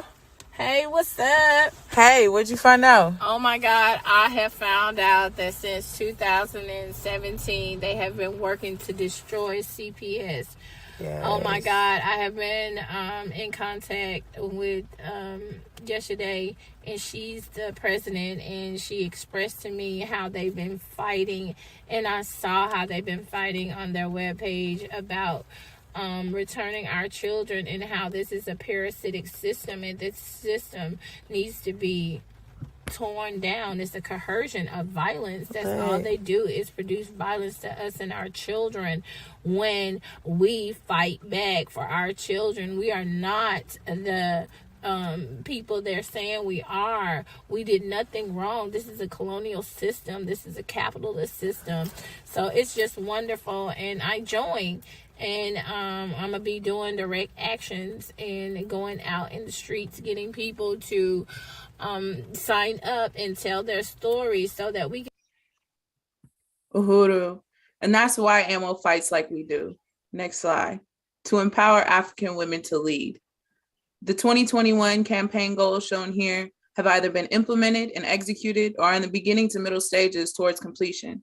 AMWO is continuing to build a national network of anti-foster care victims and advocates, understanding that the capacity of our committee must also continue to grow. Community-based PE campaigns and a National Day of Action were successfully executed, and our campaign is working to build resources that will continue to fund this work. I will now go ahead and pass this report back to Comrade Demetria to highlight this year's work. Uhuru, Comrade. Next slide. Uhuru, that was amazing. I mean, listen, we have to work together as a team, as unity to free us and free us and free us. Join.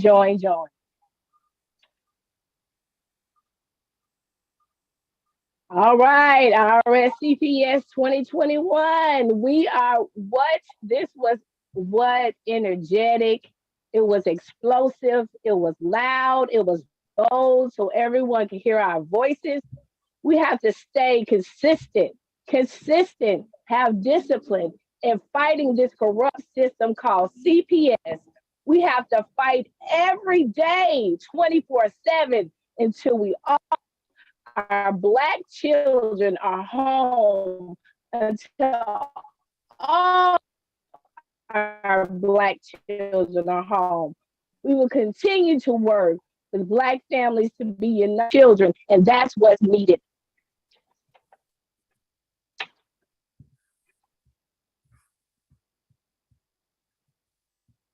Next slide, please. Here is our case summaries in Phoenix, Arizona, Sister Anaya. We helped this Sister Anaya the best way we possibly could. We did a protest in front of the CPS office and made sure her voice was heard. You have to make sure, bring it to their doorstep.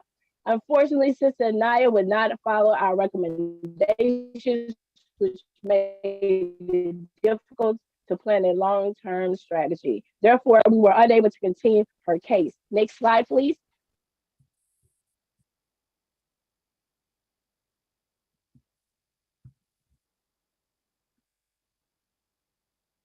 Next slide, please.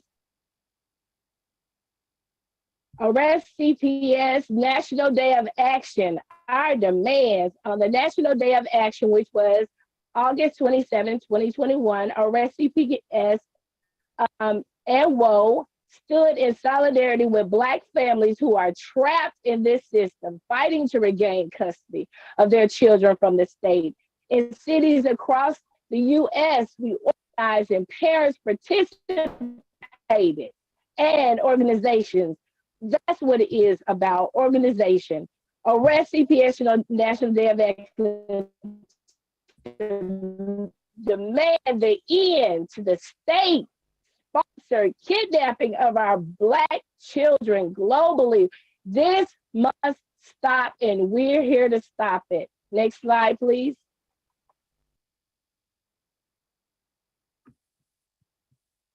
Next slide, please.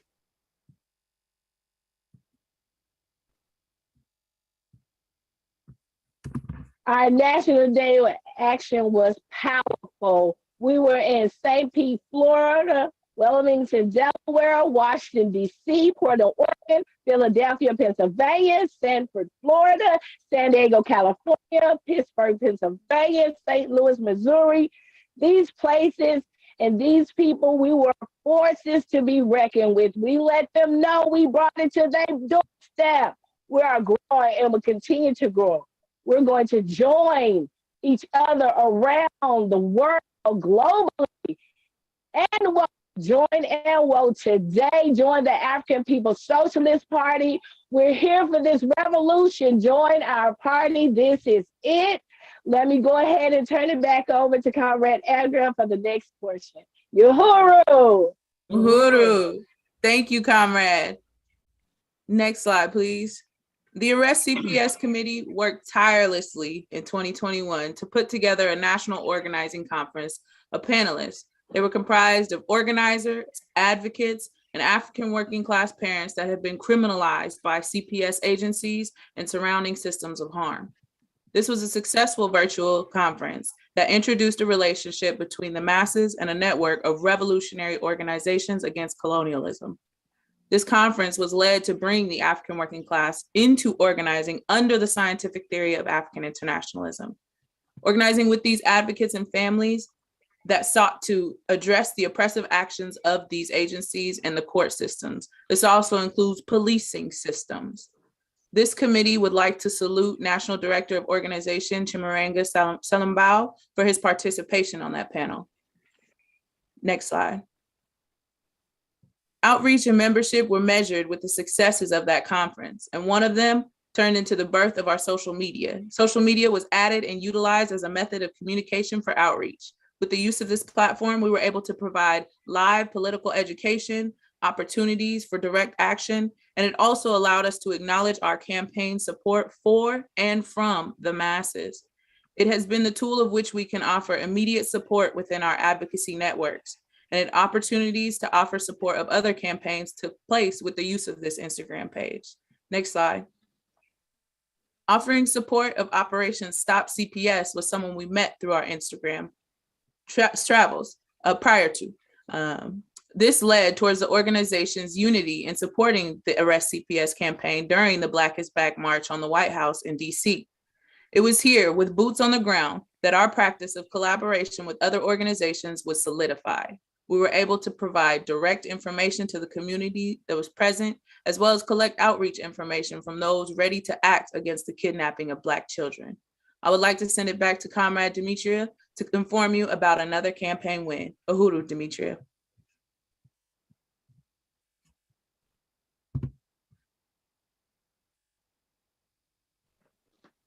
We got her still.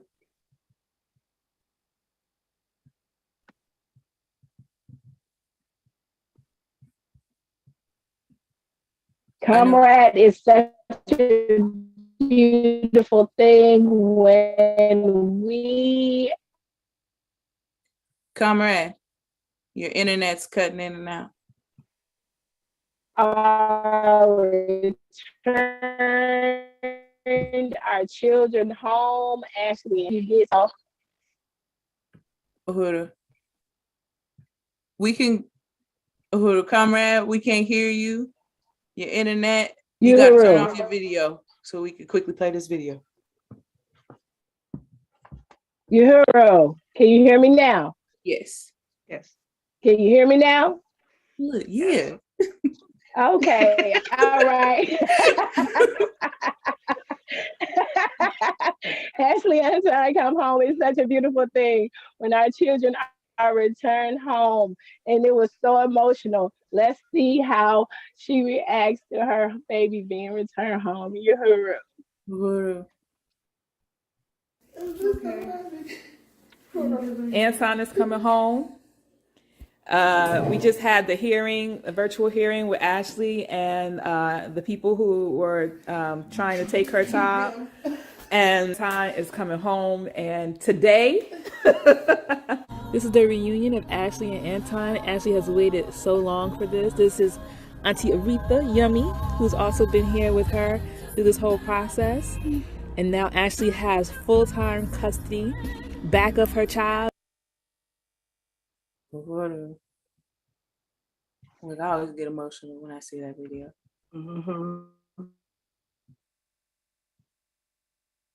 I know Comrade Dimitri is supposed to throw it on back to you, Comrade Hada. So I think we will move. Uhuru, can you hear me now? Yes. Okay, unmute is a problem, I guess. But thank you. It's so great to introduce Hada, which is the coordinator of the Uhuru Kijiji Child Care Program. It takes a village. It takes a village to raise and a village for us to stick together. Thank you so much for letting me be here to present today. Here you go, Hada. Thank you. Thank you, comrade. Next slide.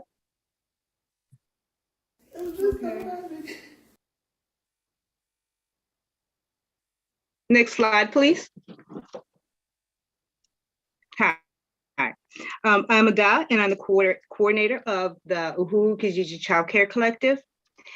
Our main objectives, one, is to support African women's entrance into political life by providing volunteer childcare services, community assistance, and guidance. Two, to organize and encourage African parents in our community to establish a community-based collective where children are safely swaddled in authentic African community and traditions. Our ultimate goal is to make the Uhuru childcare, we want to make it the answer to CPS. Next slide, please. Our year in review. As you can see, 2021 was a productive year for us. We were able to hold meetings with potential UKCC cells in other states. We developed in-depth training and teaching materials for our volunteers, parents, created a module for our UKCC children. We developed lists in local areas of resources from shelters to food services to doulas. This is now a part of the Arrest CPS program. Next slide, please.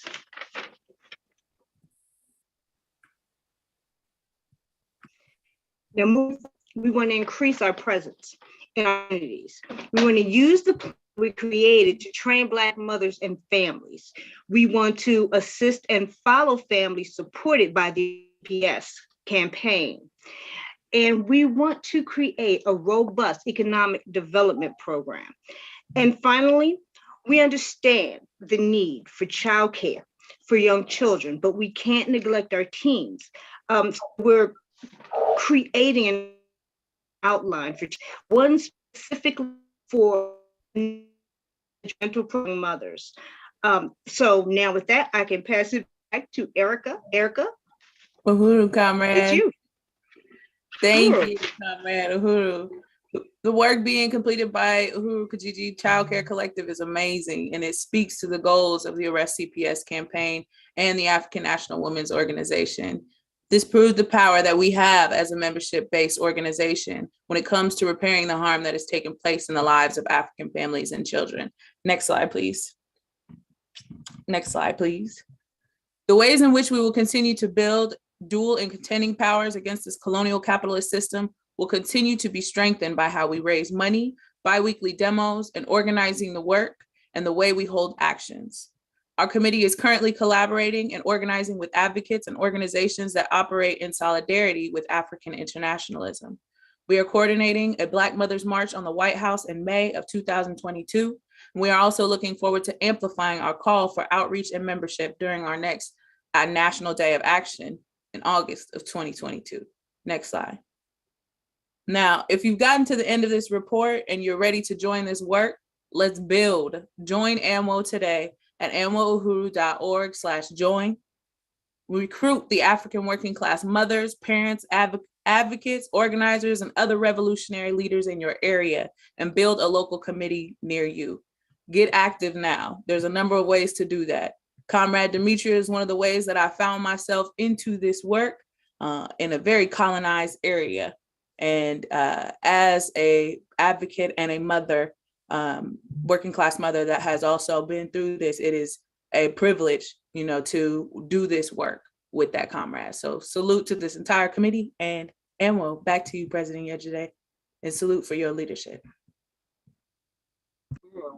I'm so happy that we have developed CPS and we are developing it. So I'm just really excited about this work in the Kijiji Child Care Collective. Next slide.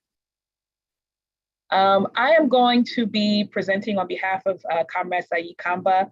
For the sake of time, she was unable to leave the plantation, and so I'll be stepping in on her behalf. So I'll be doing the membership and recruitment section. And next slide. Sayi Kamba is Director of Membership and Recruitment.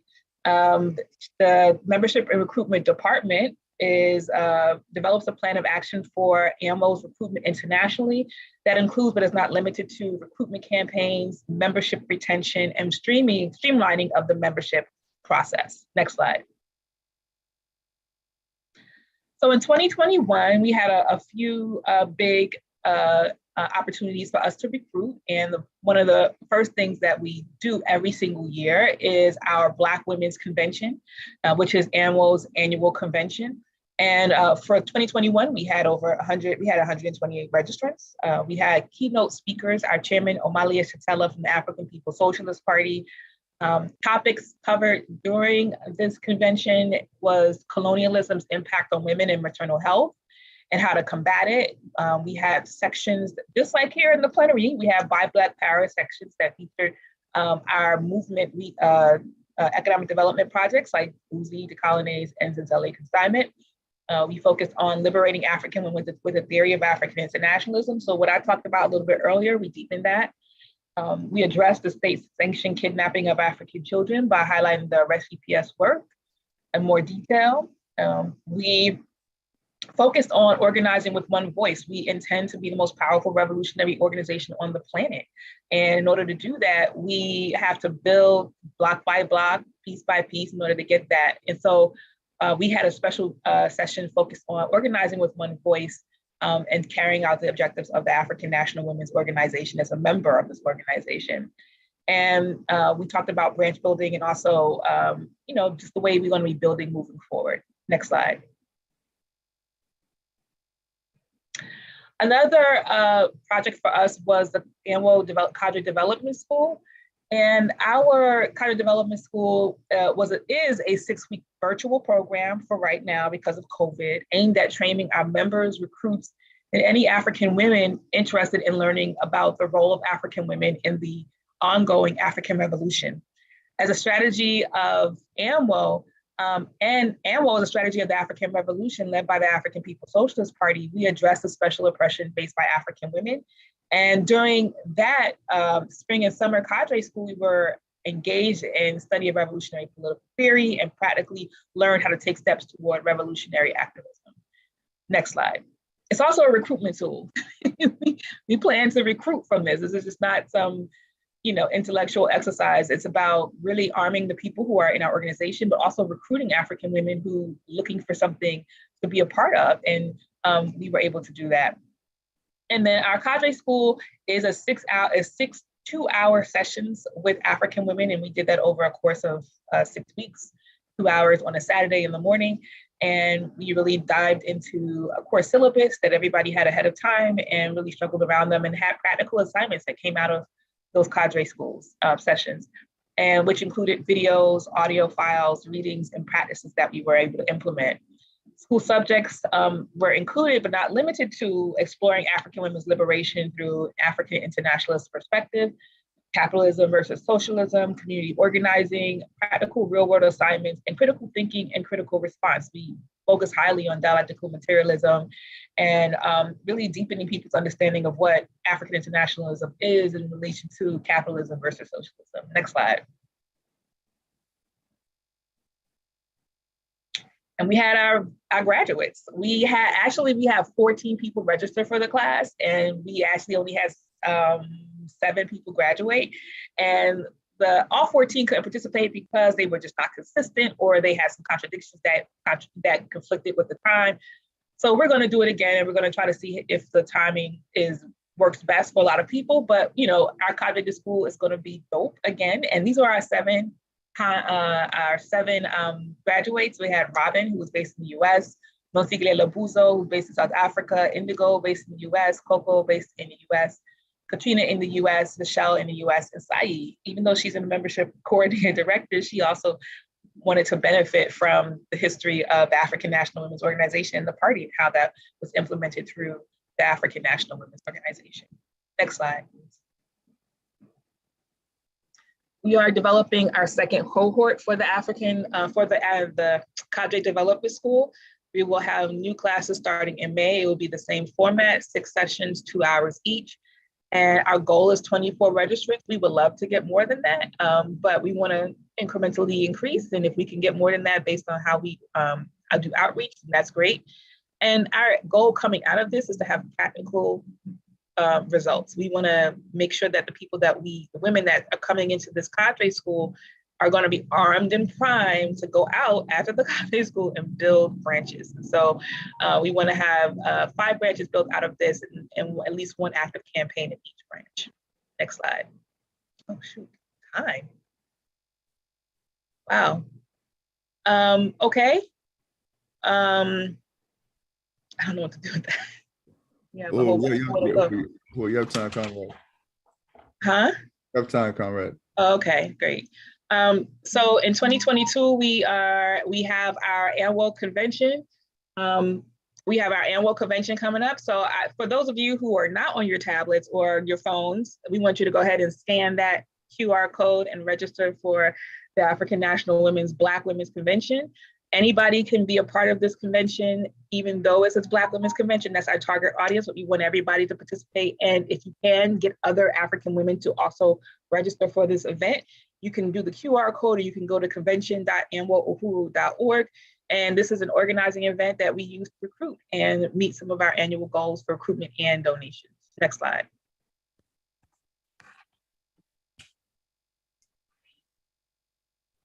And recruitment and sustaining membership will be going up in 2022 and beyond. We are going to be relaunching new recruitment strategy. We have an aggressive goal to gain 500 new members. We focus that on, we really trying to increase our membership dues, and we quantify that by having at least 50 of our members who are at a $10 membership level, and we're going to be working actively to get that, make that happen.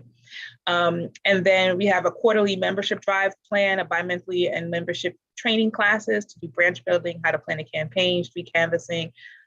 We have our second cadre school, which we've learned about already. We want to increase our physical presence in the party regions and launch our security program. Next slide.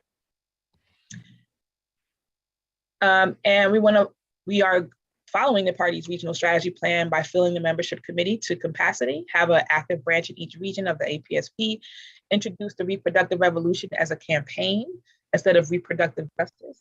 And then, which would include things like peer doula birthing services, contraception access, Black maternal health. We're also partnering with Deputy Chair and the Black Doula Project African Women's Doula Project, and the Arrest CPS campaign. We are planning to have that also in each branch that we establish. Next slide. Now I want to introduce Nosi Cadillo to come on back up to talk to you about Occupy Tanzania, Uhuru.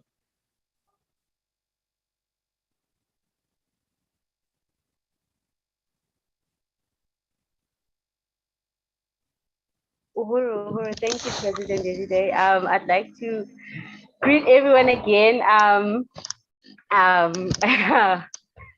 Me again. I'd like to acknowledge everyone again, once again, Chairman Omali Yeshitela, and all the people in the National Central Committee and my direct leadership, President Yeshitela Wandomila.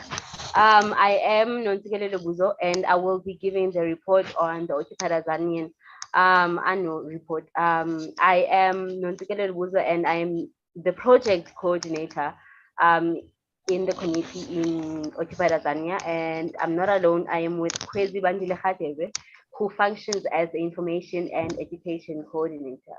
Us as the organizing coordinator, we developed the strategy for the Occupied Tanzanian work. Please, next slide.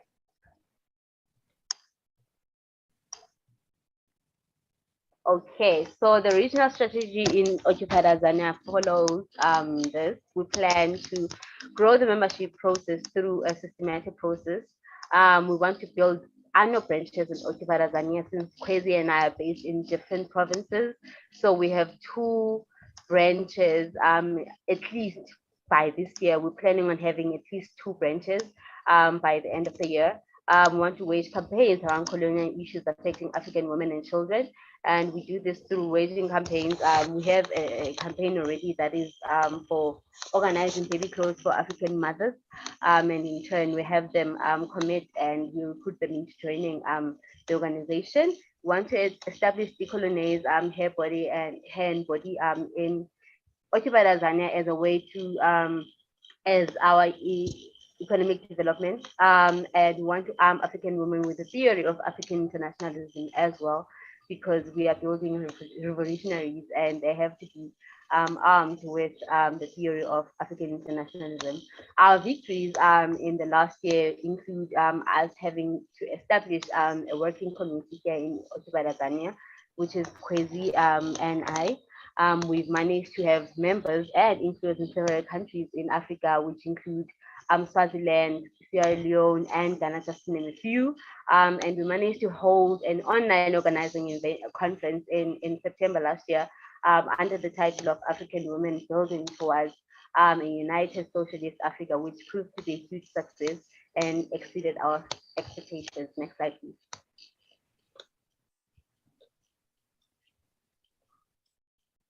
Uhuru, thank you. Now I'd like to reintroduce my president, as she will be delivering a presentation on finance and economic development. Uhuru. Thank you, Conrad. Next slide. So I really just want to appreciate the chairman and the party for really helping us to focus on budgets and what we need as an organization to function. So AMWO's IEC really looked at all of the areas that that would help push AMWO forward. And the key areas were really centered around the positions that of the IEC and growing the subcommittees that those positions lead. And so we established that different offices or departments will require a certain piece of the budget in order to execute our plan, which would also include salary. Okay, and so 31, so the Office of the President will get 31%, political action will get 15%, info and ed 14%, and membership 12%, and economic development 27%, because we have to put money in to make money. Next slide.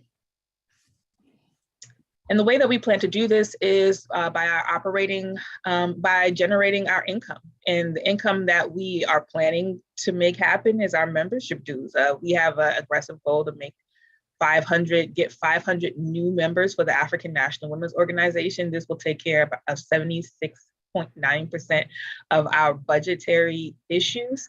And then we plan to also really dig into individual giving, building on our donor base, who are really amazing because we have sustaining donors, and we want to expand on that. We want to look at other kinds of merchandise besides our economic development project, Decolonize. And then we also want to, we haven't really dug into grants, and we have to dig into grants because that will be really critical, especially for big areas. So that's also 6.4%. And Decolonize also will be at 6.4%. Next slide. And so our economic development, it really spans across just really developing merchandise, really looking at donor development and grants, in addition to, which of course is the big ticket item, which is membership, and we already gave a report about that. Next, I want to go ahead and, next please, next slide. Next, I'm going to introduce our Decolonize Economic Development Project, which is the main project of the African National Women's Organization. Decolonize is a subsidiary of Black Star Industries, which wholly owns the Decolonize as a part of the independent African economy. And that, of course, Black Star Industries is led by Deputy Chair Oneye Shatella and has been really instrumental in helping professionalize Decolonize. Next slide. So our products line, and we're expanding beyond this, includes our products, and you saw all of them yesterday during our live sales. But in case you missed that, we have face and body scrubs, we have soap and shampoos, we have serums or oils and mist, and our butters, which come in a jar form, and then of course, a push-up form. Next slide. Our Decolonize committee includes myself as the coordinator, Coco Lewis, who's the retail and sales coordinator, Naja Fleury, who's the social media coordinator, and Melanie Holmes, who is the social media intern, and they will be joining in this presentation as well. The committee is the marketing and sales team committed to making Decolonize fulfill the economic development mission for AMWO. Next slide. We plan with our strategies to double our profit and go all the way up in 2022 and beyond. Next slide. Our 3 strategies that we have been implementing that we're going to get better at is social media marketing, in-person sales, and retail and distributor sales. Next slide. Next, I'm going to bring up Naja Fleury to talk about the social media strategy. Naja.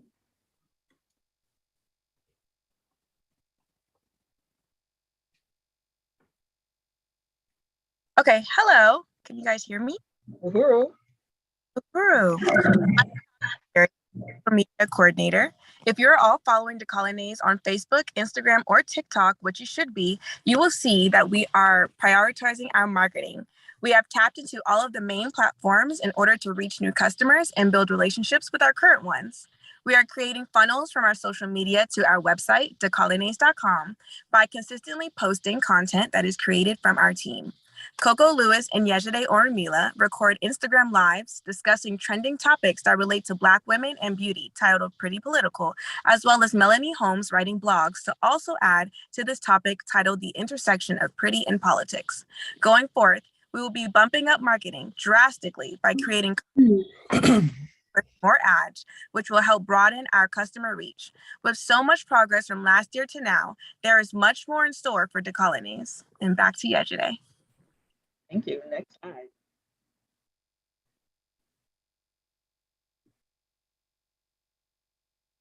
Next slide. Okay, so we have a really great political advantage because we have access to the institutions of the party, which are Hulu Furniture and Collectibles and Zinzele Consignments to sell our products. We share a collective mission. We have a political partnership that supports one another, and all of our institutions are institutions of dual and contending power. Next slide. We have a retail sales strategy too. This offers retailers an opportunity to buy Decolonize in bulk and to increase the sellability of our products. We send out retailer specific emails. We have quarterly touch bases. We have virtual visits with them and actual visits to talk about how we can increase sales in the stores. And then also we produce marketing materials. Next slide. Our distributor program is for non-retailers, individuals who have other types of businesses, maybe like a childcare center or just an individual person like myself who wants to support the goals of the African National Women's Organization and help to visualize or put our product in markets where we don't currently have them. So we offer a bulk discount for our distributors, and you can become a retailer distributor and a individual distributor by going to our website. At the very bottom of our website, you'll see our sign up for both. And those two offer, once you sign up and create an account, you will start to see your discount, and you can buy it. If you buy at least 15 of our products, you'll start to see that discount initiated. And we hustle for the revolution. We're building economic development and power together. Next slide. I'm going to hand it over to Comrade Melanie Holmes to talk to you about our in-person sales and other sales as well. Uhuru. Uhuru. My name is Melanie, and I will be talking to you about in-person sales. We felt like we did our best with our sales in 2021. A lot of what we did in person was the Uhuru flea markets. So we heard a lot from our customers. We met new customers, and it was really powerful to see returning customers come to the flea market. So that was a beautiful part of our in-person sales in 2021. Next slide.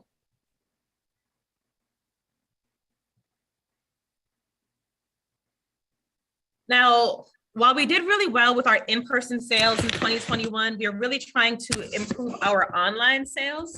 And in one way we're trying to do that is through starting up an ambassador program. The ambassador program is an opportunity for our supporters or also our customers to go to our website and sign up for the ambassador program. And what that means is they will try one of our products and promote it on their social media page. And that way, hopefully people who follow that person will then go to the Decolonize website and buy some products from our site. So we're trying to be creative by spreading our business to some of the responsibilities of our business to our customers through the ambassador program. One promotional opportunity we have right now is the ambassador that makes the most sales will get a $500 gift card, but outside of the giveaway, our ambassadors do get 15% commission off of their sales. Next slide. So we learned a lot in 2021, starting with when we use all of our strategies, that's when we meet our sales goals. We also learned that as great as Instagram is, we are learning how to use our Instagram page to best drive sales online. And so we're continuing to work towards that. We do send out emails, but we need to have consistent emails that are sent to our customers. And hopefully our customers will also forward those emails to promote Decolonize and spread our business. We need to both engage with our distributors, but also have our distributors engage more with us so that we can be more aware of how our products are doing while they are actually in stores or on shelves.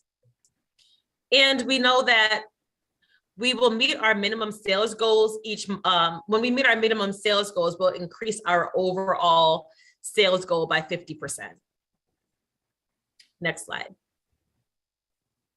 So some important opportunities in 2022 for Decolonize.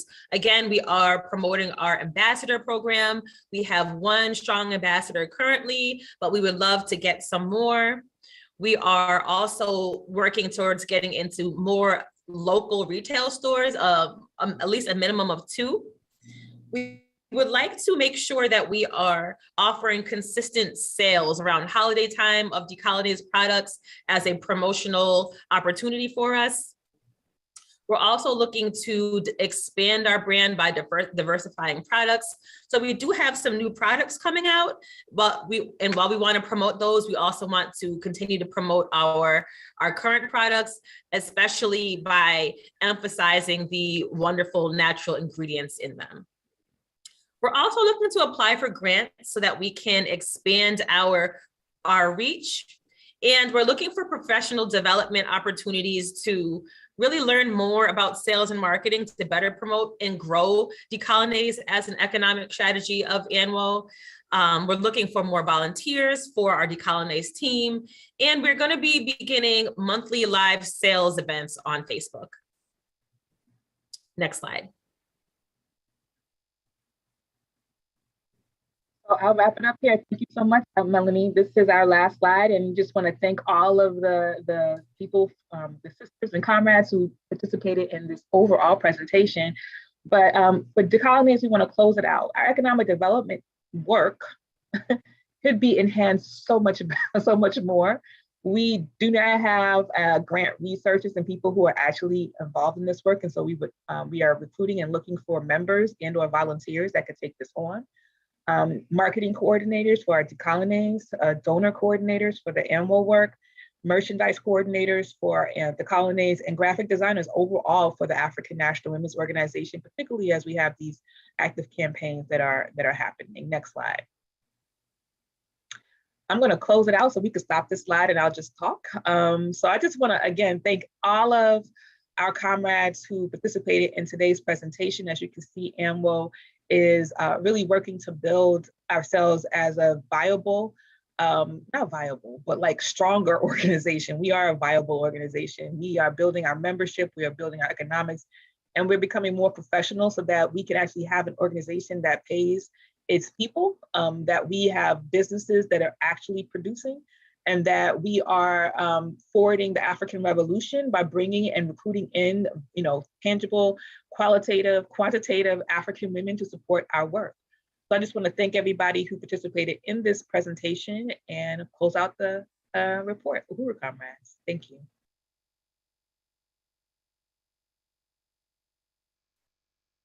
Should I stay on or no? Just come off the screen.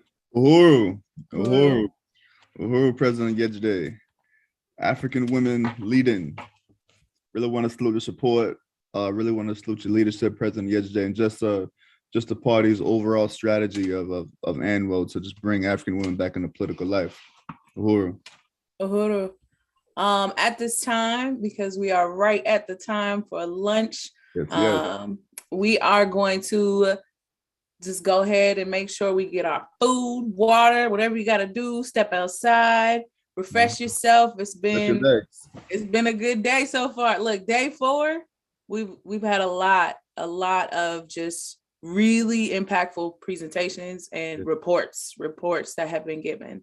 So we will take a break for either lunch or dinner, 30 minutes. We will return at 12:40 Central Standard Time, 1:40 Eastern, 10:40 Pacific, 6:40 GMT, 7:40 Central European Time, and 8:40 Central African Time. So please enjoy your 30-minute break and come back and join us here shortly. Uhuru.